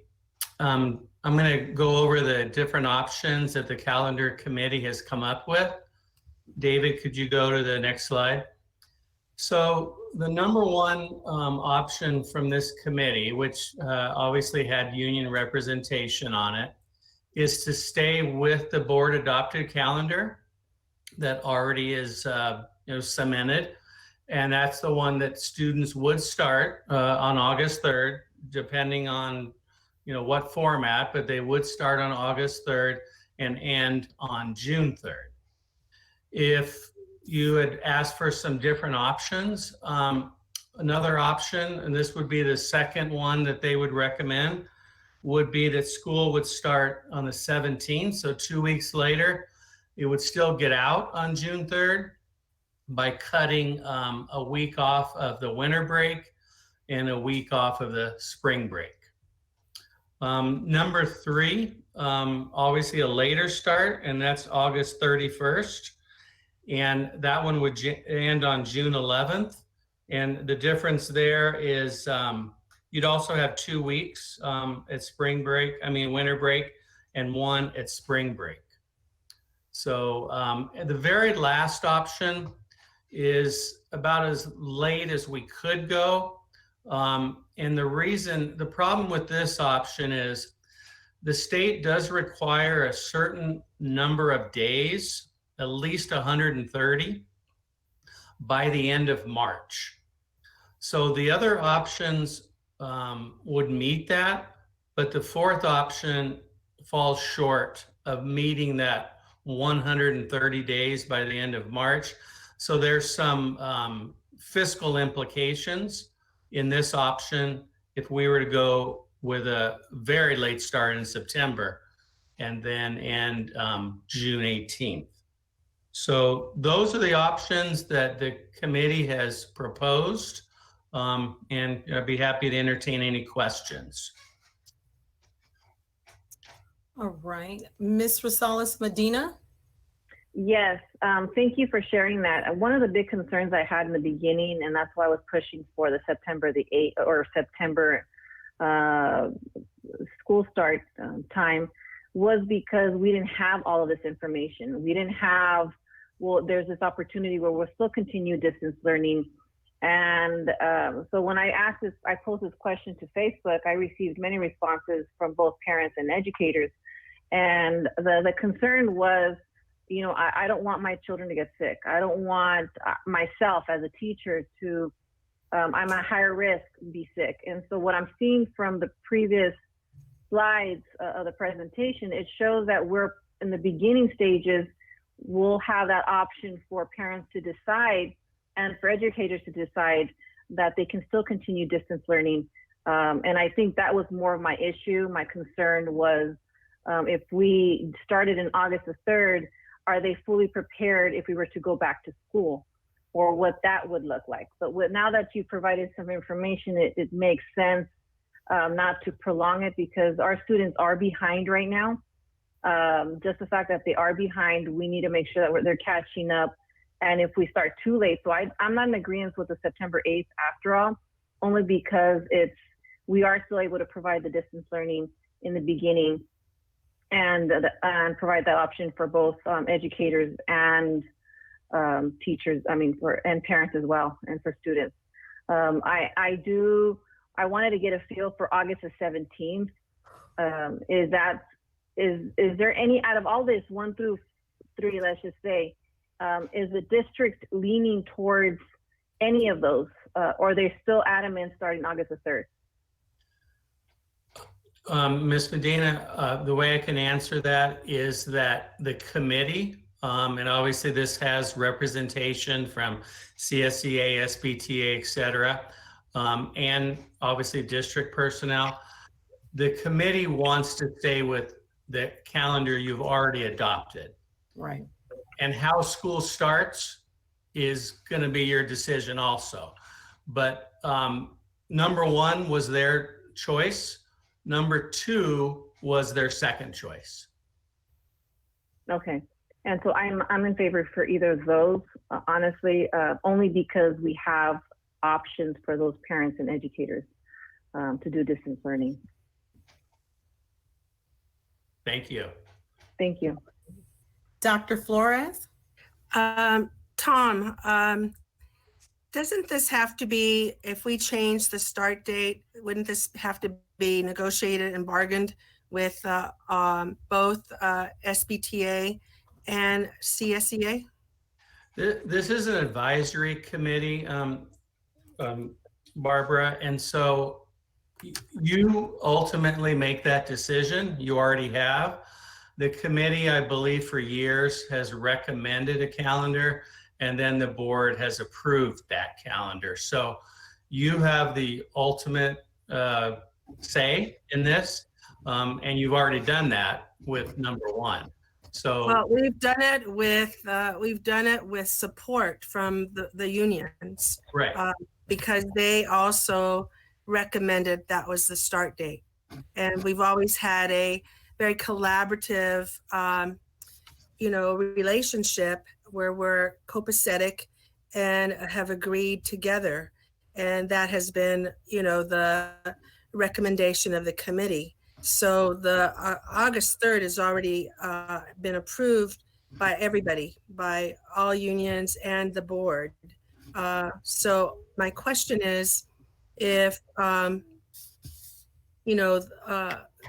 would like to know what both unions, what their preference is. And you can't tell me that right now, but that's what I would like to know. But given that they've already approved August 3rd, I would think that that would be their preference. So it's just my assumption. So. And Dr. Flores, I just wanted to add, I mean, they approved it pre-COVID. So right, the question was to try to find out what was the ideal situation after COVID. And at the end of the day, we, just like how we ended up ending the school earlier, let's just say that the second wave comes and it gets dramatically worse and we're going to have to shut down again or try to do something else. And even say even though we've approved the 3rd, I was just thinking about, what if we don't have everything in place by the 3rd? What if we don't have the PPEs? What if we don't have all the stuff that Tom Pace said we had to have? You already have it in place. Huh? You already have it in place. As Ashley said over the phone in her report, the calendar is disconnected from the various options to restart school. Those are. I don't understand what you're saying, Mike. I don't understand what you're saying. We're already prepared and we're doing school for the last. That's how we ended doing school, is with a distance learning environment, and so we're. I know. But I'm saying if we were we can't hear both at the same time. Yeah, point is. Well, I have the floor. Yes. I just want to finish and then you can go ahead. Go in. Go ahead, Dr. Flores. Yes, I just was wondering, as a second thought, if we could start with the distance learning August 3rd, like you're saying, a soft opening, and I hear you, Mike. Mm-hmm. But I'm just saying we couldn't start a blended or any other thing until we had all those things in place for protecting our kids, and if that's what SBTA, negotiated or not. So that was all my comment that I wanted to make, Madam President. Okay, Mr. Gallo, can you go ahead? I think we're in sync, Barbara. I just heard what Ashley was saying, and I know they were supporting starting school in the current calendar, and I would agree. There's a lot of preparation necessary to have any on-site students and teachers, and when the appropriate PPEs and all of the probably 50 line items of issues that we've all talked about randomly here are put in place, then we can safely open up in a hybrid environment. Correct. Is that it, Mr. Gallo? Was that your comment? Okay. Mr. Tillman? Mr. Tillman? No, I just added something to chat. I know. I was going to comment on that. I didn't know if that was a slip up for Mr. Gallo, so I just left it there. Okay. Yes, thank you. And I did correct it, by the way. Yes, you did. No, you did. You did. And I guess for the audience's thing, we type in who wants to speak in a chat thing, and instead of typing Mike, I typed in Mole. And I you know, and I read it, mole.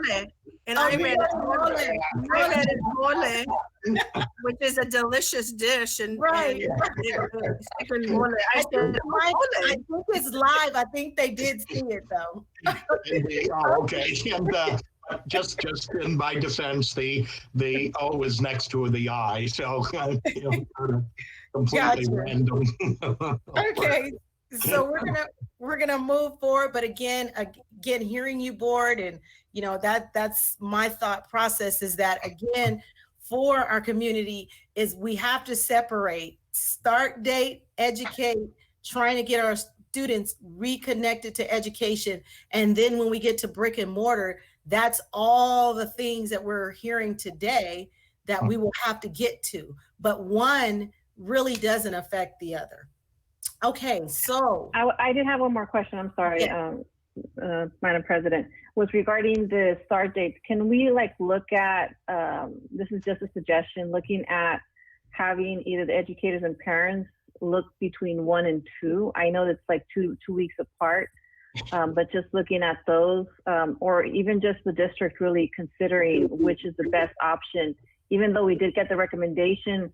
But still just looking at what's the best option to have our schools really be prepared to start. And it doesn't look like there would be much of an impact with even if we were to move to number 2. I'm not saying that we should, but that at least we give the district the option to really look into it if that might be some direction of maybe they feel comfortable moving it later. I don't know. So again, you know, we have to have all of the individuals at the table that need to be there. We did approve this calendar last year, and we're looking at this calendar date that has been on the calendar for parents. But again, we just have to consider what is happening within that third date, starting education. Because I just have to say, and I know I usually say my comments for later, but we've already spoke about the most important thing in the room outside of everything else that is important is that we have got to get our kids back connected to education. We really, really do have to prioritize that in whatever manner that it can look and make sense. But the date starts that the acclimation of school. We know that in a normal school setting, the first week is kind of adjusting anyway, if they were coming back physically. So I want us to consider that, but yes, all the voices need to be in the room. I'm not saying that we don't, but I think we've heard from one portion of our union that is ready to do what needs to be done. And then the other half, we will get that as you asked Ms. Medina or Dr. Flores, I think said, what are they saying? So we can hear that clearly. But again, we need to prioritize. We have to reconnect our students back to education as soon as possible. So now we're going to look at our local context. Yes. Dr. Menard, so you back up or is this? Yes. So we're at the last 3 slides, board. So I'll go through a local context. And David, it's going to be a couple of clicks per slide. So if you could hit the first one, please. So you've seen everything that we've put out there. That's all that's all the guidance we've dug through and the implementation that needs to happen before we open our doors. And now there's this local context. So the first one is, hold on, David, because I don't want too much on one slide. That's good. Doug spoke to. He mentioned the need for the air circulation running through the classrooms. That came through the guidance loud and clear, specifically from the CDC.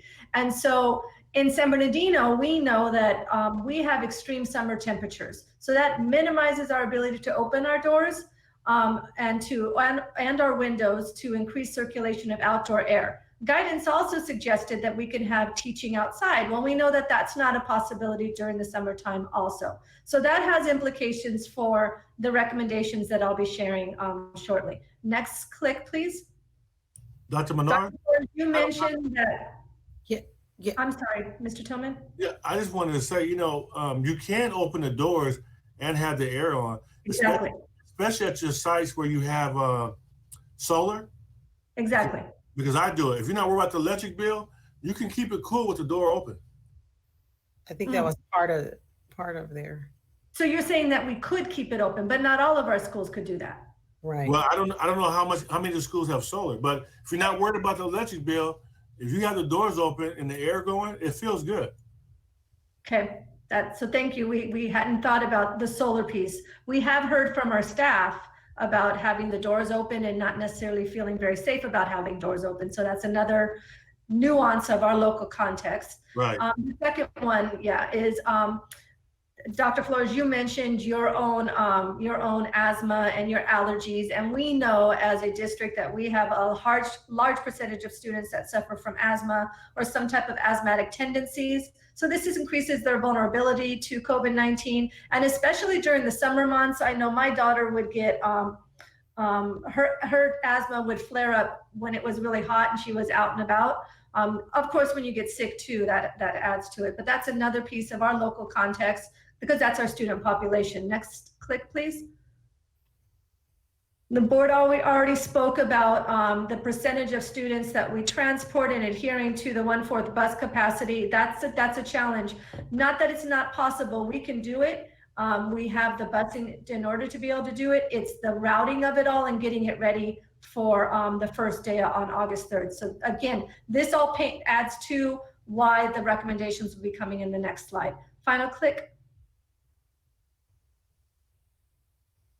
And then in the data sources that I shared at the beginning, we know that 24% more or less of our community, so about a quarter of our community, is requesting 100% distance learning options. So that tells us we have to have options for our families. So this is our local context. So the next slide will share the recommendations. So before you go to the recommendation, Dr. Menardez, Ms. Rosales Medina, that's a great question to ask. I don't know if you can see it in the box, or do you want to ask it?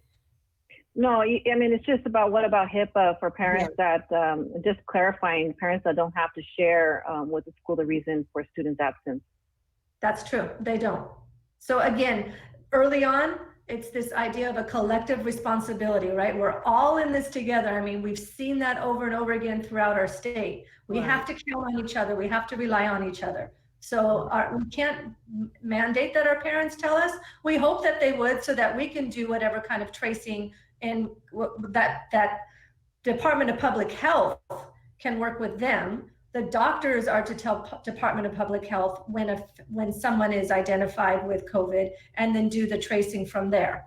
So we don't do the tracing, we work with public health, but you're absolutely right. We have to rely on everybody in this collective responsibility.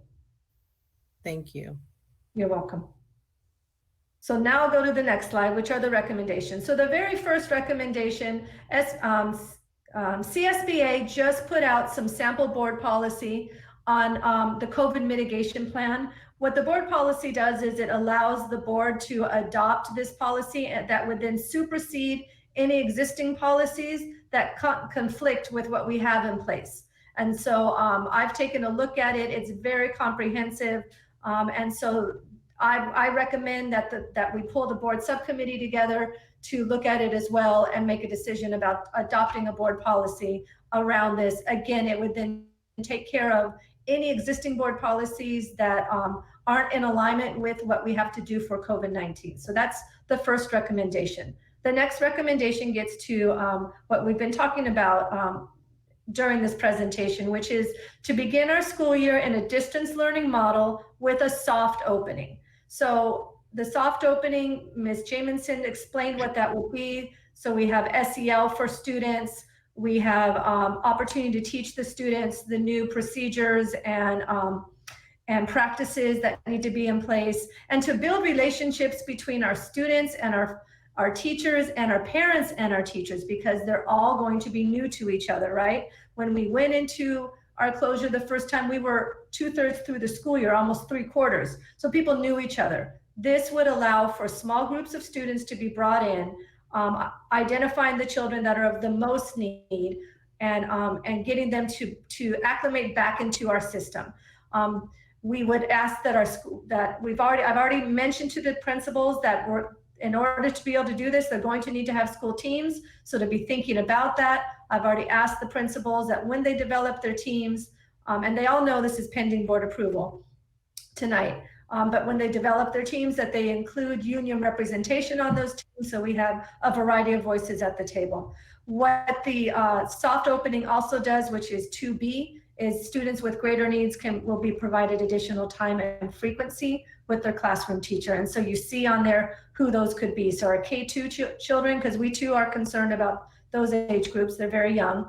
Our transition grades, so like our middle school students, if you have a 7th and 8th grade school, your 7th graders, our high school, our 9th graders. So whatever group of children that are new to that grade level or that school setting, we would want our schools to focus on them. And then of course the students that we kind of, as you mentioned, Mr. Tillman, that we lost them, that 20% or so that we're not sure how they did, to focus on finding those children and integrating them back into the system. And then of course they can start their diagnostic assessments. So the soft opening is would be during the distance learning model, so at the beginning of the school year. And this would be the intention of it, is really to rebuild the learning community. Next click. Then from there, and this date is truly just a date that is thrown out. We will have to be flexible, but we will prepare to enter into a blended learning model. Hopefully we'll be ready by September 28th. We may not be ready by September 28th. You saw the list of things that need to happen. You saw the items that need to be purchased. And so if we cannot enter into blended learning safely, where we can bring half of our students on campus by September 28th, then we don't do that. But what we would do is we would find a way, and so you saw a sample staggered week of how we can have half of our students on campus. There are some schools where, and Tom Pace alluded to this, where their size of their school and their enrollment is so big that they can't even do a staggered week. Those are schools like Cajon, Pacuma, and so we'd have to work specifically with those schools on how many of their students could be on campus and still maintain the physical distancing that is required. And during the preparation to move into a blended model, we would continue to work with IMT to monitor the number of cases in the county and coordinate with public health. And so we may not be able to enter into a blended model until even after the winter months, because we've heard that there's going to be a spike, but that would be determined with our coordination with public health. And then finally, the click.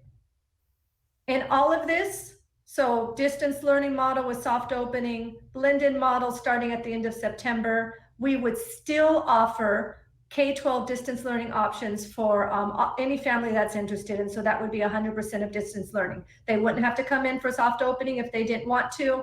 They would never have to do the blended model if they don't want to. We want to have options for our families. And that's what our data did tell us. So Madam President, can I finish the next slide? Yeah, keep going. Okay. Going. This is it. So then the click, this will be the last slide. So these are the recommendations then over the very next immediate steps. The first one, click, is to draft. So I would draft this policy, and then I would meet with the board subcommittee. So we would do that during June through August so that we can have it ready when we start bringing people back, so sometime in our August board meeting. Next click.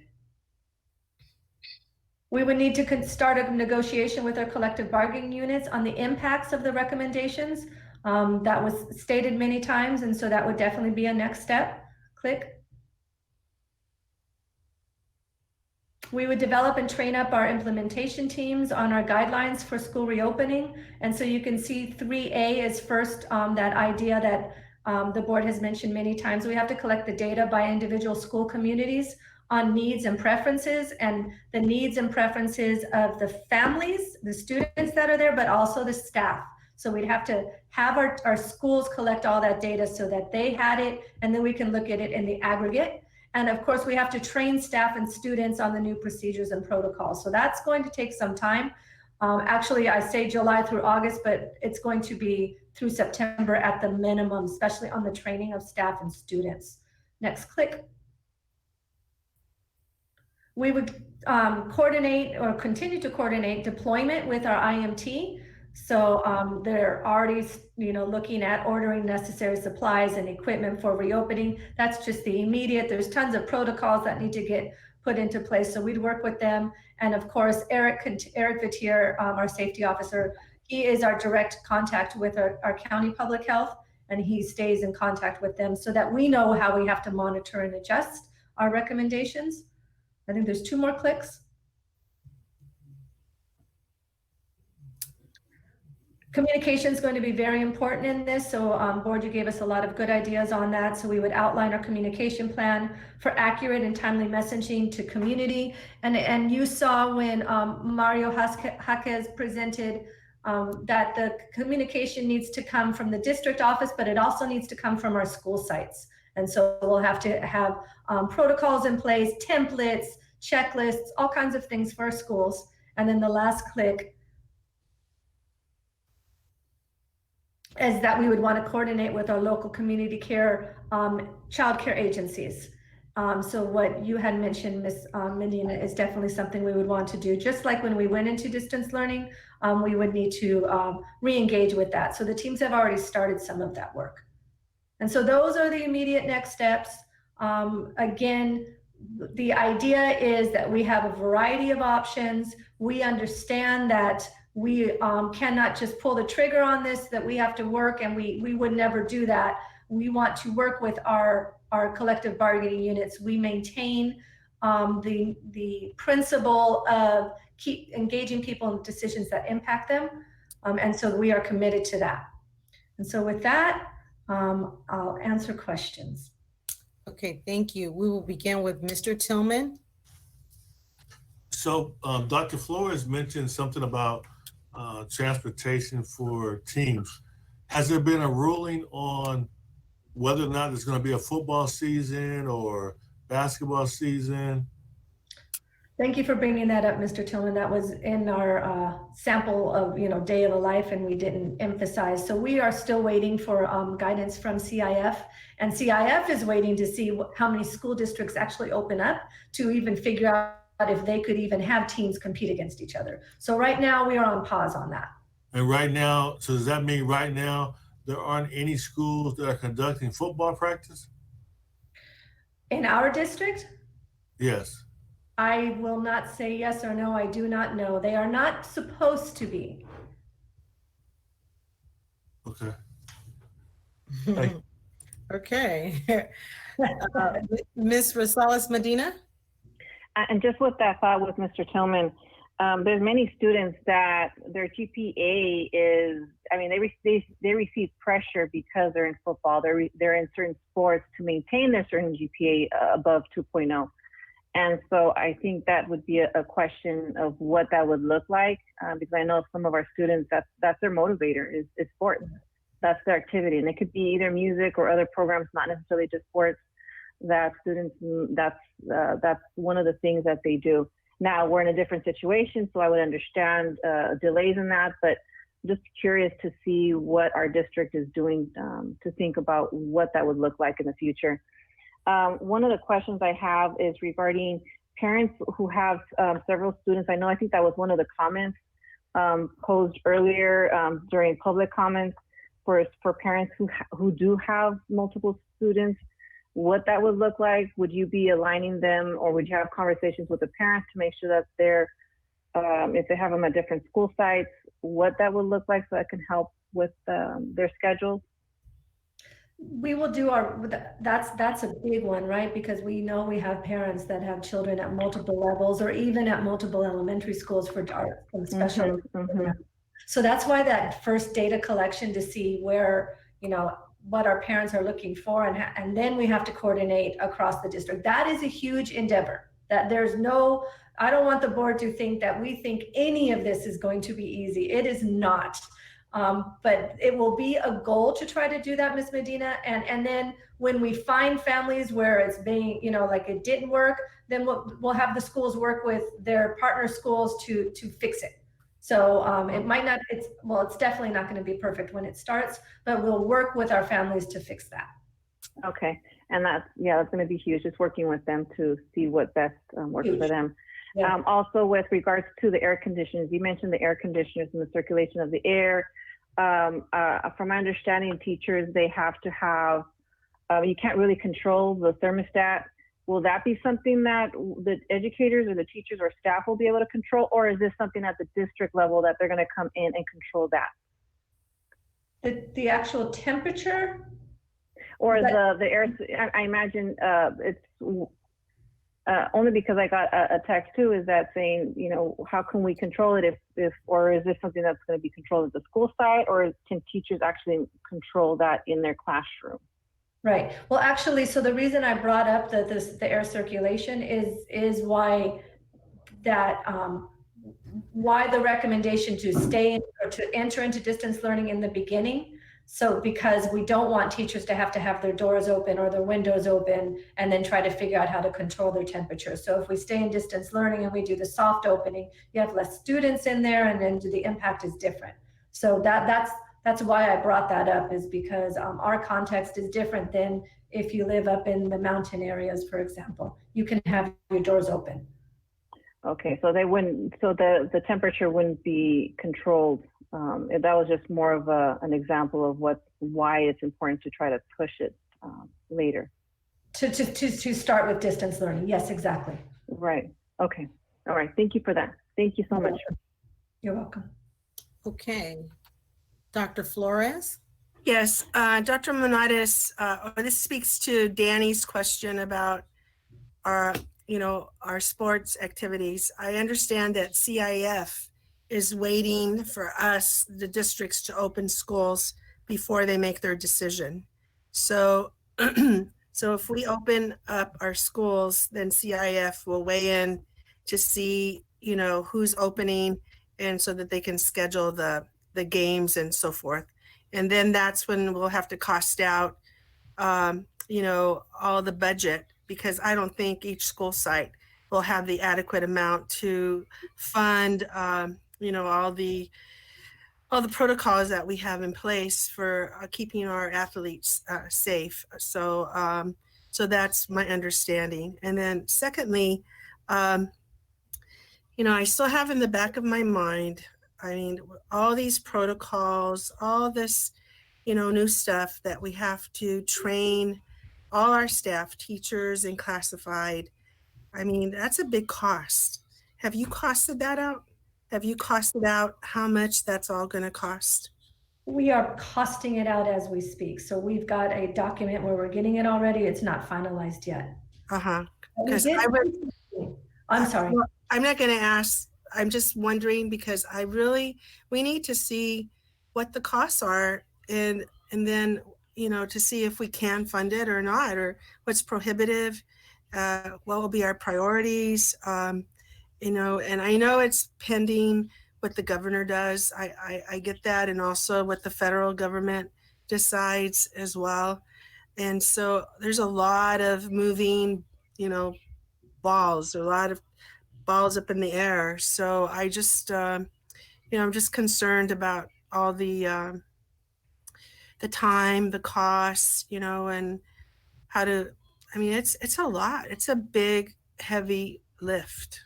It certainly is, Dr. Flores. Yeah, it really, really is. So, okay, thank you. Okay. You're welcome. Dr. Hill? Thank you, Madam President. Dr. Monaris, thank you so much, and your team again for the presentation. But I also received the text as we talked about the starting time and possibly moving the date. And it's recommended that we certainly take a look at what's already been approved, the early date, because it could interfere with AP testing. And so there are some things we need to look at if we are looking at moving the date. The other thing, I recommend that the policy committee began meeting as soon as possible, because now it seems like there are two priority items we need to work on. So that might be something addressed to Dr. Volkemer, that we need to get meetings scheduled. And then, as you talked about the next steps, I noticed you did include CAPS. Will CAPS be able to come in early in the morning, like 7 o'clock, and will they be there to 6? What would their hours be, and the nature of how they're going to provide the services we need for our parents and our students. So I And do that- know, oh, I apologize, Dr. Okay, that's okay. I was just saying, you didn't necessarily have to respond to it, but I just wanted to let you know that I was looking in the next steps, what would happen and how CAP's playing a major role in this right now because of the babysitting and parents having to work, and it's a big commitment, but you know, we have to do it because it's for our parents and for our students. Right, yes. Thank you. Thank you, Dr. Hill. Thank you, Dr. Hill. And Dr. Volkermer, you have some wrap-up comments? I do. Thank you, President Rogers. First of all, I want to thank Dr. Menarez for her leadership, and I want to thank each and every one of those team members who have been toiling across all these various forms of guidance, trying to make sense of this. As you can see, board, there are many, many pieces to this kind of complicated puzzle. I want to thank you for surviving this presentation. I know it was a lot, many, many considerations. And you did just what we had hoped you would do. You asked us compelling questions. You shared your thoughts, your ideas, stretched our thinking. And this gives us great fodder to go back and build on what we've already done, make some refinements, make some adjustments, get additional data. And we look forward to coming back to bring you the next iteration that will fit for our community. And that's the most important thing, fitting for our community. So thank you very much, team and board. Excellent. Thank you for that. And so board, again, as I said, this is a very, very intense presentation. Now we're going to look on the other side, which is the budget presentation. And these two go hand in hand. I know it's a lot, but you know, we agreed to the extra meetings and the implementation because we are on a shorter timeline the more we push back. So if there are no other questions from Ms. Rogers, I just want to thank the team as well for being here so long. So thank you, team. You absolutely close out and have a great evening. And just their professionalism and their dedication. They are really putting a lot of time in to this, and some of them are supposed to be on summer break already. So just really appreciate the commitment to our children. Thank you. Absolutely, absolutely. Great job to the entire team. A lot of work went into this, so we certainly appreciate you. So we will move back to item 7.2, which is our board workshop and update on the state budget. Great. Thank you. Thank you, President Rogers. Board, we had hoped to bring you a very solid budget plan based on an approved state budget this evening, but the state is not quite there yet. As I'm sure you have heard by now, the legislature has approved a budget plan, but they're still in negotiations with the governor. So we're going to be waiting to be able to bring you a little bit more solid a plan than we have this evening. So our focus is primarily to just give you a quick legislative update and to provide follow-up information to your requests from the last board workshops, namely around funding adjustments for our police department, a recap of our recent LCAP feedback data, and information related to our plan for device replacement and refreshment. I just want to make one comment before we get started, and that is, you know, back when all of this COVID thing started, and we were kind of getting acclimated to the crisis, we adopted a mindset that said, we're going to come out of this crisis better than we went into it. We're going to look at our systems and make them better when we come out. And this is an example, and I'm going to talk about the technology plan in particular today. This is an example, and there are and will be others that demonstrate this commitment. COVID brought to light in a big way the reality of the digital divide and the inequities that surround virtual schooling for our community. And so this plan addresses those inequalities head on and implements a system that serves students. All students will serve students better than they're being served now in a more equitable manner, both short and long term. So I'm excited about that. I know it's 10:30 at night. There's nothing, you know, we should probably be excited about, you know, this late, but I am excited about that work and how we can improve systems for kids through this crisis. So Janie and Keenan, will turn it over to you. Good evening, board. Go ahead and next slide. So Dr. Volkemer already shared the topics that we'll be sharing with you and responding to some of your requests. Some of the slides you've seen before in the information, so because it can be kind of a lengthy presentation as well, I'll move through some of the slides quickly. Just let me know if you need me to slow down. So next slide, please. As you know, our state budget has been impacted as a result of COVID. We were, as Dr. Volkemer said, we were hoping to have a final budget for you this evening, and we don't. So we know we have to have something by June 30th. And again, it's just going to be a year of uncertainties. Things can change again by mid-August. And you know, and you're well aware of all the volatility and all the things that will be going on over the next year. You've discussed all of those items during the previous presentation. What's going to be happening with our physically distant schooling, what about enrollment and ADA and all the costs related to COVID, and then, the needs to mitigate learning loss. So we know this will be that we'll have to navigate all these very, very heavy topics and actions over the next year. Next slide, please. So what we do know is that the legislature, so the Senate and the Assembly came to an agreement. The governor has 12 days to accept, reject, or modify the legislature's version of the Budget Act. It was very similar to what we knew on the Senate side. And then we have to have a balanced budget by June 30th. So for some reason, if for any reason, the governor's proposal, as it stood at the May revise comes through, we would have to take board action to identify the cuts. We think the outcome might be somewhere in between, and we will keep you posted. We're just waiting. We're thinking it might even be later this week, and we'll have that update for you next week. And we'll also, Dr. Volkemer will provide information via email. Next slide.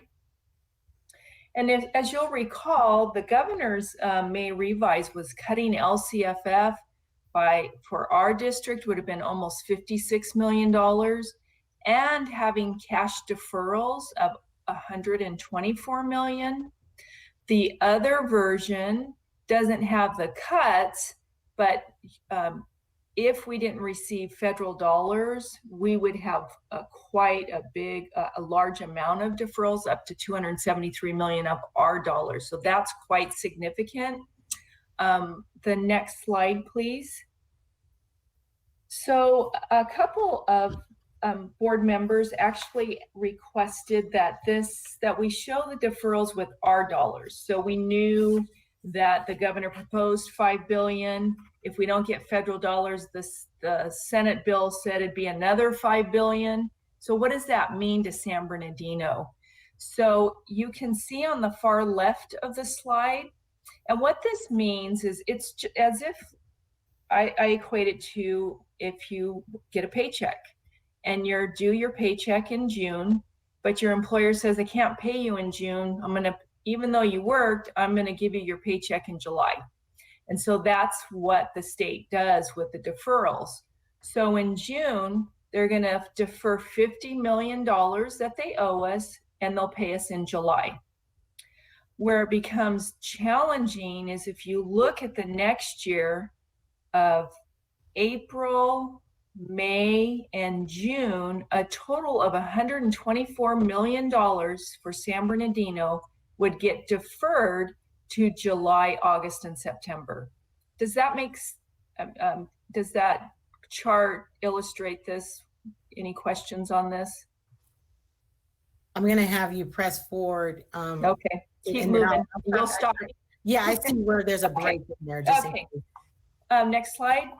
So you've seen this slide before. This was the governor's budget, all the negative impacts to our budget, and some of the things locally that were happening, such as increase in some liability insurance and such, with an over $96 million impact. The next slide. And then, we took a lot of actions because we needed to be prepared. You've seen this slide of all the things we're doing, and we're going to be very cautious as we move through this next year. Next slide. And then this slide, we walk through line by line. The items that are in blue have changed, but I'm going to go through this quickly. So the coronavirus aid relief, we're going to use $24 million to help our bottom line. And the balance is going to the private schools within the city limits and the district limits. Also, we've had savings from early closure, line 3. Line 4, we had some other estimated carryover that's already built into our multi-year. Line 5 is there's a specific governor's emergency education relief fund, and that's specifically for our special needs students and distance learning. So $4.5 million will go towards the contribution for special education because the costs go up, but $6.9 million will be reserved for distant learning. And then the coronavirus, there's still deliberation at the state level on districts with high unduplicated counts getting more money. So we're budgeting about $20 million, and Dr. Mitchell's gonna share with you what that looks like later on with our device replenishment plan. And we could have more dollars coming. Our PERS and STIRS rate, as those increases happened in these other areas, some of our PERS and STIRS savings is a little less than we thought. And then our routine repair maintenance and our reserve requirements go up as our expenditures go up. It's just a matter of the calculation. So the reduction in department and site budgets has been $8.1 million. LCAP was reduced to stay within its budget. If we have to, we're going to have to look at some of the aligning our magnet programs with capping system. And then you can see the challenge we have on the other side with how we're going to get kids to school during this distant learning. And then just some other modifications that gets us to where we'd still need to make a cut of about $31.5 million under the governor's proposal. Next slide. I'm just going to point to line 11. And under the governor's proposal, if we didn't make any further cuts than what we just walked through, you could see how quick we would just be negative. And we cannot turn a budget in like this, right? And so we don't think the outcome will be the governor's proposal, but we just don't know yet. And we know this year is going to be very challenging. So just to be mindful of that, the next slide is under the Senate's proposal. David, could you click once? So we would see that we would be fine next year. As you go to line 11, you don't see a negative number there. What we are hearing is from the deliberations that are going on is we might not get a COLA, we might get flat funding. So that would reduce the reserve for deficit spending by 10 million. And that reserve, we just know with reopening of schools after everything you heard tonight, we're going to have a lot of increased expenditures. So it buys us a little time, all these one-time dollars, to help us, get through the next several months and do some deep planning through the budget subcommittees. But then by 21, 22, we would have some cuts we'd have to make. Next slide. You can go ahead and move through that, David. Thank you. Next slide. Here's the one-time funding that we're receiving: CARES, coronavirus relief, GEAR, $55 million, and how the dollars will be allocated. So coronavirus, you can see that. I don't have to read them all to you, but you will be allocating for device replenishment and refresh plan for physically distanced schooling, some academic support for our special needs students, our budget deficit, and we'll have some money set aside for expenditures we're not sure about yet. Next slide. Okay, so we could take a pause right here. Board, I don't see any comments in there. So if not, I know the next one's shifting. I don't see any. Okay, go ahead. I'm going to turn it over to Dr. Mitchell. Thank you very much. Thank you, Janie, and good evening, board. The board, last time we met, the board asked that we share some data around the stakeholder feedback from our June 10th meeting, where we largely focused on our LCAP budget. Additionally, we, as a cabinet, committed to bringing back to the board how we've decided to break school police budgeting down and from general, moving from some portions from supplemental concentration to the general fund. I'll be sharing that. And then after that, I'll be sharing the district's plan to replenish and refresh devices going forward. Next slide, please. So we developed a survey that was for staff, parents, and community members to solicit input on programs and services in support of our 3 LCAP goals.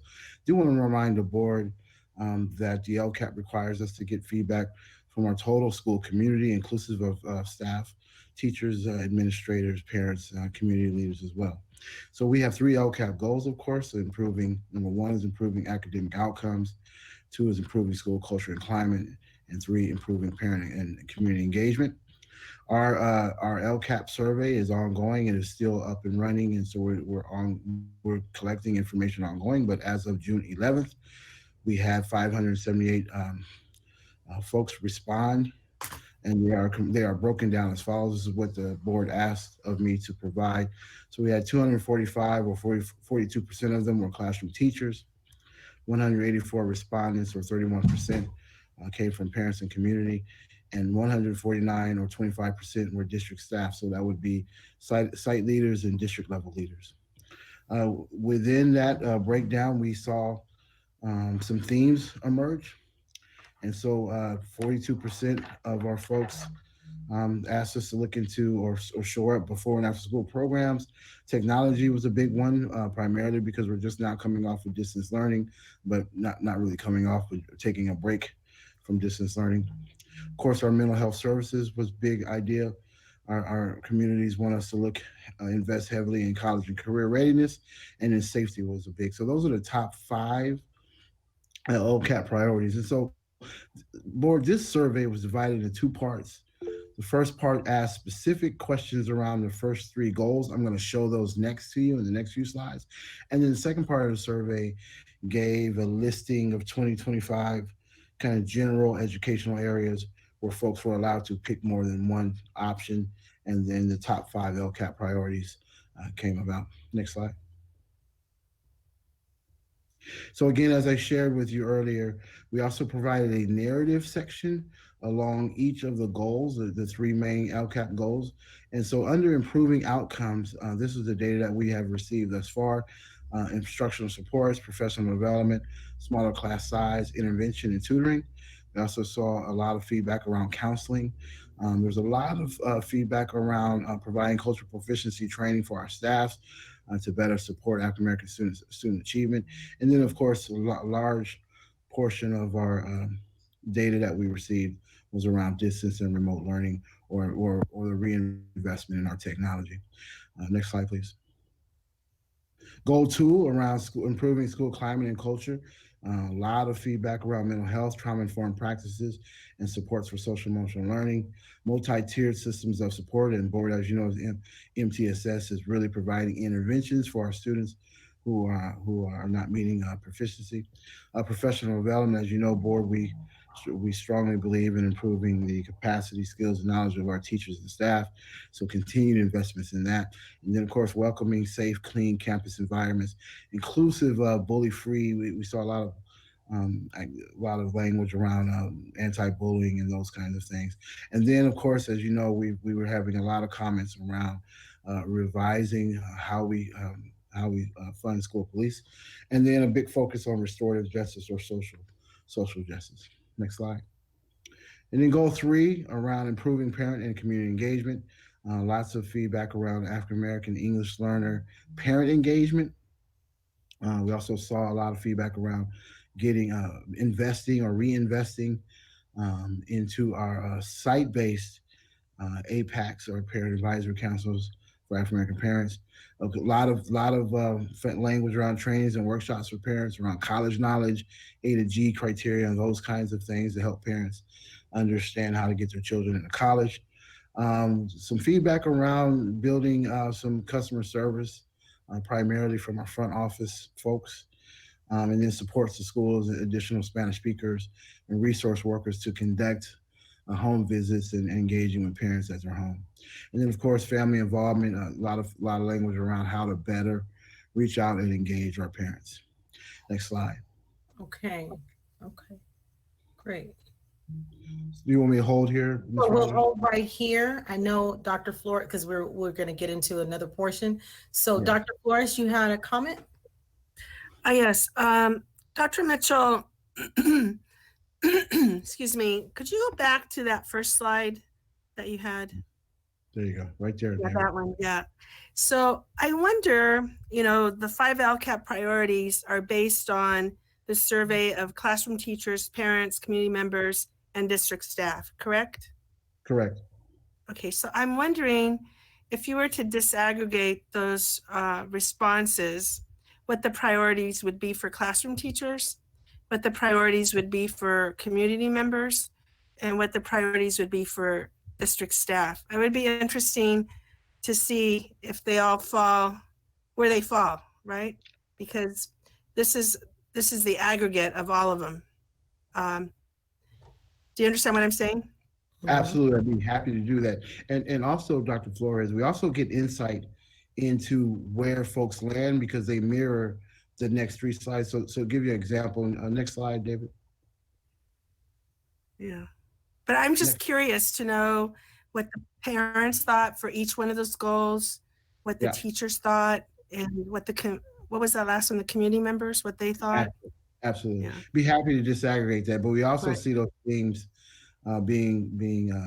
emerging in when we're asking folks to give us feedback around our goals. And so you can see here that it's probably mostly teachers that are saying instructional supports, PD, smaller classrooms. We also see from parents that they lean toward counseling and distance remote. Like if you look at Yeah, I'm slide. curious what parents. I'm curious what parents. Right, I'm curious what parents think. I'm Yeah, curious absolutely. about what parents think about goal 1 and goal 2 and goal 3. Yeah, We will disaggregate that. I would just like to know. Thank you. Okay, Go thanks. Mhm. Okay, you can go back, Dr. Mitchell. I don't think there's any other comments to your support. Right. There you go. Good. So thank you, board.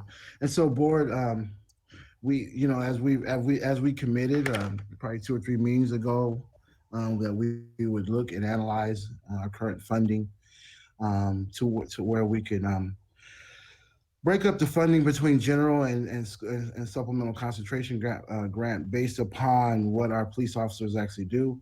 And you heard from our our school police officers president earlier, who alluded to some of the things that our officers do. Just wanted to recap that here, that our parents can go to our police department to get registered for volunteering. It's been a big part of our youth court, which has been instrumental in slashing expulsions in our district, giving alternative ways for kids to restore the hurts they may have caused with negative incidents on campus. Crime intervention technology, I get to use this word, force multiplier, making sure that our campuses are safe using the technology that's available to us. Adopt a School, our officers are very present on our campuses for events and school events and making relationships with teachers and students. Gang reduction intervention program, you all are very aware of that and the need for that in our city. Our officers are really a big part also too of acknowledging the positive behaviors that they observe or that our staffs observe, and so those officers will go to campuses and give gift cards and all kinds of other goodies for kids who are doing things well. And then a big part, Mr. Gallo alluded to, that we have a healthy investment in our kids wanting to go into law enforcement and military service, and we believe that's absolutely a viable pathway, an important pathway that we want to support from a civic perspective. And so the next slide will give you a breakdown of how we've decided to move those dollars around. And so, board, if you can give me a minute to explain what you're seeing here. So the board has asked for an analysis of how we are currently spending the dollars. So if you look at the yellow columns, this is how we spent, this is how we funded the police department for 2019-20, or the current year that we're in. If you look over at the object codes, the 2000s, we stand for classified staff.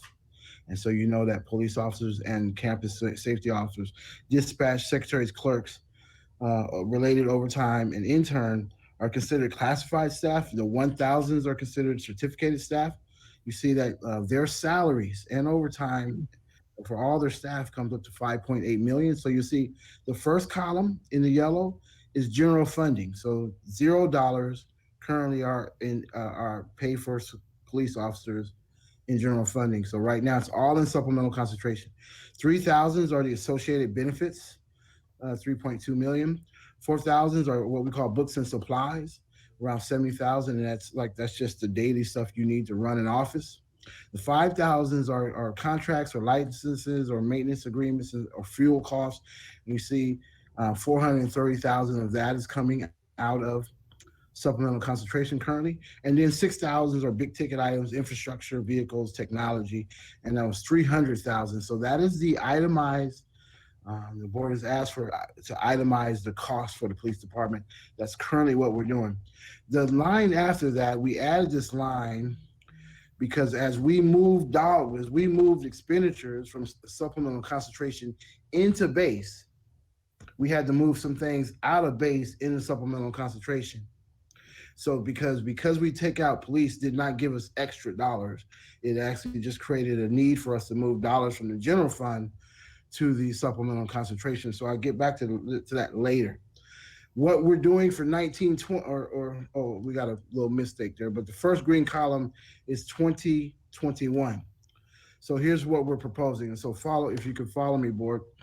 If you look at the 2000s, in 1920, we had $0 coming out of general funding for 2021, and I'm sorry for the wrong heading on that, but the first green column, we're moving 5 million of those costs into general fund, and we're keeping 816,000 of those costs for supplemental concentration. We came up with that formula because we were going to take 15% of the total personnel costs for our police officers and our CSOs and keep them in supplemental concentration. The reason that we're doing that is because we believe that 15% of their work are in support of the previous slide, all the programs and services that our police department is handling for us.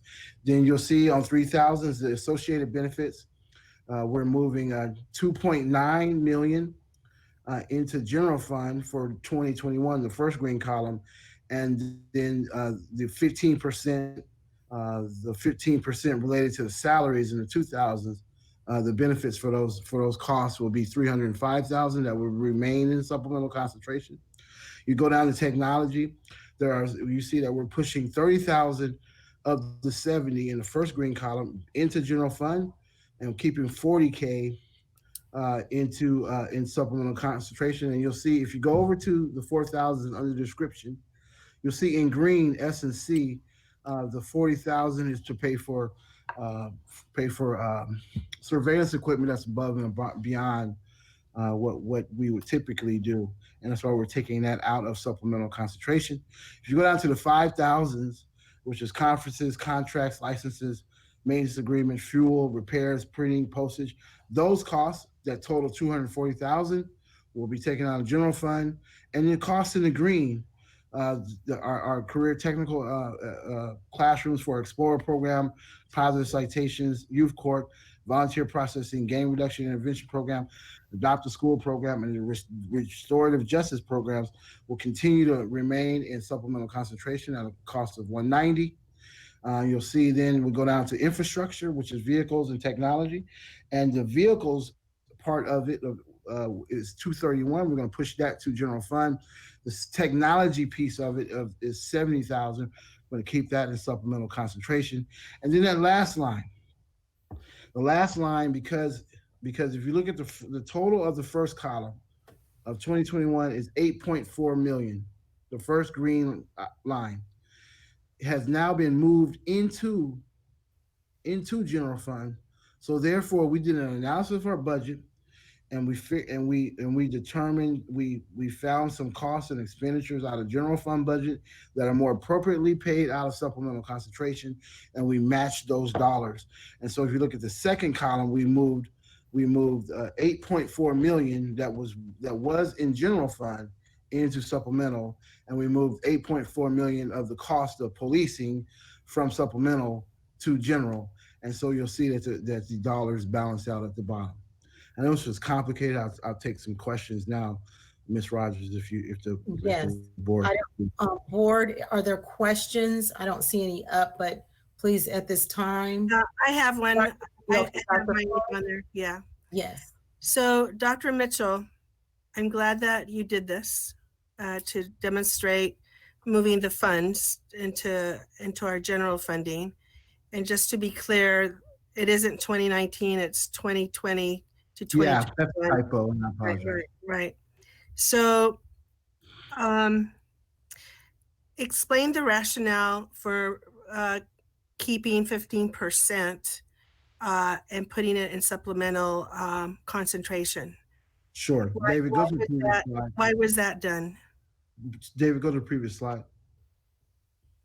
Because we're saying that 15% of an officer's time and our CSO's time is spent leading these and facilitating these programs in our district, which we think are unique here. That our officers are actively involved in not only the safety of our students but the well-being of our students, and that they're actively involved in one of our major career pathways, which is police. That's good. I just wanted you to explain that Yep. to the public. Absolutely. So we came up with 85-15.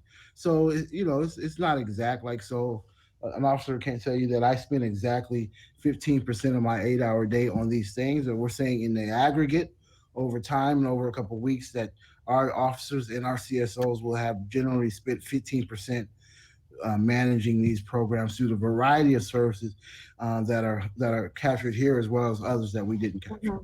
Go back So to my only question is, how does crime intervention technology fit into this category? Because I think we as a district should be providing all of that technology and crime prevention for our schools. I mean, it should be coming out of our general fund, not from the school site funds, but we should be supporting, the safety and protection of our schools from our general fund. Thank you for that. I have that as a note. And so certainly this is flexible, Dr. Flores, and we can, if the board feels like that's problematic, we certainly can move it back in general and then find some general to move to replace that cost. Because David, show the budget slide, please. Next slide. So you see that cost is about $40K. So we certainly can move that back into general. So if you look at the fourth column, the last green column in the 4,000s is $40K.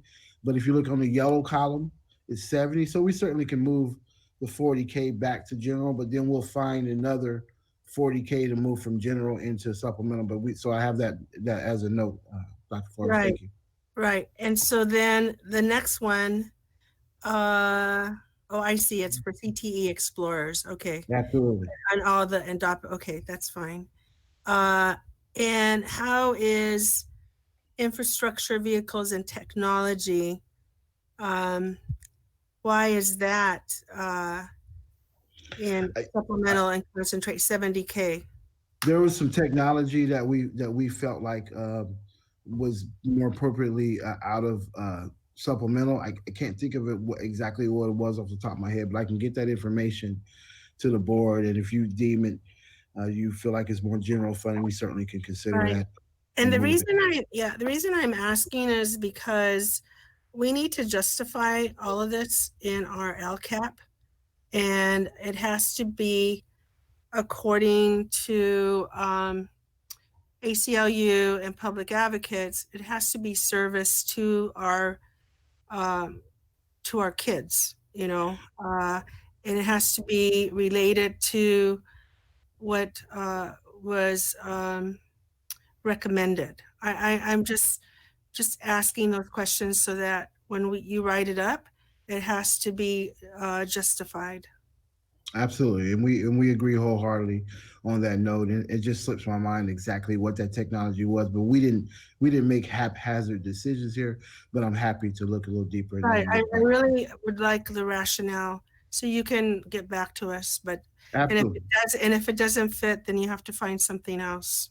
Absolutely. So that's $40K plus the $70K 110 potentially that we move back into the general fund, and we'd identify 100 plus to move from general fund to supplemental concentration to replace those costs. Any other And questions? why do you have 9.8 million at the bottom? What's that? Because oh wow, is that another typo? Yeah, no. Oh no, because if you go down after you see the record, so look down at the bottom line before the totals. We moved rec aides, CTE teachers, accelerated kinder teachers, and transitional kinder teachers from the general fund. You see the first yellow column? Oh, okay. The supplemental. Oh, I see. Okay, because they do direct instruction for our kids. Okay, I got it. Okay, I didn't follow that part. Okay, thank you. All right, that's it. Okay. Thank you. Ms. Rosales Medina? Yes, thank you for doing that as well. I do have a couple of questions with regards to, do we have another that's under the LCFF that pulls 15% of salaries from I guess the general fund to the LCFF funding, the supplemental and concentration area? Is there another group? Yeah, we similar to what you're doing with this? We split fund a variety of staff across all kinds of accounts, Ms. Bonilla. I mean, and it's generally 85-15 split. So we split fund ELL teachers, we split fund a variety of staff across the district, in some of our positions may even have 3 or 4 different funding sources. Okay, so then that's what I just want to make sure that go ahead. Yeah, the point I'm making is this is standard practice in school finance, that we split fund a lot of staff using a variety of funding sources based upon their job descriptions and duties and the services and programs that they're providing. Okay, and what would be that example? Would it be like, for instance, AVID? I'm wondering what that looks like. What would be that example? Let's say that you got let me think of one. Let's say that you got okay, a couple years ago, we used to have what we called was a instructional vice principal. And so we knew that the majority of the vice principal's job was related to base program stuff like suspensions and student supervision. But then we also knew that we wanted them to be providing more professional development to teachers. And so we split funded them with, like, say, Title I, so that they could provide, because Title I allows us to pay staff to provide supports to teachers in terms of professional development. And so that's an example of an area where we have split funded a teacher or an administrator. Okay. So standard. Go ahead. No, I'm sorry, go ahead. saying, yeah, this is standard practice to split fund staff according to their jobs and services that they're providing. Okay, and so for me, when you look at, for instance, the 5 3X's, it doesn't really disaggregate it. It doesn't have it line item. Okay, so how much is the CET Explorer program? How much is the positive citations, youth court, and so forth? I would honestly like to see each one by its own funding model, so I can see how much is being spent in each of those categories. And then when you look tonight, that would be great. Perfect. Yeah, that would be helpful. As well as when you look at so for me, when I see technology, crime intervention, same as what Dr. Flores mentioned, it doesn't bring any relevancy to the supplemental concentration area. What would that, and I know you mentioned it just briefly, because it doesn't make any sense to have it there unless I'm wrong in the way you're explaining it. And as well as when you look at the infrastructure technology in the vehicles, I know maybe the vehicles are being used, but what is the 70,000, or even if you look at the whole amount, 301,000, what does that entail? Is that through repairs? What is that? Yeah, so Abigail, in the sense of a board presentation, so we centered it around California School Finance uses object codes, so 1000s are base salaries, certificate salaries, 2000s are classified salaries. So, but certainly we have all of this financial data that we can provide for you on any expenditure in our district. I'm happy to send it to you, and I'm also happy to walk you through it if you'd like me to. Okay. It's not. Yeah, that would be helpful. That's just so that way I can look at these and just to really give it a depth, because like for instance, just like I said, the conferences, contracts, licenses, maintenance agreements, fuel repairs, printing, postage would be in the first aisle, but then the green area. So I just want to see if that's relevant, as well as, well, the other two areas that doesn't seem relevant is of course the crime intervention technology in the supplemental and the infrastructure for vehicles and technology. But yeah, that would be helpful for me. I would appreciate that. Thank you. Yeah, happy to do that. Thank you. Dr. Flores, you had something else you wanted to add? Oh, yes. Yes, just to piggyback on what Ms. Medina was saying, Dr. Mitchell, I think not only disaggregating the money that goes into these programs, but also, what kids are we serving? How many, and what's the quality of service, and what, like we always talk about evaluation, what are our kids getting out of it? I know the positive citations have been great, but why, the rationale, how many kids, what's the effects of that? Our youth court, et cetera. That report would take me much more time and probably would involve student services. Right. And so I'm happy to provide a budget breakdown, but if you want a program effectiveness. I'm thinking, I don't want it like tomorrow, but I think we need to have that. I think we need to know that to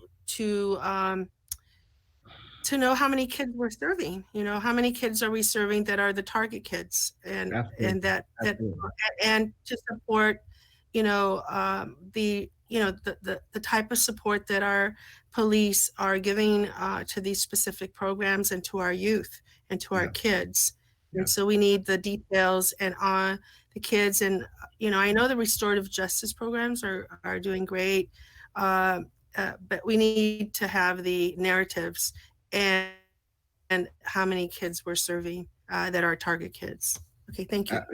Thank you, Madam President. Thank you. Thank you all for your comments. I will add, Dr. Mitchell, and again, thank you for the presentation, because I know there was some additional things captured from Wednesday. And then I also weighed in to say, can we just get it a little bit more fine-tuned, where it's more transparent? And to Abigail's question, I know you responded you would give it to her in a board, correspondent. However, I don't know when. Is there another LCAP meeting coming up? Because I can't remember. I can make sure you have that by the 23rd, board. Yes, because if we're having another public, some type of forum, that same information that we know, it's important for the community to know, because the question has been raised very clear that we need to be able to see this. And then just as the two board members said, there's something that maybe we can reallocate it because it makes more sense for it to be here, or you will come back and tell us why it aligns with whatever, and then we can make a better decision. But I don't want us to just be privy, especially to this. Got it. Okay. So how about I get you a BC by Friday, and then we post that information on our LCAP. Somewhere on the website, wherever we're going to put it, or make sure it shows up in our next meeting for our community to be able to look at it further. Okay. Got it. No problem. Great. So I know, Dr. Mitchell, I saw device replenish. Are you still? Where are you? I'm still up. Okay. I'm still up. Okay. All right. I'll get on the right flight. Go ahead. You can move forward. Thank you. Okay. Thank you.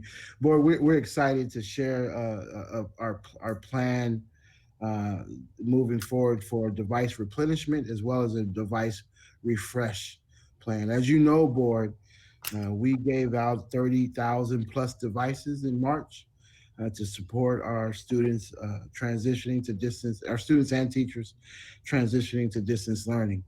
Since the crisis illuminated some weaknesses in our system, one of the biggest things that it illuminated, and first of all, let me say this. We were in a great position to be able to hand out 30 devices without ordering one device because of the board's vision around providing devices for our students. And we've had an ongoing LCAP line item to purchase Chromebooks at the assistance of the board in general, but Danny in particular. So we want to give our appreciation to the board for that, because we were able to pass out 30,000 plus devices without having to order a single device in support of our transition to distance learning. And so the board's vision on that really saved our bacon as this crisis came upon us. But the other thing that happened was that this crisis also exposed some chinks in our system. And we find that there were huge inequities across our schools as it relates to accesses to technology devices. And so we found that some of our schools had as many as 2 or 3 devices to each student, and some of our schools had maybe a half a device to each student. And so that required some of our schools to pass out additional schools to support additional devices to support other schools. And so we found some inequities in how we were providing access to devices. And so one of the things that we had to do, next slide, David. So we came upon this with 2 objectives. Number one, the board's direction to make sure that we can replenish or replace the 30,000 plus devices that we gave out. And so our first objective is a replenish plan, meaning replace the devices to make schools whole when students eventually return to school for the 2021 year. And then the second was take this opportunity to create a refresh plan where the district would take the ownership for ordering devices for schools and monitoring the quality of those devices and putting schools on a cyclic cycle of device refreshment for both students and staff, and then take that burden away from principals. And so what we've been able to create is almost a base program in terms of technology that the district would support as opposed to schools. And so what that would give us is this, and what we're proposing is that all middle and high school students will have access to a take-home device, as well as access to a device in each classroom. And letter B, all elementary kids or classrooms will be equipped with a cart of devices, enabling access to a device at school with a 1-to-1 device to student ratio. And so we'll get into the details right now. Next slide. So this is the replenish plan. This is how we plan on replacing the 30,000 plus devices that we gave out in support of distance learning. And so we propose in the next few weeks to order 30,000 devices at a cost of $20 million. We plan on using 15.5 of that from the Coronavirus Relief Fund, which are one-time dollars, 4.5 of that coming from our current dollars, 3.5 of that is LCAP, and 1 million of that is coming from our IT department. We would also purchase a district inventory system, which showed us another kind of kink in our armor, that we needed a better platform to make sure that we're able to monitor the life of a device. And so let's say kid is at one elementary school and has a device and then moves in another part of the city and then attends another elementary school. We want to be able to not only track the device better, easier, but we also want to track the funding source of that device when we have to replace. And then our sites would continue to determine what platform they'll use. And so we're not going to be too controlling on this, where sites will still have the autonomy from the principals and staff there to determine whether a PC-based or Apple-based platform or Chromebook versus iPad. We would prioritize, again, as we did in the distance learning device distribution, that we would prioritize students without devices. That includes our homeless students, and that includes we would make sure that we would identify our most vulnerable students. One of the other things that we found is that 45% of all of the devices that we distributed were 5 years old. And so there will be no impact to site budgets, except for sites will still be responsible for purchasing the cart. And so that's what we plan to do right away, for the start of school. Next slide. Now the refresh plan will start in 21-22, where we would buy 10,000 devices every year at a cost of $10 million. We would take a little bit of the site-based budgets, take that burden on, and make that a centralized process where we would purchase devices at $10 million a year, or 10,000 a year, and then we would prioritize students without devices, and we put schools on a 5-year cyclic cycle for refresh by cluster. And then that way sites would no longer be responsible for device replacement. That's inclusive of students and staff. Board, we have vetted this plan with our district technology plan. We vetted it with all of our site leaders yesterday, or it might have been the day before. I can't, my days are running together. And then we've vetted it with several principals in the district. Folks are pretty supportive of the program. One of the major pushbacks was that we originally planned on providing devices to our earliest students, our pre-K, TK, and grade 1 kids at one cart for 2 classrooms. And so when we had some questions and some feedback from our teams, we've changed that model to support 1 cart per class every single elementary classroom. And so be happy to take questions. Okay, Dr. Flores. Dr. Mitchell, where are we finding all this money? Are we taking it away from our school sites? No. So, well, for a previous slide, David. So if you look at for the initial replenish plan, we're going to use 15 million of the 20 million that we're getting for the coronavirus relief fund that was shared in an earlier slide. We've also reserved. We potentially plan to use 5 million of that or more to support our distance learning that Dr. Menard just went through. So in the year after that, next slide.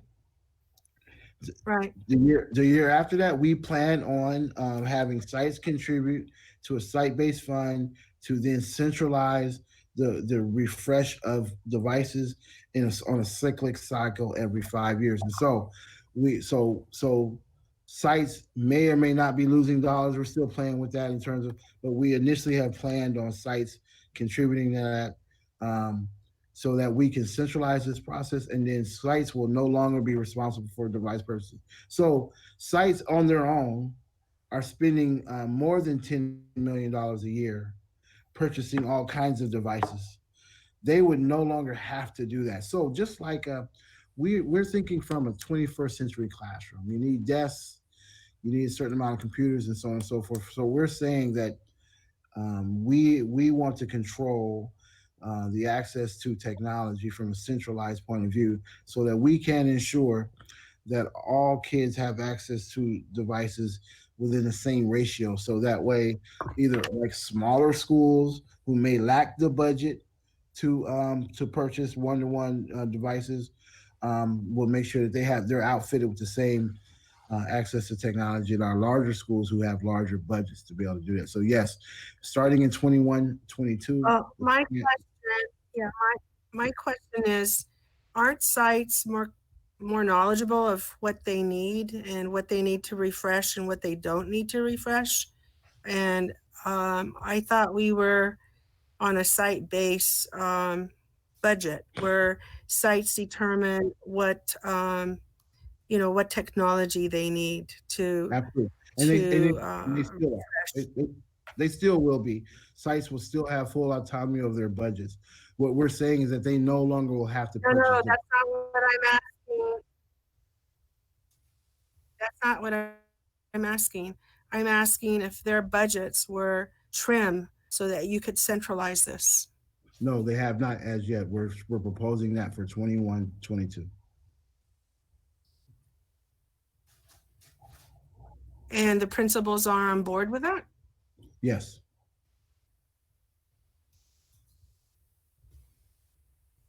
Really?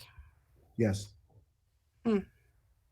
Well, I would think that they would know what is needed at They their will still, sites and that they would we're not gonna, control their budgets. yeah, we're not gonna choose the device for them. The devices are still based upon the site needs and are determined by the sites. We're just centralizing the refresh of devices. And so the sites will still choose what platform they're using, what devices they want to use, but we will take on the purchasing and refresh as well as repair of those devices and take that off the hands of our principals, and so that they can focus on improving instruction.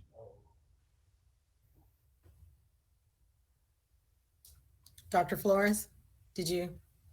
Okay, so if I were to ask a principal, they would tell me exactly what you would. Can you hear me? Yeah. So Hello? I would Yes. say that when we surveyed, Can you hear me? I can hear Yes. you. We can hear you. Okay. I would say that when we surveyed all of our principals, 82% of them say they are in favor of the Okay, plan. thank you. I won't say that 100% of them were. Okay, Dr. Flores? Okay, well, I'm just questioning. Yeah, I understand. Okay, thank you. I'm done. I'm Thank done. you. Okay. Dr. Hill? And you might be on mute.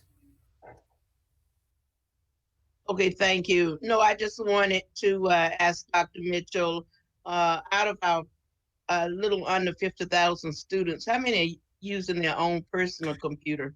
Because I'm assuming there are quite a number who will not ask us for an instrument. Yeah, I couldn't tell you that, Dr. Hill, but that's certainly a good question. And so certainly we're not going to force a kid to take a laptop home if they feel like they have an adequate technology at home. Okay, but every student is offered one, and they have to. Absolutely. We want to make our devices as available as our textbooks are. Okay, and that's a good thing. Thank you. All right, thank you, Dr. Mitchell. Is your next slide budget? Does it come up? Next slide, I think it's we turn over to Dr. Perez. Yes. Madam President, I'm so sorry. Madam President. Yes, I can hear you.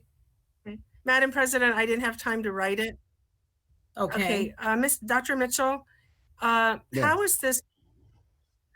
is this process vetted? We had first of all, we started with How did it become centralized? How was it vetted? So first of all, we started with our IMT to get a sense for what devices were distributed. We had them cost that out. We found that if we replaced all the devices that we gave out, it would cost us close to $26 million. And so then we gave that information over to our collective committee that included our purchasing office, our IT department under Mike 2, and then our AET department under Barbara Richardson, now under Michelle Cleveland. They crafted a proposal that you're seeing here. So this was co-crafted by IT and AET. Then they went to our district technology committee and got their feedback and input. And then they made those revisions. They sent that over to cabinet. We gave our feedback. And then lastly, when we met with our site leaders meeting, we ran through the whole plan. And then we gave them a survey of which they completed. And that's why I'm able to tell you that they were highly supportive of the plan.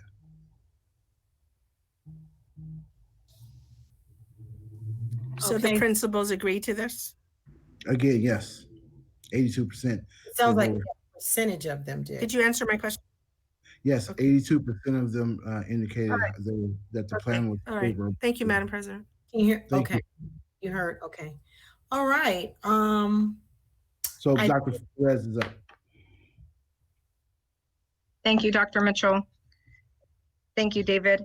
So good evening, board. So we wanted to kind of round things out with a little bit of conversation around the budget committees. I know that I shared information with you for the past several board meetings around what budget committees will be pulled together. So I wanted to circle back and just identify what our purpose is in pulling these groups together. You know, our end goal is really to look at streamlining and creating more efficient systems, which would also reduce our deficit spending. You've heard some of those examples of some of those actually in some of what Dr. Mitchell was sharing with the technology refreshment. So that's just one example of how, you know, we will be deploying actions and identifying actions that could result in streamlined and more efficient systems.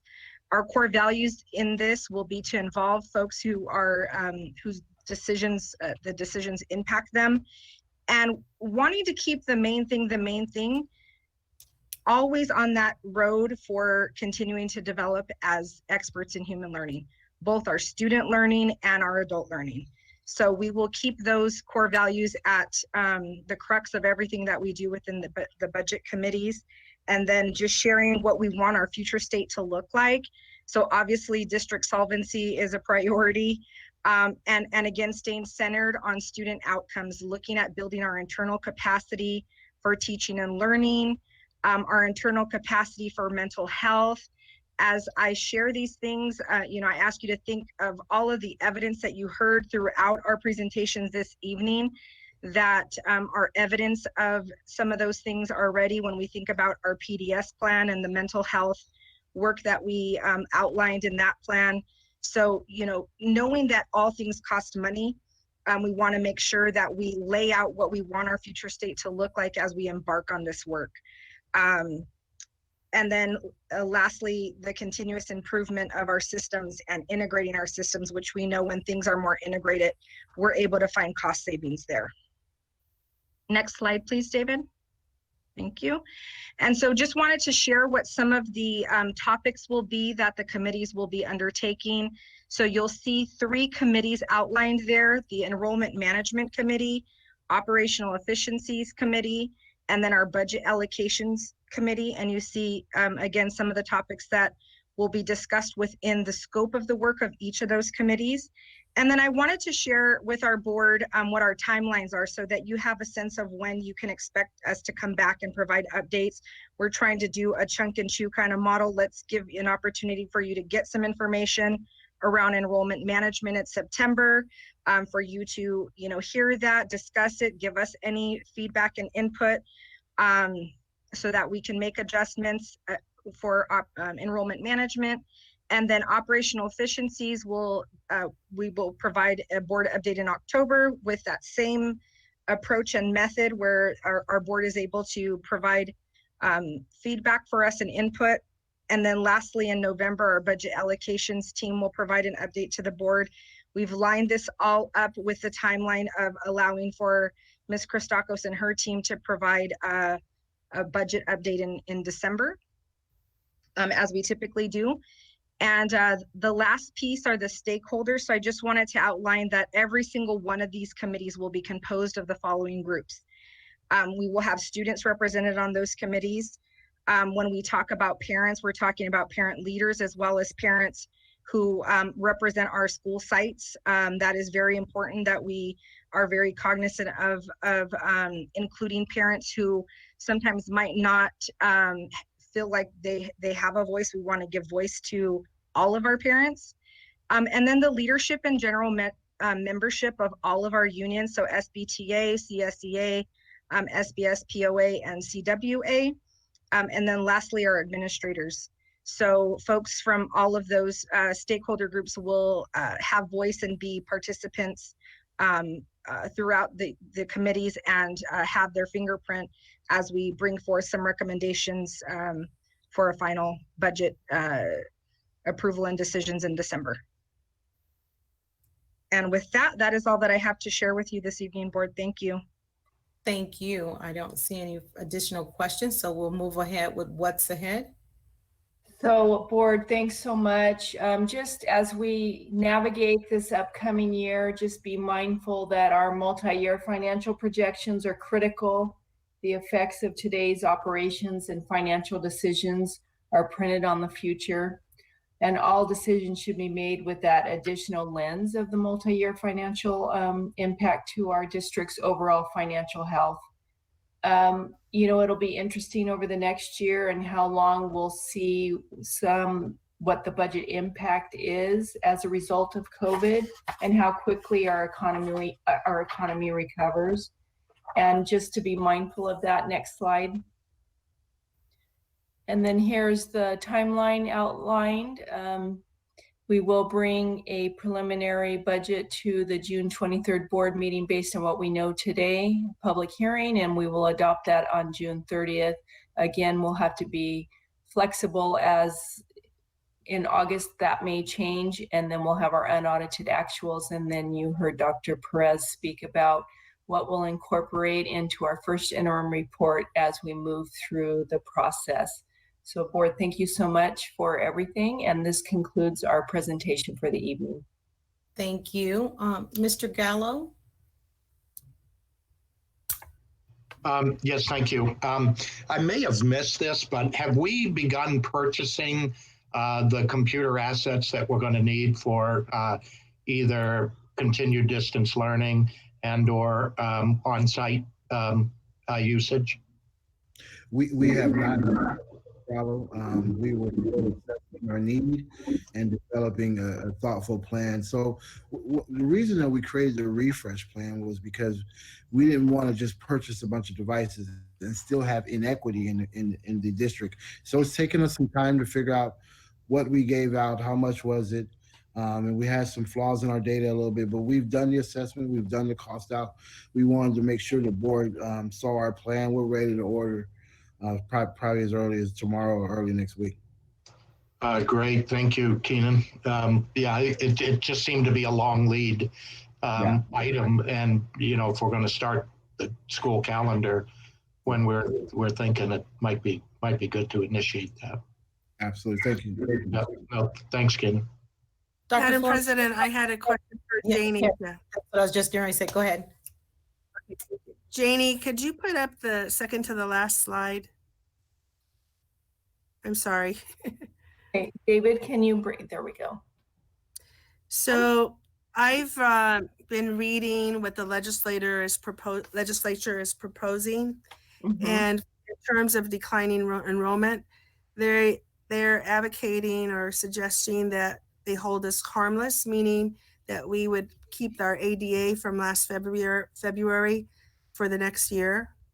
And also in terms of PERS and STIRS, they're going to provide for our district would be, I think, 7.3 million. Is that correct, Jeannie? Yeah, so these are all just costs that continue to go up. We're hoping for that hold harmless that you spoke about, right. But we have been a declining enrollment district. And so we currently get the prior year guarantee. Of course, this year is very unique, as you know. And so as we move forward through the projection period, we do project to continue to decline in enrollment. So we hope for that hold harmless for this next year, but it's still, as part of our multi-year, is a consideration that reduces our revenues. Right, and the PERS STIRS will be for next year, and we're also going to get a 2.31 COLA. That would now that's under deliberation. We're hearing that we might get flat funding, but under the legislature's proposal, they propose we get the COLA as you stated. So right. We'll know. We don't have the final yet. Right, and then also I saw that there's special ed. I know that our special ed costs go up, but I also saw monies from the state legislature to, augment that deficit, that we have, right? In terms of special ed increases that we need to fulfill. So we'll keep our fingers crossed, right? Yes, absolutely. The governor accepts the legislature's proposal. So that's all I wanted to state. Thank you very much. Thank you. Thank you. All right, thank you all for a great presentation and update on our budget. We're going to shift back to our agenda. 8.1, voter education discussion. I know that Dr. Flores had made mention of this item and followed up. Ms. Rosales Medina, I believe, had some more updated information. I think it's a couple of years ago. I remember speaking to it was State Secretary Alex Padilla about this, and then we took some initiatives and we did a resolution, updated our website for education and honored the weeks. So it's my understanding there's some updated information, Dr. Flores and Ms. Rosales Medina, that you would like to present to discuss tonight. Well, I should have prepared more, Madam President, but Okay. what ICUC students proposed that they were able to go into classrooms, and also maybe our civics teachers can also register our students and also provide information for registration so that it's more active than just, one time, right? So they get more information about why it's important to vote. And so we would have to get their proposals. They were going to follow up with me. I haven't gotten it yet, of proposed policy. So I will follow up and I'll keep you posted regarding that, so that they had policy from a couple other districts. Okay. So I will get that from them and share that with you, and then we can agendize it so that we can, and then take it to our policy committee. That would be my recommendation as well. Mr. Sure. Okay. Was there more? Yeah, so the sample resolution that they sent me was from Oxnard Union High School District. And what it is trying to look at, as what Dr. Flores mentioned, each principal has a designee. It could be a student. Of course, it would be volunteer basis in trying to recruit and enroll, register those that are able to vote, to register early. But one of the things that I was looking at even further is asking our school district to ask that each of our high schools are polling locations, if that's even possible, or as many high schools be polling locations, which would offer both opportunities for our students to be able to vote on campus, but as well as those that are coming off maybe elementary schools, parents, and so forth, heading out to see the value of voting. Let's just say that in case we do not are able to get all of our high schools to be polling locations, which would be ideal, is ensuring that students who go out and vote at their polling locations are able to receive excused absences or even transportation for them to go to these sites as well. But ideally, it would be great if each of our high schools was a polling location, because it would just open up opportunities for our students on campus. I mean, one of the ideal things that would be so helpful is having election day, one of those days where we had our school off. I don't know if that's even close to being a possibility, but I know that would be ideal. And this would be also, of course, at the state level, and looking at that even in future calendars for the calendar committee to look at that in future years, of ensuring maybe just that one day as an off day for people to vote. But yes, definitely what Dr. Flores mentioned, having this presented to the board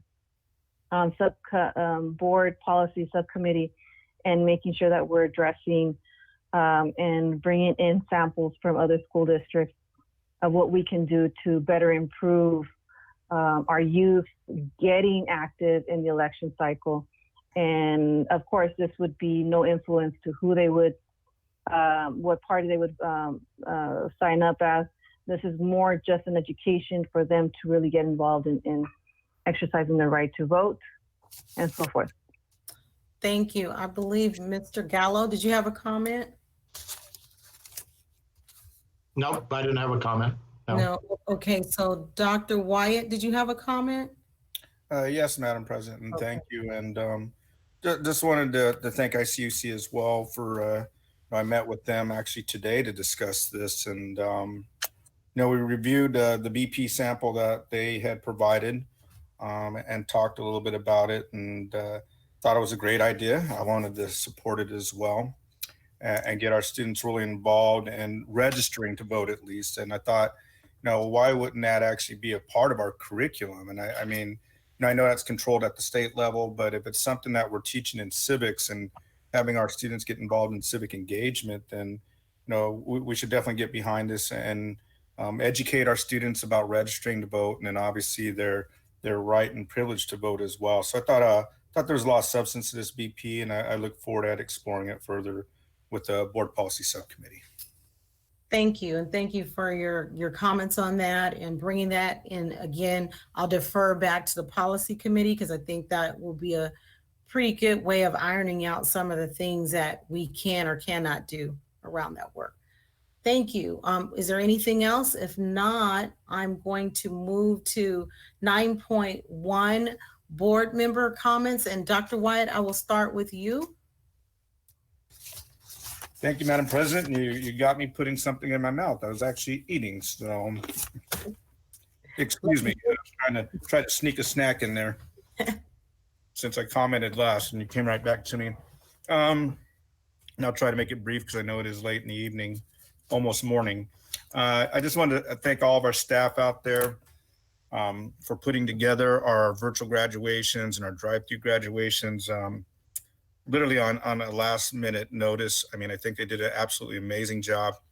I know a number of our board members got to participate in some of the events, and I'm a little bit zealous of that, which I could have as well. But I've been able to enjoy it on social media. So just again, thank you to our team out there for making that happen. I know it was a lot of work for them, So just want them to know we appreciate that. And I know our students and families and community greatly appreciated it. So thank you to everyone that did that.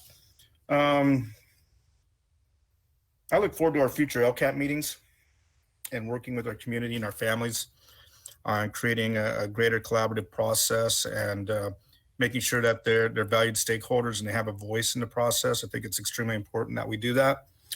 I've seen a lot of comments, received a lot of emails and text messages about how there's, obviously like a what's the word I'm looking for? Actually, I don't want to say a level of fear, but there's kind of a gap between us and them, and it might be not all populations of our community or all groups of our community, but still some of our folks in the community feel like that, and I don't think anybody should feel like that in regards to an LCAP process and LCAP meetings. So I know we can do a better job, and we will, and I think we should emphasize that to them and our community, that we're going to work with them. And I said it earlier, and I'm not going to drill it up too much more, but just again, thank you to our school police and what they do. I know they're feeling probably pressured and under the gun with all this being talked about, and we've heard a lot of support from our board for them. We obviously know we need to allocate funding in different ways, and I'm happy that Dr. Mitchell presented that to us tonight. That was great. Thank you, Dr. Mitchell. And just to continue our mission on increasing our services for social emotional learning and trauma-informed care.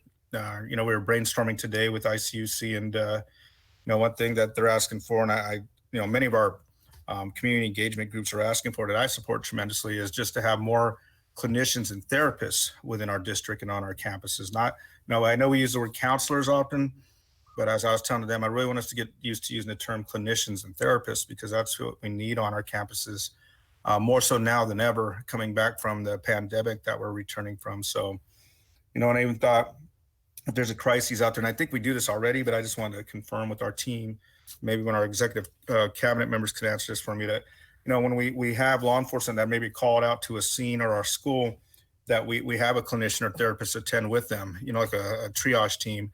I think we probably do that already, and I just wanted to find out if that's the case, and if not, we need to do that, because instead of maybe citing a kid or arresting a kid, we actually work with the student and find out what was the root cause for their behavior, and then come up with an intervention plan to assist them with whatever's causing the behavior. So that is it for me. Thank you. Thank you. Dr. Hill? Thank you, Madam President. I also want to say again, and I don't think we can say enough, how proud we are of our 2020 graduates. I had a chance to visit a couple of the drive-throughs and was absolutely wonderful. But I also want to let parents, graduates, and everybody else know. I just happened to be looking at the TV yesterday morning, the local access station where city council runs, and they had Sierra was on. So I'm assuming they're going to do all of our graduates, and they were showing each one individually. So I just want to say thank you to the city of San Bernardino for highlighting our graduates. I was so impressed with Daniel Arias. He's just such a good person, just an absolutely wonderful person. And he has so much compassion with what he does. And he summed it all up. And I just want to say, Daniel, you did a great job. Again, I want to say thanks to the team for your presentation and your work on reopening our schools. It will happen. Will it be perfect? We hope so. Chances are it won't be. But you know, we've been doing our old normal. We've been doing it for hundreds of years. It's not perfect either. So I don't expect this to be perfect overnight. One of the things that I hope we can do, as we heard about the cleaning of the schools, I think this is a great opportunity for us to give our young people jobs, you know, going in. And it's not saying it's a menial job, spraying and cleaning the desks between the class periods.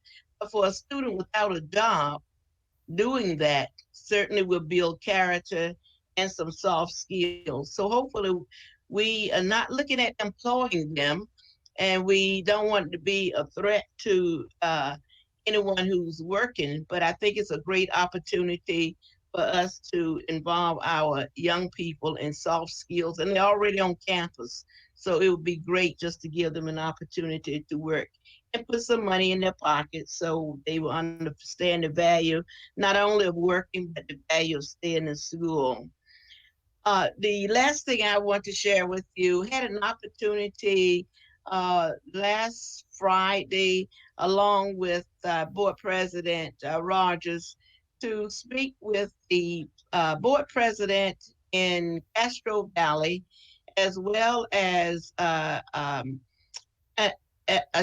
law student at UC Berkeley about ethnic studies, and they are trying to get a statewide resolution. Some great ideas, and we are going to have more information to, to give you at a later time.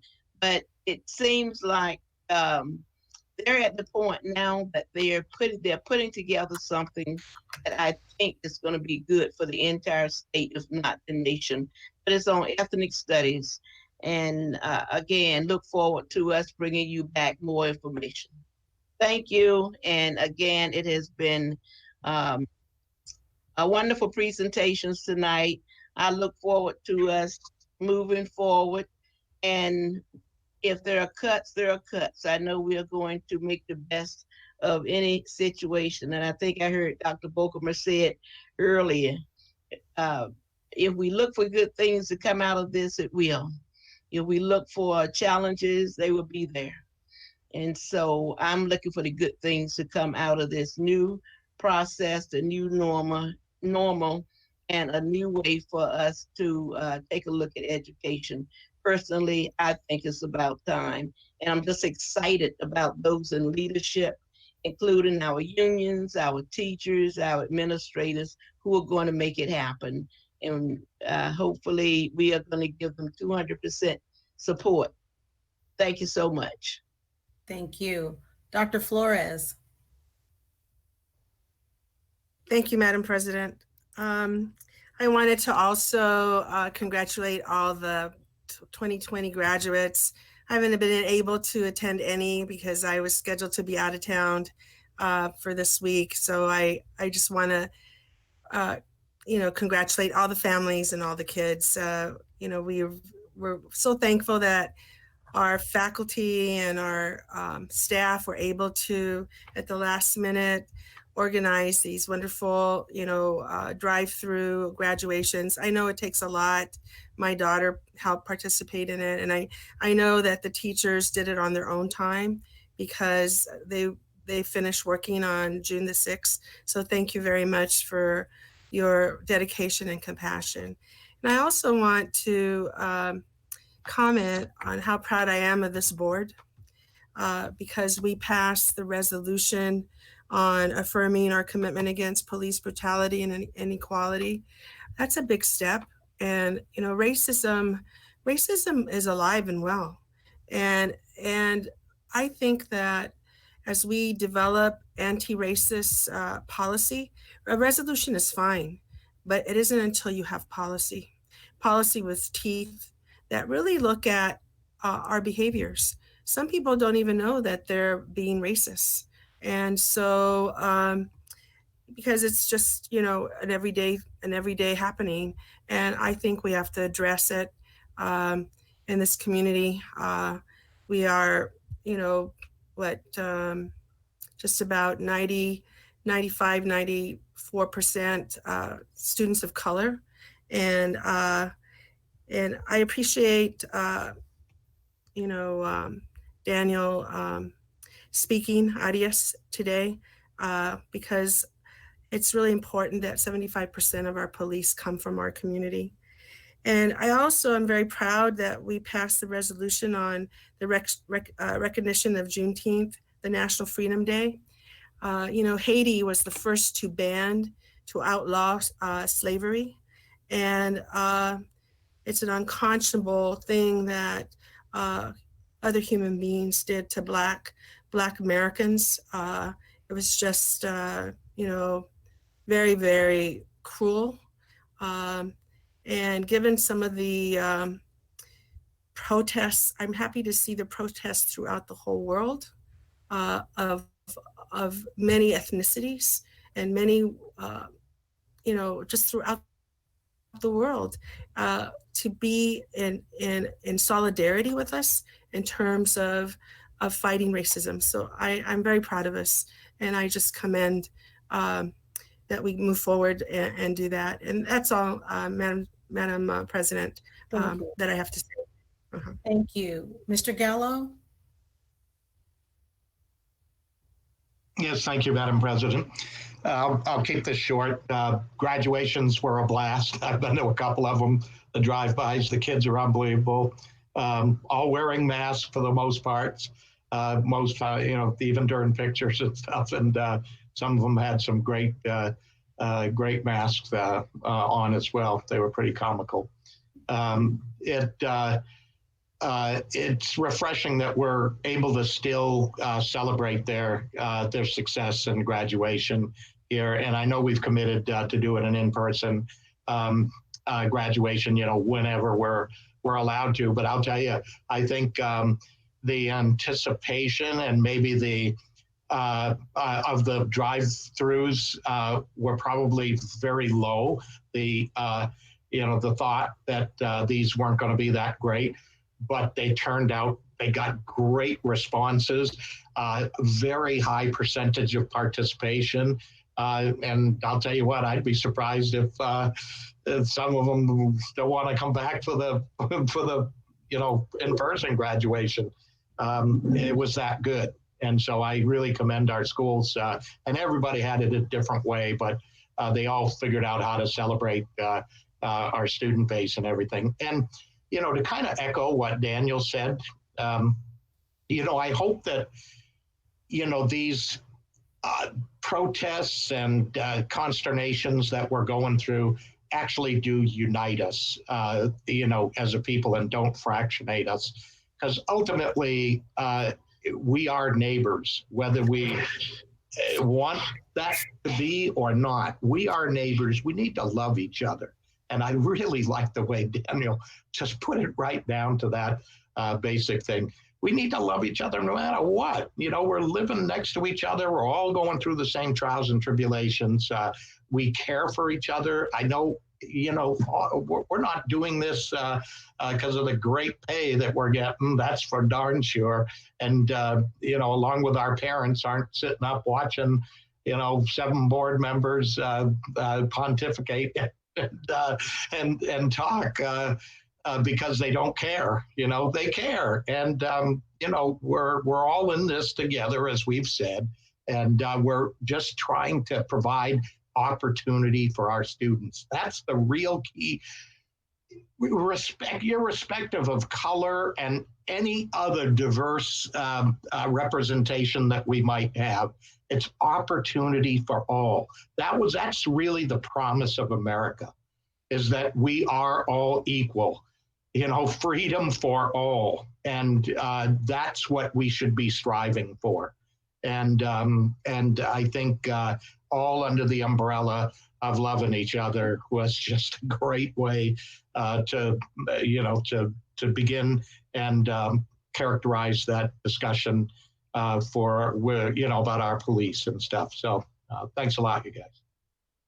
Ms. Rosales Medina. Okay, yes. First of all, I wanted to say, as I agree with the other board members, ethnic studies, but I know we call it something else. I was trying to look for an email with the specifics, because it's not just ethnic, it's also cultural, it's religious, religions, understanding different religions, because there is a lot of biases, even with religion. When you look at women's rights, when you look at LGBTQ rights, it's an intersectional piece. So when I hear and I think of ethnic studies, I think of it more culturally, of different aspects of it. So that's something that we should definitely push for. And I agree with what Dr.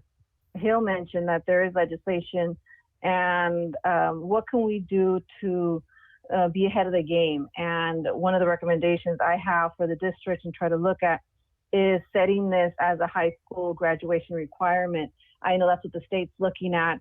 When you have it as an A through G, which we currently have at several school sites, bringing that A through G class can also just be an easy transition for many of our students, and then having that as a requirement. So I do request that we look into it. We don't have to necessarily wait for the state to make the decision. We can at least be ahead of the game in that area. Also, when looking at, and what was mentioned earlier with Daniel, and he used the Marvin Gaye, I was looking at, I actually shared his song, which is called What's Going On, from 1971. And in part of that same song and the lyrics, it actually says, picket lines and picket signs, don't punish me with brutality. Talk to me so you can see basically what's going on. And the reality is, and I think it's great to strive for that, we love each other and we push for equal rights all the way across the board. But when you look at the Emancipation Proclamation, it was 155 years ago. When you looked at the lynchings, people are still alive that were in that era and seen it happen. So people are still alive now. So then when you see these several supposedly suicidal that now they're reinvestigating, both in Victorville and Palmdale, I went to school in Palmdale. This is the reality that many of our communities are facing. So they're fearful, they're angry, they're upset, and it's okay to be so. And when we look at the unity piece, I see people's comments. I see the rage and the hatred they have towards communities of color, towards the Black Lives Movement. So we really have to push for better education. And I think that's where we can make a huge difference, is through ethnic studies and making sure that we provide it as a graduation requirement. Other than that, I also want to say congratulations to all the graduates. Today I spoke with one that graduated from Arroyo Valley High School. He walked across the aisle, and he said for him that was the moment when he actually, in his robe, walked across the stage and received his diploma, was able to take pictures, and he was really excited about that, and he wanted to definitely say thank you to all the board members for doing this for them. And that's basically it. Thank you. Mr. Tillman? All right. Okay. We will move to my comment. First, I'll say happy Wednesday. I think it's officially Wednesday. It's been a long night, but it's been great. I do want to definitely, again, thank the board for the resolutions tonight. I think is very important. It was historical for us to even look into aligning with what is going on in our communities and around the nation without us having to have belaboring conversations about it. That's the type of board we are. And I'm so proud that we can serve together with our diversity and come together and always do what's right. I also want to thank Dr. Volkermer and the staff and the teachers and the CSOs and the police officers and everyone that first day, the drive-through, we went out. And I know this was teetering on some crucial conversations that we kept going back and forth having. And again, as we always say, aligning with safety and making sure that we were able to do it in a safe environment. And I know that there were those that were ready, and then there were some that had to try to transition and get things together. But I certainly appreciate you all stepping up to the plate. I know it was at the last minute, you're thinking, what is Ms. Rogers up to now? But I know, with the support of the board, that all things was going to work out. And so I told Dr. Volkermer, if it doesn't, I'll take the heat. But it did work out great. Rain or shine, they were out there, and it was priceless to see the faces of the parents and the caregivers and the grandparents tearing up and just being excited. And I know also that, Dr. Hill does not miss graduations. And this was one of those struggling times. And then we found out a way. I said, well, perhaps she can sit in the car. And before I knew it, they put everything together. And then I remember being at Pacific and being on the stage, and I was like, okay, now she's sitting in a chair. She's supposed to be in a car. Now she's sitting in a chair. And then I looked up, she was taking a picture. So again, those are just, we love our kids. We love our community, and we want to be there, of course, safe any way we can. So thank you. It was enjoyable. We represented the entire board. All right, we will now move to 9.2, Superintendent and Staff. Thank you, President Rogers. Board, just a couple announcements. On June 25th at 9 o'clock, the San Bernardino County Superintendent of Schools Office will be hosting a June Budget Perspectives Workshop. So if you want to get their take on everything that's happening with the budget, let Karen know and we'll get you signed up for that. Also, CSBA in December, the 3rd through the 5th, they're offering both in-person and virtual options for you. I think most of you have already signed up. I believe I've signed the paperwork, but if you haven't, please let Karen know and we'll make sure that you get signed up for that. I want to echo what everybody said about drive-through graduations. We've done 7 of the 9. I've been able to attend all or part of all 7 at Royal Valley High School today. They've been extremely well organized. I want to thank all the staff members and the IMT members that have played a part. It's really been a great effort together between Eric's team and the teams at the school sites. They've been spirited, they've been dignified. A couple of you mentioned moments. A moment that stands out for me is at San Andreas's graduation. A young man was up on stage with us, and I saw his dad in the truck, just the tears streaming down his face of pride and joy for his son. And that's what makes it all worth it, really, those special moments for our families. I think they've truly been a blessing for our families. So glad we did it. 2 more to go on Thursday, Sierra and Sanji on Thursday. And then finally, I don't know how to say it, tonight or today, whatever, is the end of an era. As you know, Linda Bardier is retiring, and this is her last board meeting. Wow. I was going to say tomorrow was her last. In my notes, it says tomorrow is her last day of work, but actually today is her last day of work. And I want to commend Linda on her 33 years of faithful and dedicated service to San Bernardino City Unified School District as a teacher, communications officer, and then ultimately for the last more than decade, director of communications, a very, very valuable member of cabinet. She's seen us through many, many tough times. She got more than her fair share of crises management, and she's always demonstrated the very highest levels of expertise and professionalism. So I want to thank Linda and send along our best wishes for many, many years of health and happiness and retirement. So that's the end of my comments. Thank you. Well, congratulations to you, Linda. I'm sure we're all saying that right now. We're sorely going to miss you. All right, we are now at 10.1, approval of the consent items. I move to approve. I second. Okay. Sorry. Okay. All right, so I take it there are none to pull. All right, I'm going to call for the vote. If I can remember everybody again. Dr. Wyatt. Aye. Okay. Mr. Tillman. Dr. Flores. Aye. Ms. Rosales Medina. Aye. Dr. Hill. Aye. Mr. Gallo. Aye. Gwen Rogers, aye. Motion carried. Thank you. 11.1, personnel report, number 21, dated June 16th, 2020. Move to approve. As presented. Okay, I heard a motion and a second, I believe. All right, let's take a vote. Dr. Wyatt, Aye.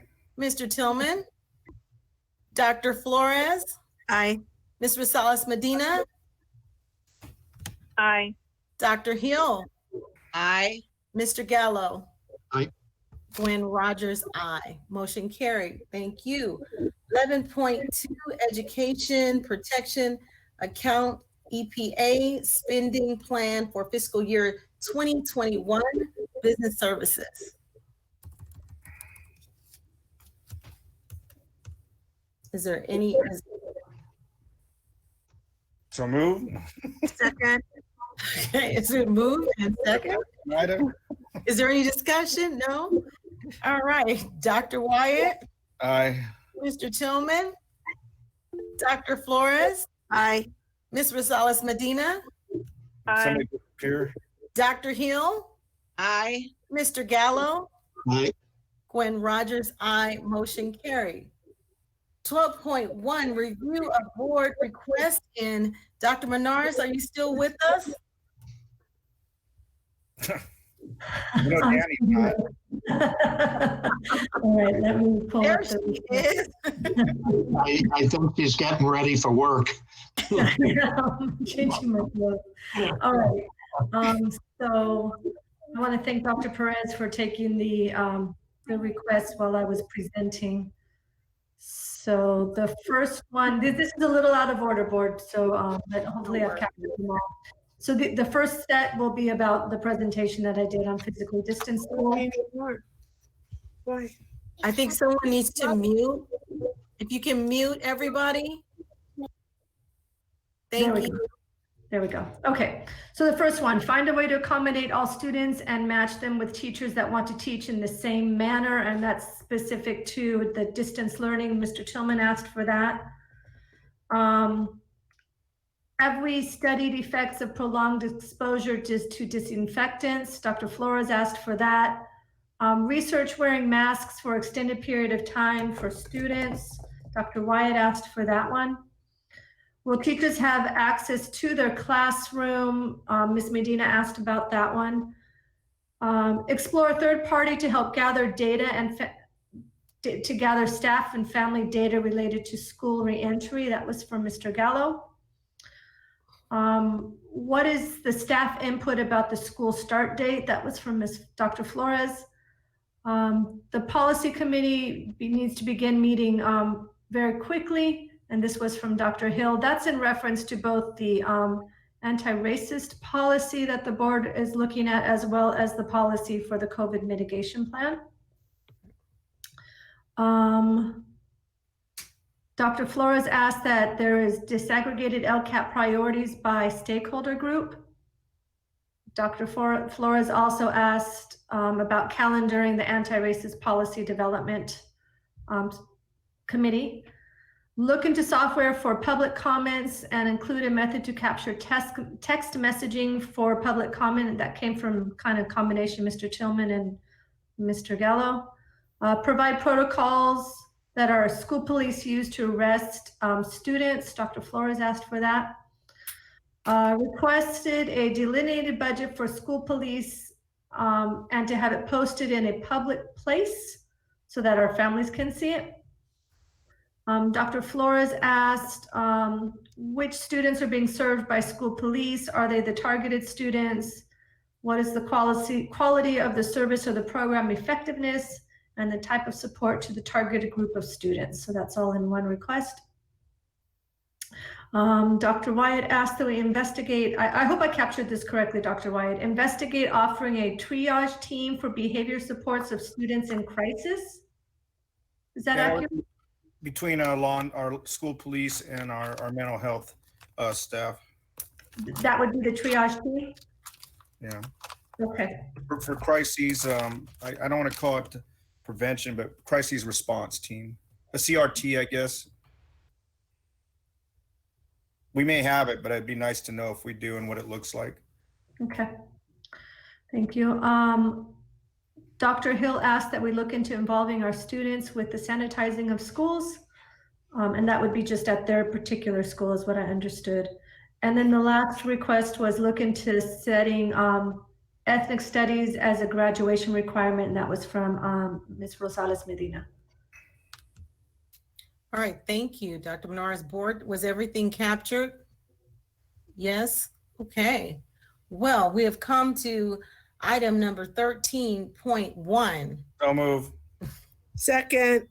It's been moved and properly second with no discussion. We want to say good morning and good night to everyone. Thank you for being with us. We will see you at our next regular scheduled board. Stay safe, and remember, we're in it together. Good morning, everyone. Good morning and good night. Sounds like the Truman Show. Good morning, good day, and good night. Good night. Good night.